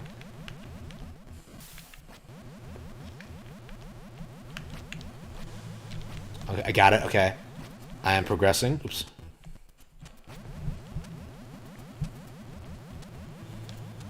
Oh, fuck! What was that? I jumped on top of it. You saw me on top of it. Alright. Oh, shit. Okay, yeah, I'm so angry. Ugh. I was totally... Okay, so one of the things I haven't mentioned yet, the room, one of the reasons I hate this so much, the room is incredibly glitchy, so, like, it's really easy to, like, phase through the snakes. So, like, if you jump on top of them while they're turning, it's very easy to just sort of fall through the floor. Like, see, look at that. That's kind of what I was talking about. So, yeah, if you jump on them, like, at those angles, you are going to, like, fall through them, and it's, like, really obnoxious. You have to be very careful about where you go.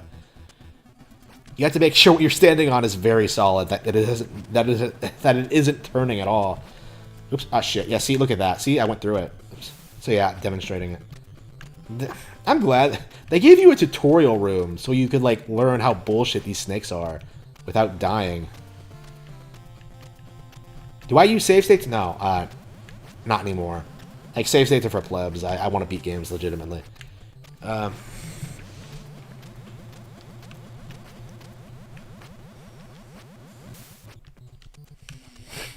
Okay, shit. Yeah, I'm not sure I'll be able to win. I think I am gonna have to. I think I'm done. I think I'm too tired. Yeah, I've been playing for a while, so yeah, over 3 hours of streaming. It does not feel like 3 hours. Like, holy shit, what have I been doing? Where's the time go? But yeah, I think I'm gonna just go. I think I'm just gonna end the stream, maybe write a bit, have some tea, and then go to bed. Oops.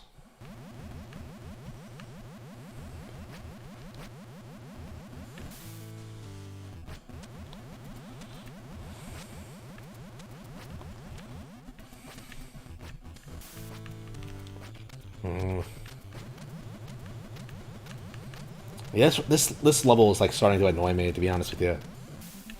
Like, it's the glitchiness. Like, it's just. I mean, there's a literal like game-breaking glitch that I have to go out of my way to avoid.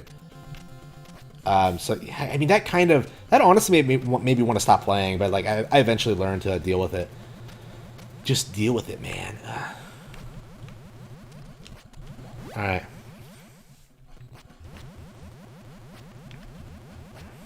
Yeah, I don't know how many continues I have left. I will continue until like I have nothing left.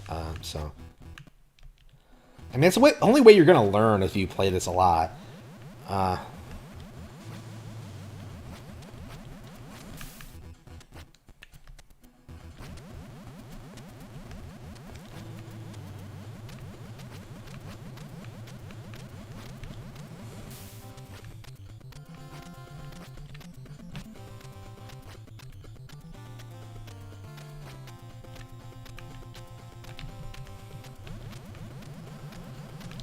Oh, whoops. Yeah, there we go. Done. Yeah, I'm getting this part pretty consistently. Like, it's the end part here. There we go. Yep, got that. And this last bit is easy. Got it. Okay, now I gotta jump up. Okay, so now we're back to where we were. Okay, let's try and not fail. You gotta be kidding me. Bullshit. Bullshit. All right.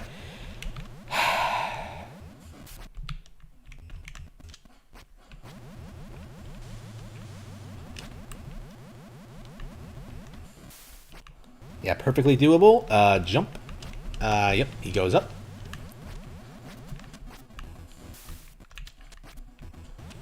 Okay, where is he going now? He comes back out, right? There we go. Yep. Okay. Yeah, let's see where he turns. If he goes near... Bullshit! Bull fucking shit. Did you see that? I was just like, wait a minute. They're gonna fuck with me, aren't they? And immediately there's a spike. Damn. All right. Fuck.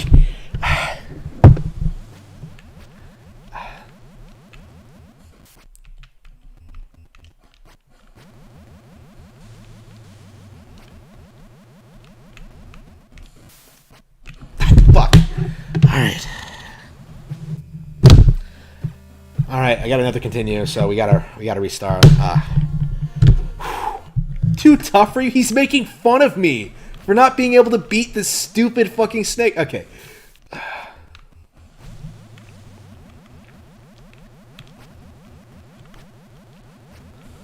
Like, what a fucking asshole. Like, oh, is that too hard for you? Maybe you should play some PlayStation. Just, no. Maybe you should play some Crash Bandicoot. Like, no. Like, I want to play Battletoads. I want to beat Battletoads. Like, shit.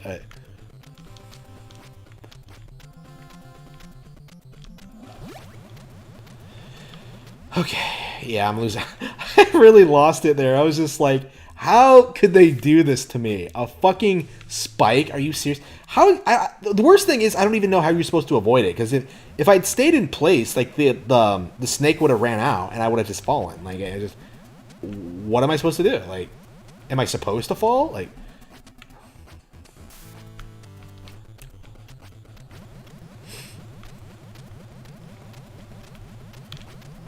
Okay, whoops. Battletoads. Ah, here we go.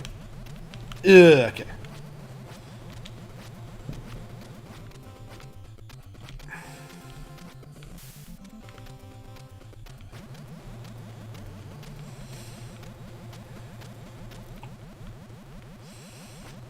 Alright.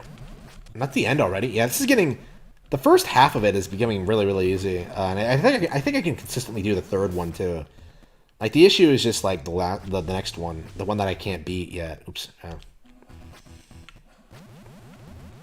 The really cheap one that fucks with me. Alright.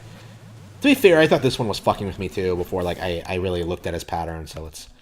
Like, this jump, like, really scared me when I first saw it, because I was just like, how are you supposed to make that? The hitboxes in this game are terrible, but apparently, like, when it comes to jumping through there, like, just do it and you'll be fine. Like, it's just, the entire game is like that. Yeah, it's hard until you, like, beat it. Like,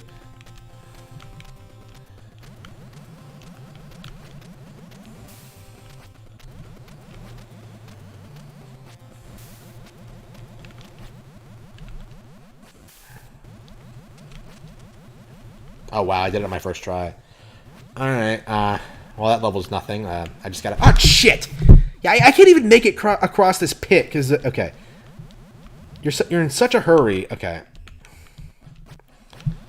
Alright, yeah, I lost my first... So I lost my first life against the first hurdle. Like, that's just pathetic. Ah, shit. Shit. Oh, shit, that was so close. I completely forgot about that. I'm gonna fall for the trap again, aren't I? Okay, here we go. Yeah, it's the next one, right? When he goes down. Oh, no, don't tell me. Are you supposed to... What are you supposed to do here? Wait. Holy shit, what the fuck was that? What was that shit? Alright. What was that? What was that? Okay. I don't even know anymore, man. Like, this is the most insane bullshit I think I've ever seen in my life. Okay.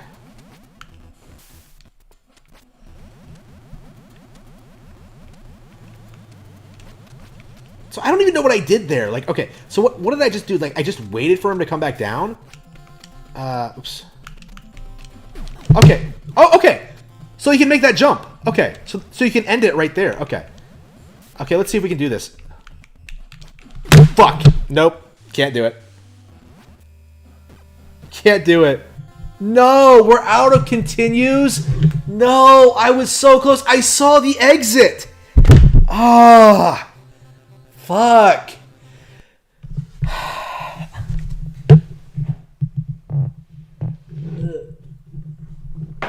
Should I keep playing? I legit think I can beat it. Alright, now I have to play from the start. Ah. Fuck. Unbelievable. Unbelievable. I have to... I was so close. I figured it out, and then I ran out of lives. Like, holy shit, dude. Alright. I literally got to the end, and then... Oh, shit. I literally figured it out. And they just cruelly ripped it away from me.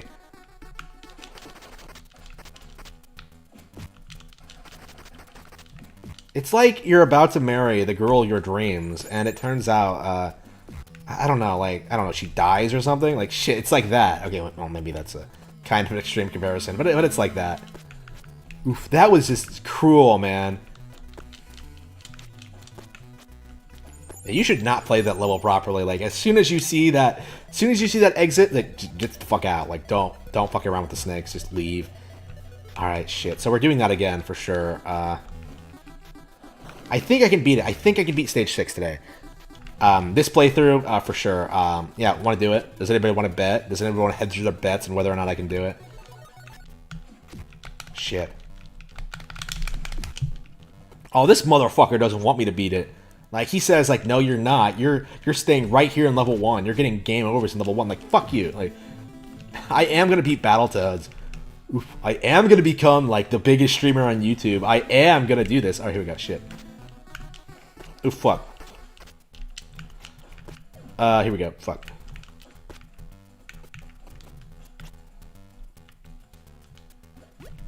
Okay. Okay.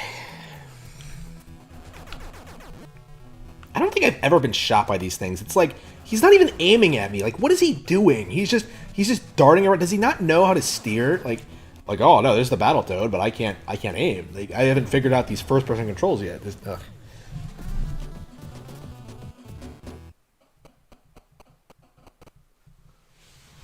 It's probably like artificial demand. They're probably just not releasing a whole lot.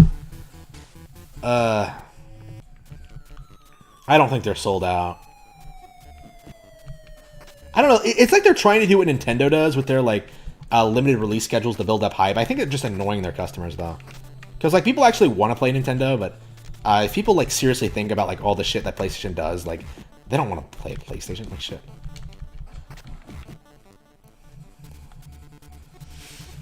All right. I'm so tired. I don't want to keep playing this, but I gotta beat level 6. I was about to beat it. I was about to become like to reach a new milestone in my Battletoads career, and I couldn't quite manage it. I tried so hard, but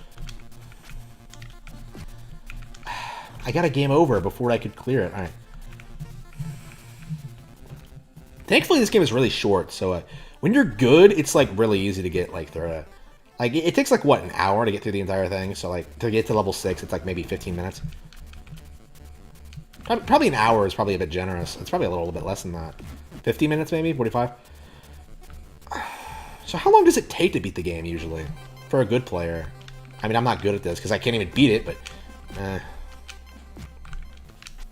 I'm just not good enough at beat-em-ups. I can't beat Battletoads. Here we go.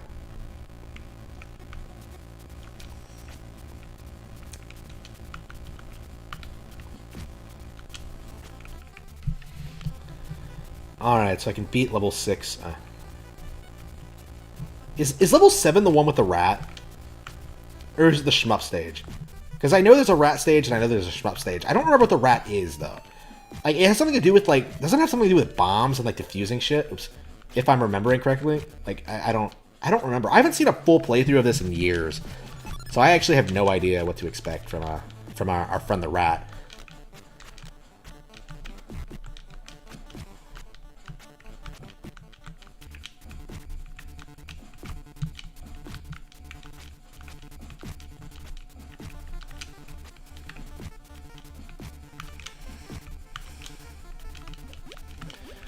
Look at this. I have like 5 lives, so that's something. Oops, here we go. Ah, shit, he got me. Fuck. You're not taking a single one of my lives away. They're all going to level 6. I am going to clear that fucker. I'm so legitimately angry that I got a game over there. I'm just like, okay, I am doing this. Like, fuck them. All right. Yeah, fuck you, Rare, for putting me through this bullshit for 30 years. Yeah, this game's going to be 30 years old next year, isn't it? Shit. Ah, shit. You're going to hit the wall, aren't you, Battletoads? Like, shit. Okay. Oof. Yeah, you think you're hard, bitch? You think you're tough? No, you're nothing. You are nothing. All right.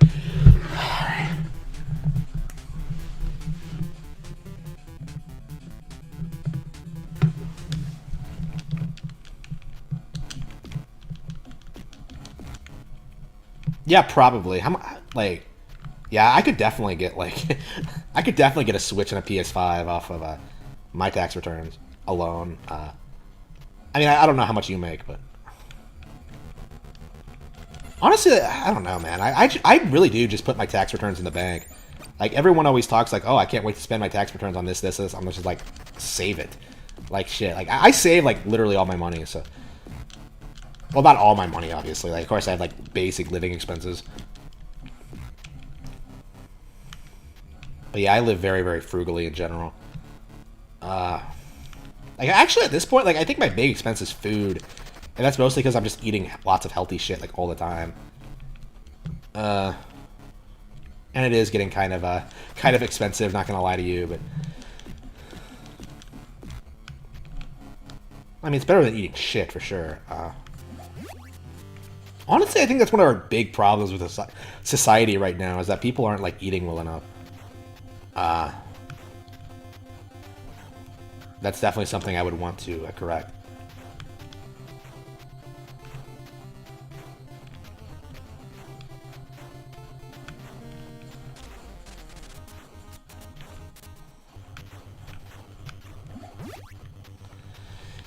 Alright, do you think I'll be able to beat the Turbo Tunnel, or do you think I'll be filtered? I don't think I'll ever beat this level, guys. I don't know. Just like, the Turbo Tunnel is just too hard.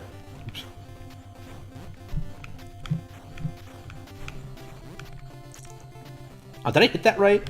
There's like this weird angle you can hit like the ramps on and like kill yourself. You sort of like fall through the floor. I don't know what the deal with that is. I don't know how it happens, but like it happens to me occasionally, and I don't know what the deal is. Like, I don't know if it's like you're just not jumping right or what have you, but alright. I literally have this entire map memorized at this point. Like, I've gone through it so many times, like, in trying to beat the later levels. Alright, here we go. Like, I really love the Turbo Tunnel. I think it's a great level, but I'm really glad I beat it. I really am. Very proud of myself. You can do anything if you put your mind to it. Alright, here we go. Shit.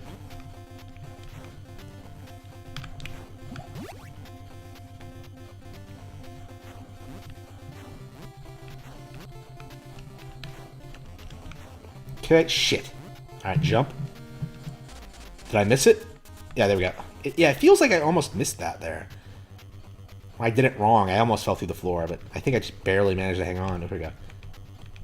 Yeah, one hit and you're dead is a bit harsh, I think. Like those are the segments I think people get hung up on in the game when it comes to like discussing the difficulty. One hit and you're dead. Oops, shit. There we go. Yeah, it's brutal. I'm like really good at games, and I'm struggling with this a lot. Like, I'm really good at these kind of action games, but I'm just like, holy shit, it's brutal. Well, I mean, I think the problem is like I said, the continue thing. Like, having to continue when you lose, it's like kind of a buzzkill.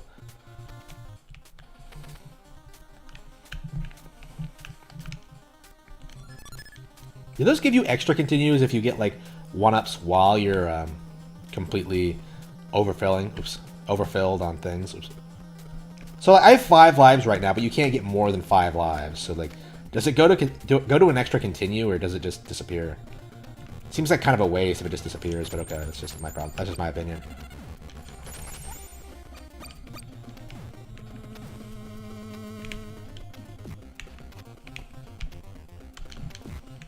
Yeah, so can I beat level 6? Yeah, if I beat level 6, like, I'll have... If I can beat level 6 quickly, I'll have, like, all the lives and continues for level 7. So, theoretically, I should be able to, like, make great strides forward in doing level 7, too. Theoretically, I have no idea how long I'm going to do. Whenever I hear people talk about the game, it's like, it's always the Turbo Tunnel, and it's always the snakes. So, I think since I got past the snakes, I'll be fine. I think I'll be able to beat it, but we'll see. I haven't... There's nothing that seems unbeatable about the game to me at this point, though. I feel like, you know, I've learned it. I know how to handle it's what it throws at me. It's just, I'll cheat if I need to, but I mean, I'll be cheap if I need to, but not cheat. Oh, I'll be cheap. There's a difference between being cheap and cheating. Oops. Like, you kind of have to be cheap in this game. Like, I can't imagine, like, just, like, fighting that thing normally. Like, why would you ever do that? Unless you're, like, deliberately trying to challenge yourself. Oh, so if you have extra lives, it does, like... Okay, so it doesn't pop up in the menu, but it does... Okay, I guess it doesn't... The game doesn't expect you to have more than 5 lives at a time. Okay, that's kind of weird, but okay. I can't imagine playing this with another player. Like, I've never played this 2-player. Like, it just seems like it would be really bizarre to me. Alright.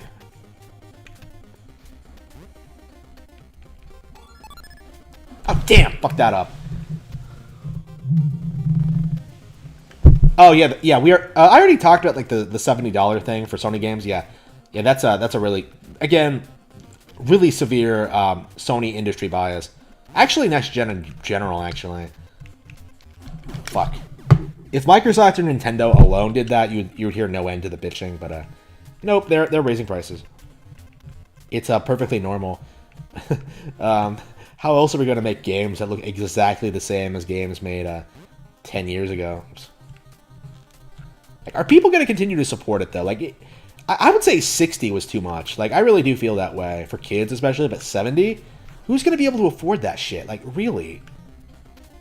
Especially since we're in the middle of a recession. Oh, I mean, recession. The pandemic sort of...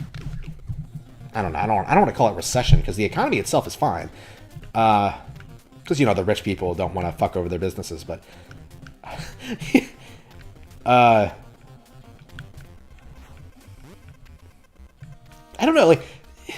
Did they want to, like, annoy Trump out of office? Was that their entire plan with COVID? Like, it just doesn't make any sense to me.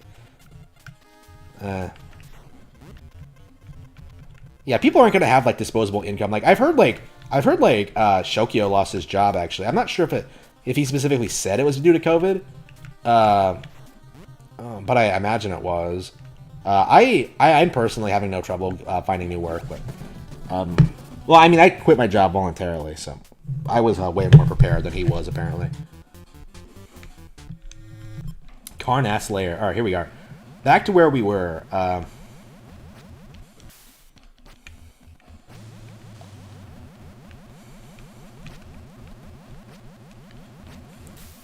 Yeah, I don't know. That's the thing. Like, if people make less money and they don't want to buy a PS5, it's like... Like, I think that's going to be it. Like, basically, like, Sony has this group of people who will, like, support them no matter what they do just because they exist. Like, if that audience is alienated for any reason, like, maybe, like, there's a more affordable console or, like, a more popular console, like, they're not coming back. Like, that's the thing. Like, PlayStation only has this image of being, like, hyper successful and hyper, like, relevant in the gaming sphere. Like, they don't have any actual talent. And, I think once the audience starts moving on from it, like, you know, playing games on other platforms, like, they're not going to come back. They're not going to come back for, like, The Last of Us Part 3, like Ellie's lesbian adventure. Like, come the fuck on. Like, Ellie's like 30. She's like gained like 200 pounds. She's fat as fuck, and she's ready to like marry another woman. Oops. Yeah, Ellie's Big Fat Adventure. But then, like, the evil president of the United States. Do they still have a president? Like, how does the government work in The Last of Us Part 2? Because, like, I remember in, like, the original... Like, they have this sequence where, like, the government is, like, beating people up on the street. For doing something. And then you just walk by. Because, you know, it's The Last of Us. Ooh, it's so grim and so dark.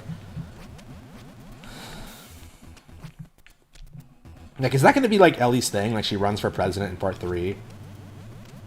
Like, the zombie apocalypse would never have happened if a lesbian had been in office. I gotta love how, like, Ellie's entire character at this point has basically just evolved into a lesbian. Like, that's kind of, she never really had a personality to begin with, but... Oops, here we go. Shit.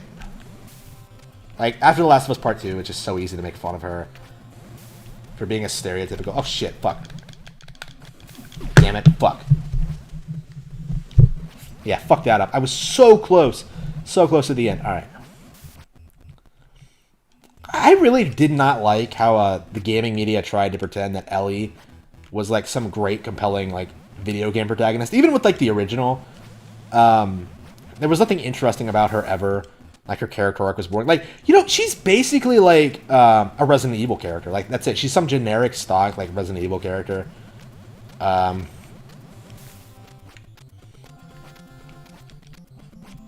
Like, isn't there, like, a character in the original RE2 where, like, some kid that you have to protect or some shit? Like, Sherry, I think her name is. Like, that's basically Ellie. Like, there's nothing interesting about what The Last of Us Part did. Like, it's generic zombie shit. Like, if anything, I think Resident Evil is way more iconic and interesting than The Last of Us is. Like, The Last of Us, there's nothing special about it. Like, when you get down to it, like, it doesn't stand on its own merits. It's not... it doesn't evolve the zombie formula in any way. Like, what innovations have The Last of Us introduced? Like, Resident Evil has, like, really iconic things, like, you know, tank controls. Ah, fuck, I fucked that up. Like, Resident Evil has, like, all this stuff, like, you know, things that people recognize about it, like the characters, the gameplay style, you know, the monsters, the one-liners even, I think, are more memorable than anything in The Last of Us Part 2.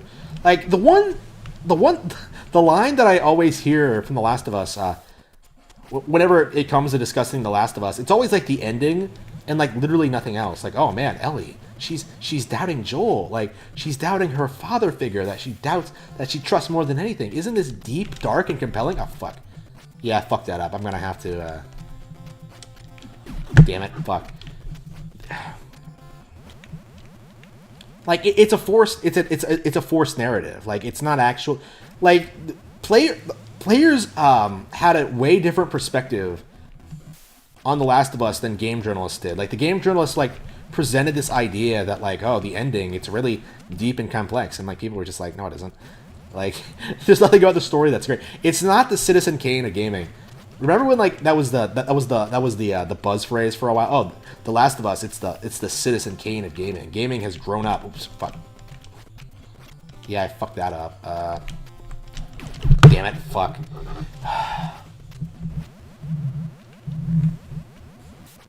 Yeah, I'd rather play this than The Last of Us shit. I own The Last of Us, and I still haven't beaten it, because there's no point. Like, it's just a piece of shit. I would like to, but, oof. Fuck.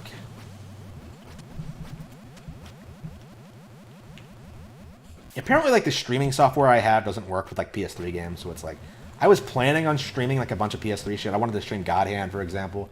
That would have been awesome, but, oh, fuck.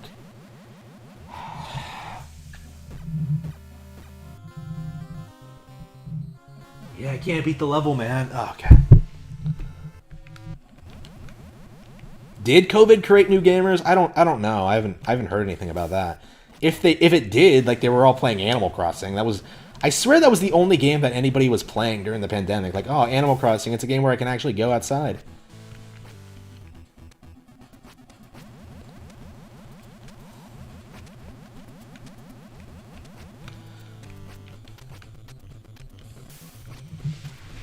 Yeah, if Animal Crossing does not win Game of the Year, that's going to be like, I don't want to say riot-worthy, but it's going to be something that I will strongly object to. Like, the gaming media would be completely full of shit. Because on what merits is it not Game of the Year? It's the most popular game among the widest range of people. They're going to try and sell you on this idea that Game of the Year is something stupid. Like, what's coming out this year? Like, probably The Last of Us Part 2, honestly. Like, Final Fantasy VII-R. Did that really come out this year? Holy fucking shit. Did it really? It feels like it came out forever ago. Holy shit. Okay, it really did come out this year. Yeah, they're gonna try, like, hyping you up on this bullshit, like Final Fantasy VII-R, Last of Us Part 2, Ghost of Tsushima, games that people have basically forgotten, as opposed to Animal Crossing, which everyone is still playing. They're gonna try to say some shit like, oh, this is a real game for real gamers, as opposed implying that, like, Animal Crossing being Animal Crossing isn't you know, a real game. You know what I mean? Because, like, oh, there's no conflict. Like, who cares? Like, people like it. Like, it's the best game released this year. Like, I'm not even a big Animal Crossing fan, but, like, I feel like Animal Crossing is the game that should win Game of the Year because of how popular it is. Like, if it's not a popularity contest, then what the fuck is it? Like, again, Game of the Year is just, like, you know, a marketing buzzword to sell you products. So I don't think Nintendo is going to win Game of the Year ever. They try not to give Nintendo awards unless it's Zelda related. So, like, they'll give Zelda, like, Game of the Year awards to, like, sort of to keep people from asking too many questions, but they'll definitely not talk about, like, up and coming Nintendo IPs like ARMS, things like that. They won't talk about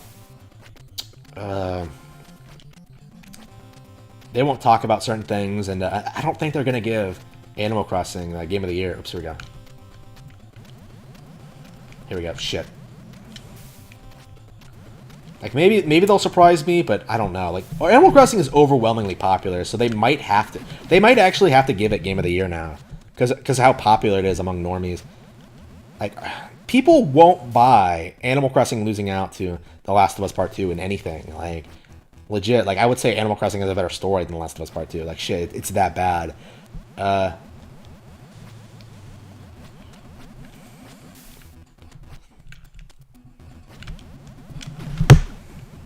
Great. Now I can't even beat the snakes. Like, fuck.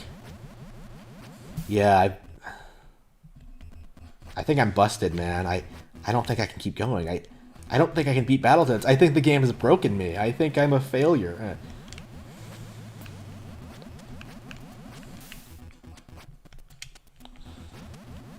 Ugh. No. Ugh.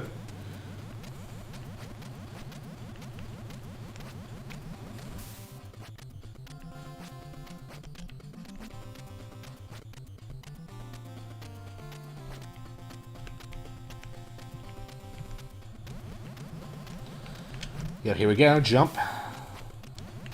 I thought I mastered this part, but now I'm failing at it again. Oops, here we go. Jump. Jump. Fuck! I completely botched that. Like, I can't even get through the... Alright. Yeah, there's gonna be a lot of rage. The Last of Us Part 2 has basically been forgotten already, so if they seriously try to whip it out again for a Game of the Year award, it's not gonna fly. Like, if they seriously try to do that, if they even nominated it, I think it's gonna get, like, a Gamergate style backlash. Like, again, this is unacceptable. And I will be covering that story, like, extensively. I intend to be on the front fucking lines this time if they seriously try and downplay Nintendo success in the hopes of propping up a PlayStation failure. Again, they do it all the time, but, like, this is a particularly blatant case. Like, honestly, I'll be honest, like, New Leaf should have beaten The Last of Us Part 1. Like, they came out the same day, and New Leaf actually outsold it, so that was kind of amusing. The Last of Us didn't actually sell as many units as PlayStation says it does. Said it did. It like, what was the story? Again, they give it away on PS Plus and, like, say it's sold all those units, when really they just gave it away to subscribers of their service. So, like, it's really difficult to evaluate how popular The Last of Us actually is, because, like, they pull stunts like that so much. Like, there's a reason people just sort of not bought The Last of Us Part 2. Like, they're not even all that upset about it. Like, they were told to buy it, and they were like, okay, and then they realized how terrible it was, and they're like, no, and then that was it. Like, if a Nintendo IP did that, you know, like Other M, like, people were bitching about Other M for years, right? I guess they still do in some circles, but, I mean, I haven't heard anything for a while, since, like, Federation Force came out, I would say. Was announced, I would say, but, like, people were bitching about that for a long time, for, like, really, I mean, Other M was bad, to be sure, but, I don't know, it wasn't worse than The Last of Us Part 2, that's kind of my take on it, after having replayed it again, like, shit, alright, here we go.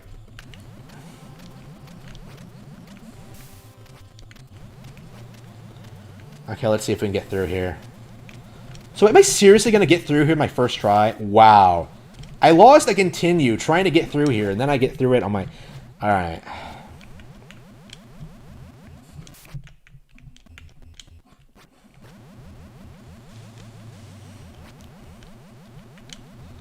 I see Carolus rise. Alright, here we go. Shit, fuck. Okay, the good thing about that is you don't actually have to jump over the spikes again, so it's not nearly as awkward. This is pretty straightforward as long as you remember, oh, the snake does curve. Alright. Oh, this is actually pretty easy. Okay, so if I just wait up here, wait for him to go... Fuck! Damn! Did I do it? Did I do it? I did it! I think I died and then got through the exit. It looks like it's going to get hotter down there. Much hotter. Better jet your way out of this one, Toads. Oh, we did it, boys. We did it. Okay, Balkmeyer's Informa. Okay. So I think they're like, okay, so there have to be like 12 levels going by that that level select screen we saw. All right. I cannot believe we did it. All right. And I think I have more continues too, so hopefully we'll be fine. But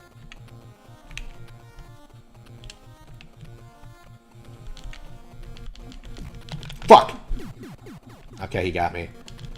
Are they stronger here? Oh. They hit harder, but they can't take hits. They're like glass cannons. Alright, here we go.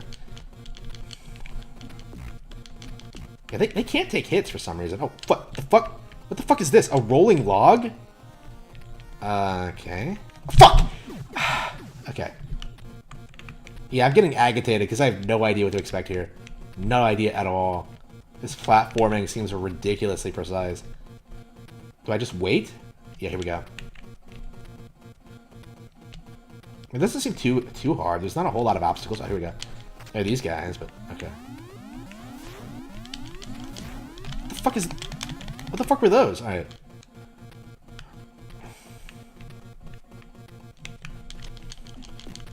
Yeah, they're fast as fuck, but alright. Oh, come on, you piece of shit. Alright.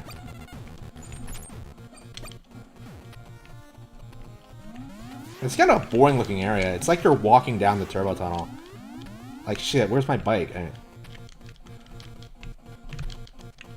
I hate that. I hate how you can't just grab them. Alright, sure. Yeah, it's not too hard so far. Oh, here's the boss. What was that? Oh, they set it on fire. Okay. Okay, here we go. Jets. Wait, where's the fire button? Wait. Oh, shit! Ah! So... Shit, okay. So you get on the jet. I thought you had a... I thought it was a shmup section, but... No, you just dodged the lasers. Okay. So I messed that up. Yeah, my bad. I wish you didn't have to fight these guys, though, going up to it. Like, who cares? These guys aren't very fun to fight. They're just one hit. They're just one-note villains. And now we gotta get past these logs. Alright. Yeah, the logs seem kind of unnecessary. Alright, hang on. Let's jump. Yeah,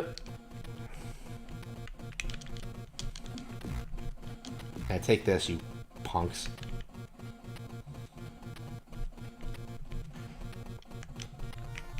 Yeah, I'm shocked I haven't fallen in yet. At least from the log jumps. No, fuck! No. Fucking thing. Just... Okay.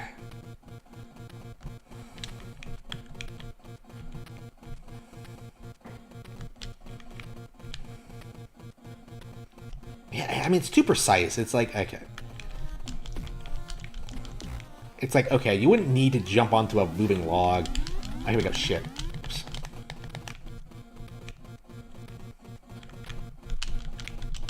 Oh, look, you got me. Yeah, game over. This is probably my last continue. I can't imagine it continuing from here. So is this just the turbo tunnel but with bikes? Is that what this is? I mean, jets, I should say. Turbo tunnel with bikes. Yeah, that's like... Yeah, is it turbo tunnel with tunnels? Oh, okay. Oops, here we go. Fuck.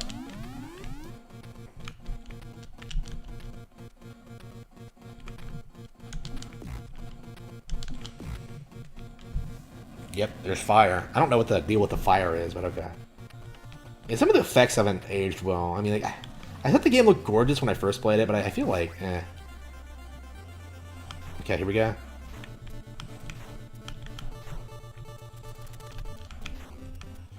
So do I just have to avoid these? Alright, pretty straightforward. Seems easier than Turbo Tunnel. Alright. Oh, fuck. Yeah, I say that and I immediately die.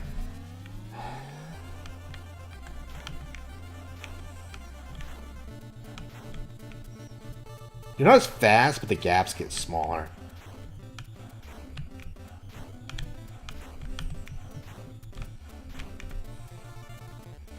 What the fuck? Oh, shit. I was like, okay, how can they make this harder? Do they throw enemies in? But no. Fuck! What was that? That was bullshit. Alright. Okay, that's it. So that's my new nightmare as level 7 and the Jets and their closing energy gates. Alright,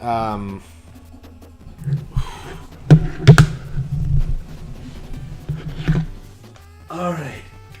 I mean, should I do it again? I legit think I could do it again. I don't know. I probably should play something else. I got a recommendation for Batman Returns, so I thought I might as well do that. and try to beat it because I don't know. I've been trying to play it like off and on, but like I just can't do it. It's just all right. I couldn't beat Catwoman. I just I think I'll do it once I get the hang of it. But it's like okay.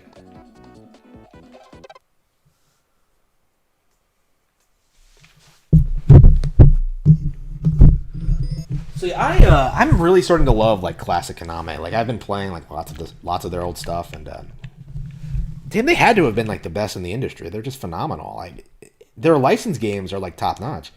Like people are always talking about like Capcom and their Disney games. I think that the Konami licensed games are better, which kind of surprises me because I don't hear a lot of people talking about them.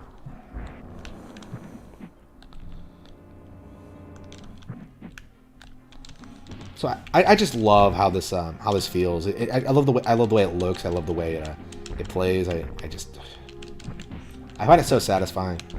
So I'll probably just play this for a while and then probably end the stream. Because I am getting tired. Oh, hungry more like. I guess like a lot of my tiredness just comes from being hungry.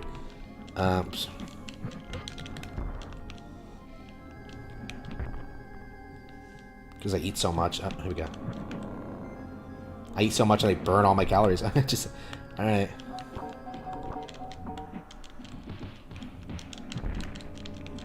Yeah, fuck you, bitch. Like, it's so satisfying, like, the throws and just... I love it.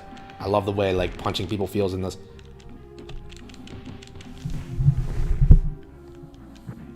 I mean, it's kind of...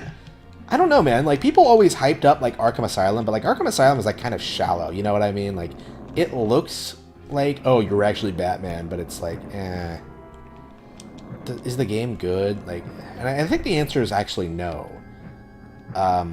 Because of, well, maybe not Asylum, but City and Night for sure.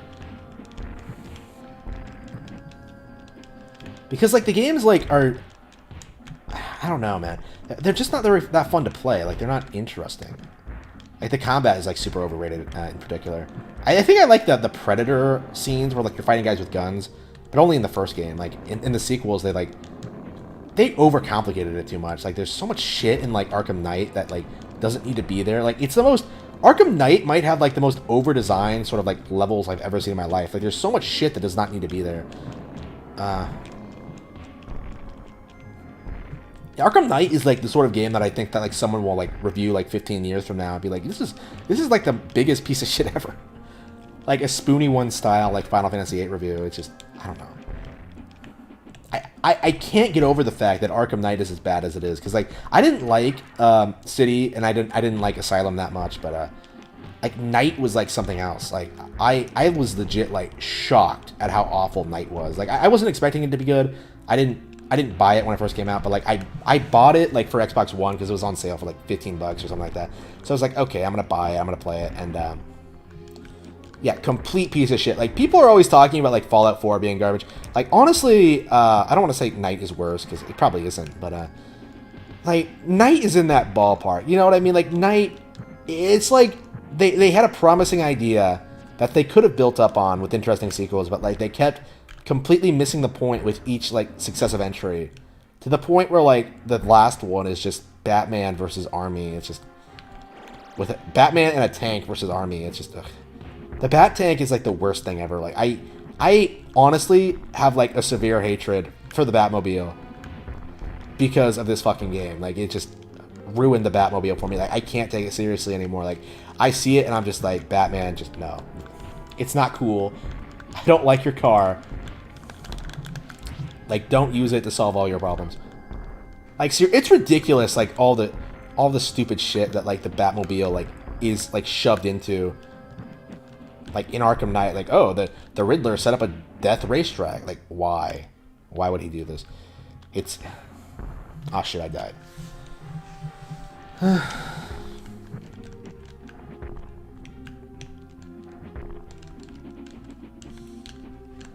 I don't know. I didn't like a lot of the characterizations in City as well. They changed Harley Quinn's voice actor, which was disgraceful. That alone should have, like, gotten more fan outcry. I don't know, man. Like,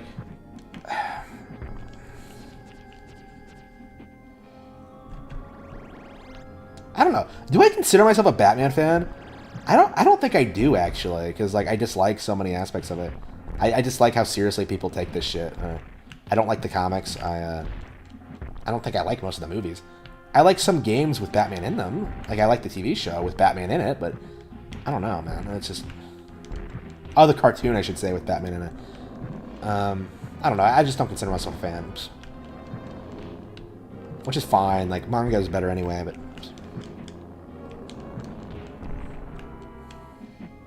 I'm hungry. Oof.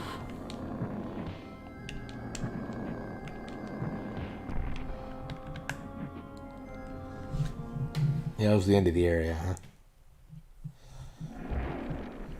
What's with these skeletons? They're just sort of here. Batman's going around, like, beating the shit out of skeletons. Why? Clowns? Like, what does Batman have against clowns or some shit? Oh, yeah, that kind of reminds me. Yeah, watching the cartoon again, I'm kind of surprised at how much I didn't care for Joker.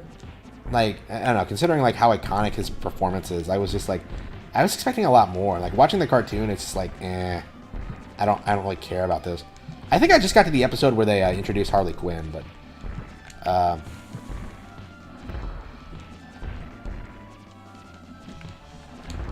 I don't know. I think it says a lot about the cartoon, where like the most respected new addition to DC in years was a character in this cartoon, Harley Quinn. Like, she has her own TV show now.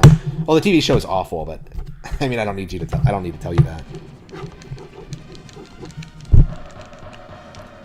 Like, when are like people gonna start seeing through this? Like, we're gonna shove a lesbian into our lesbians into our fucking cartoon. Like, when are people gonna start calling that out?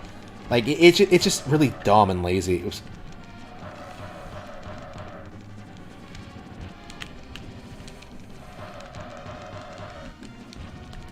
I don't know, man. I'm not a fan. I would definitely like suggest you avoid modern cartoons going forward.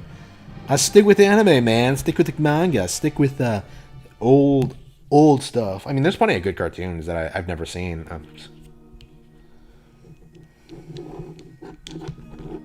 We'll skip the cutscenes. I don't care. I don't want spoilers for the movie I still haven't bothered to watch. Rewatch, I should say, because I think I have watched it before.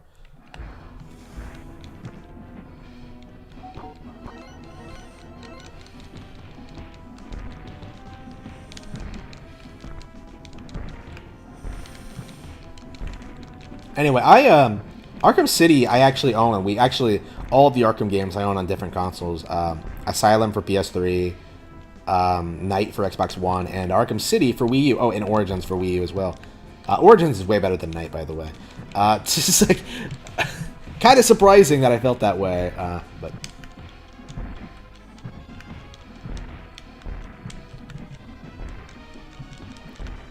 But yeah, City was like one of the big disappointments of the Wii U for me. Like, there are a handful of Wii U games that I really, really don't like. A handful. Amiibo Festival, things like that. Like, Arkham City was one of them. Like, Arkham City was like that game that I bought like day one, expecting to be like really, really good. But it just wasn't. Like, I didn't buy it day one. I bought it for Wii U. You know, being told that it was like one of the best games ever made, one of the best games of the year, and it was shit. It wasn't worth playing. Oops.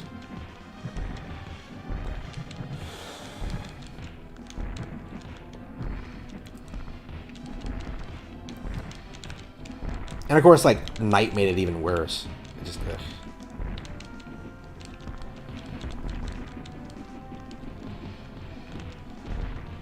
Aren't they making a new one, and does nobody actually care? Oops. Here we go. Alright. Oops. I don't know. I should probably stop streaming this game because it's probably boring to watch. But I really can't emphasize how much I like playing it. I suppose I was gonna play Chrono Trigger, wasn't I? Well, I guess next time. Honestly, like, I have so many games to play anyway. I was gonna play Soul Blazer. I was gonna play so much shit. Well, I gotta finish Donkey Kong Country 2, right? I want to finish Donkey Kong Country 2 before it comes out on Nintendo Switch Online. And then I'll probably replay it again there, too.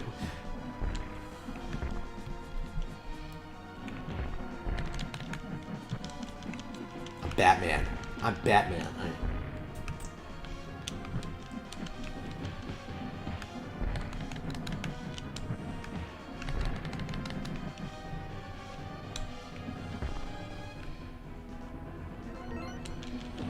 whoops, what the fuck was that?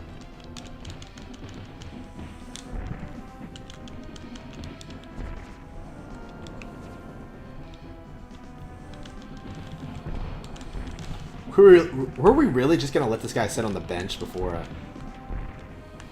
he came out to come fight us? Like, just unbelievable Batman. Alright, here we go. I mean, I really like beat 'em ups, but like I think they're like a genre that's kind of outdated.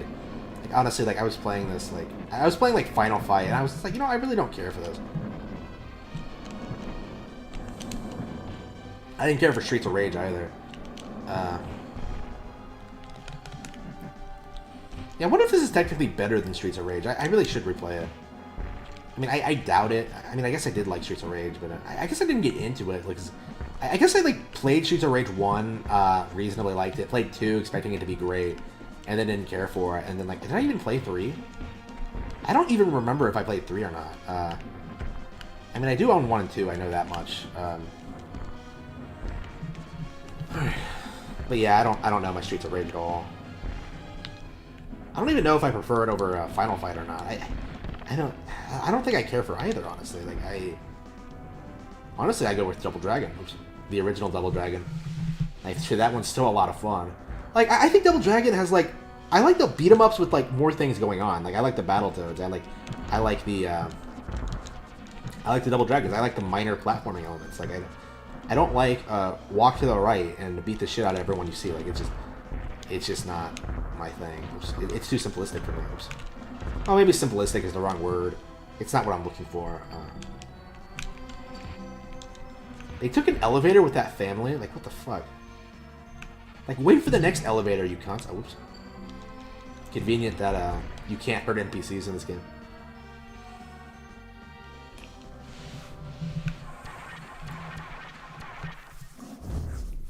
Yep, it's a good thing people got out of the building, because it's on fire.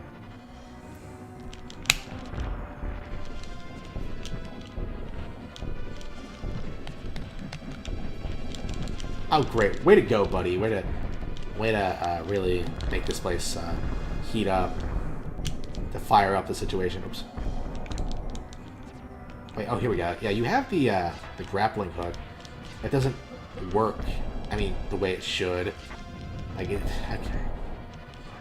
I think I have more... I think I'm able to, like, better use the Batman Forever one other than this thing. It doesn't make any sense to me. Alright.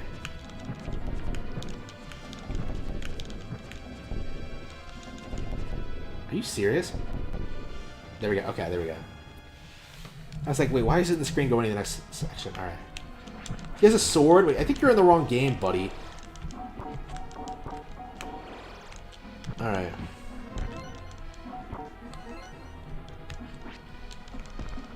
Ah, shit, he got me.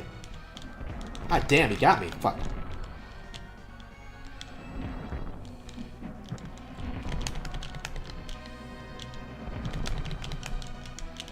Yeah, I think after I beat this, I'm going to start trying to beat Turtles in Time.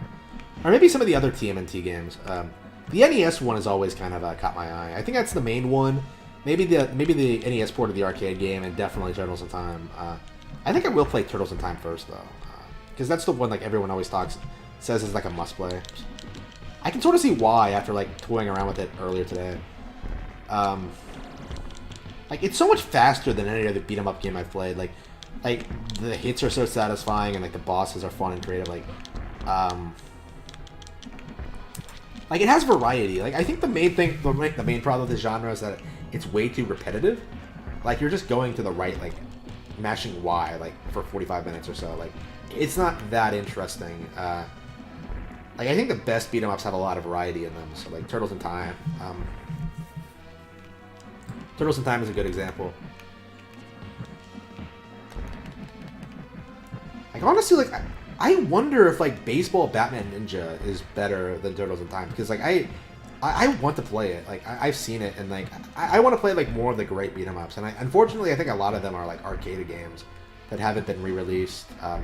Honestly, I think a lot of arcade games have become obscure. Because, like, I was thinking that, like, you know, well, not really thinking. I mean, I don't know of, like, what my favorite beat-em-ups are. Because, like, they haven't been re-released.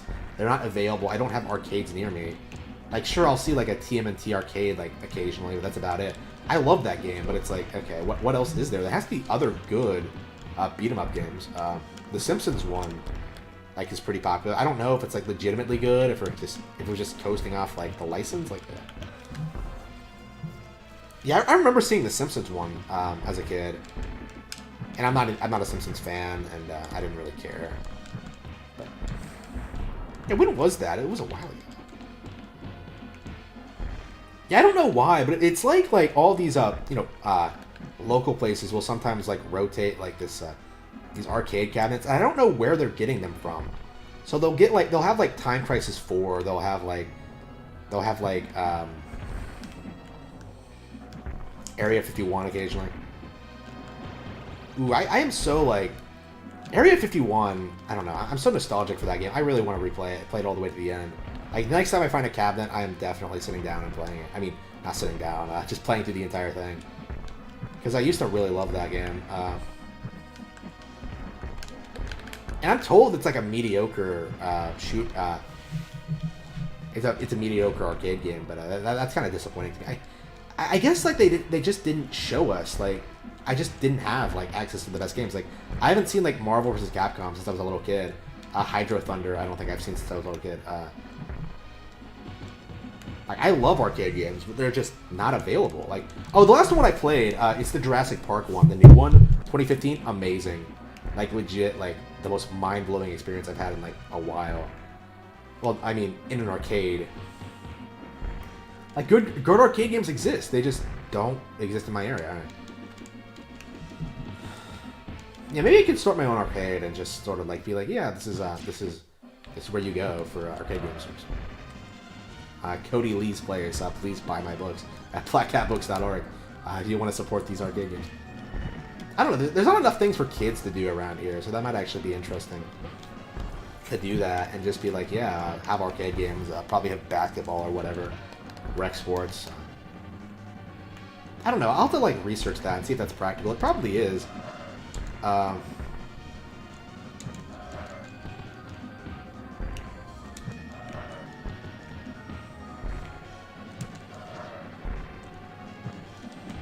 don't know, man. Like, there probably just isn't a demand for that anymore.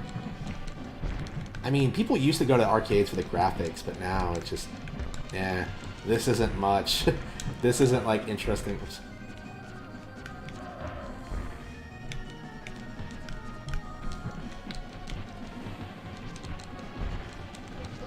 Yeah, arcade cabinets used to be able to do so much more than consoles, but yeah, after the Dreamcast, that wasn't a thing.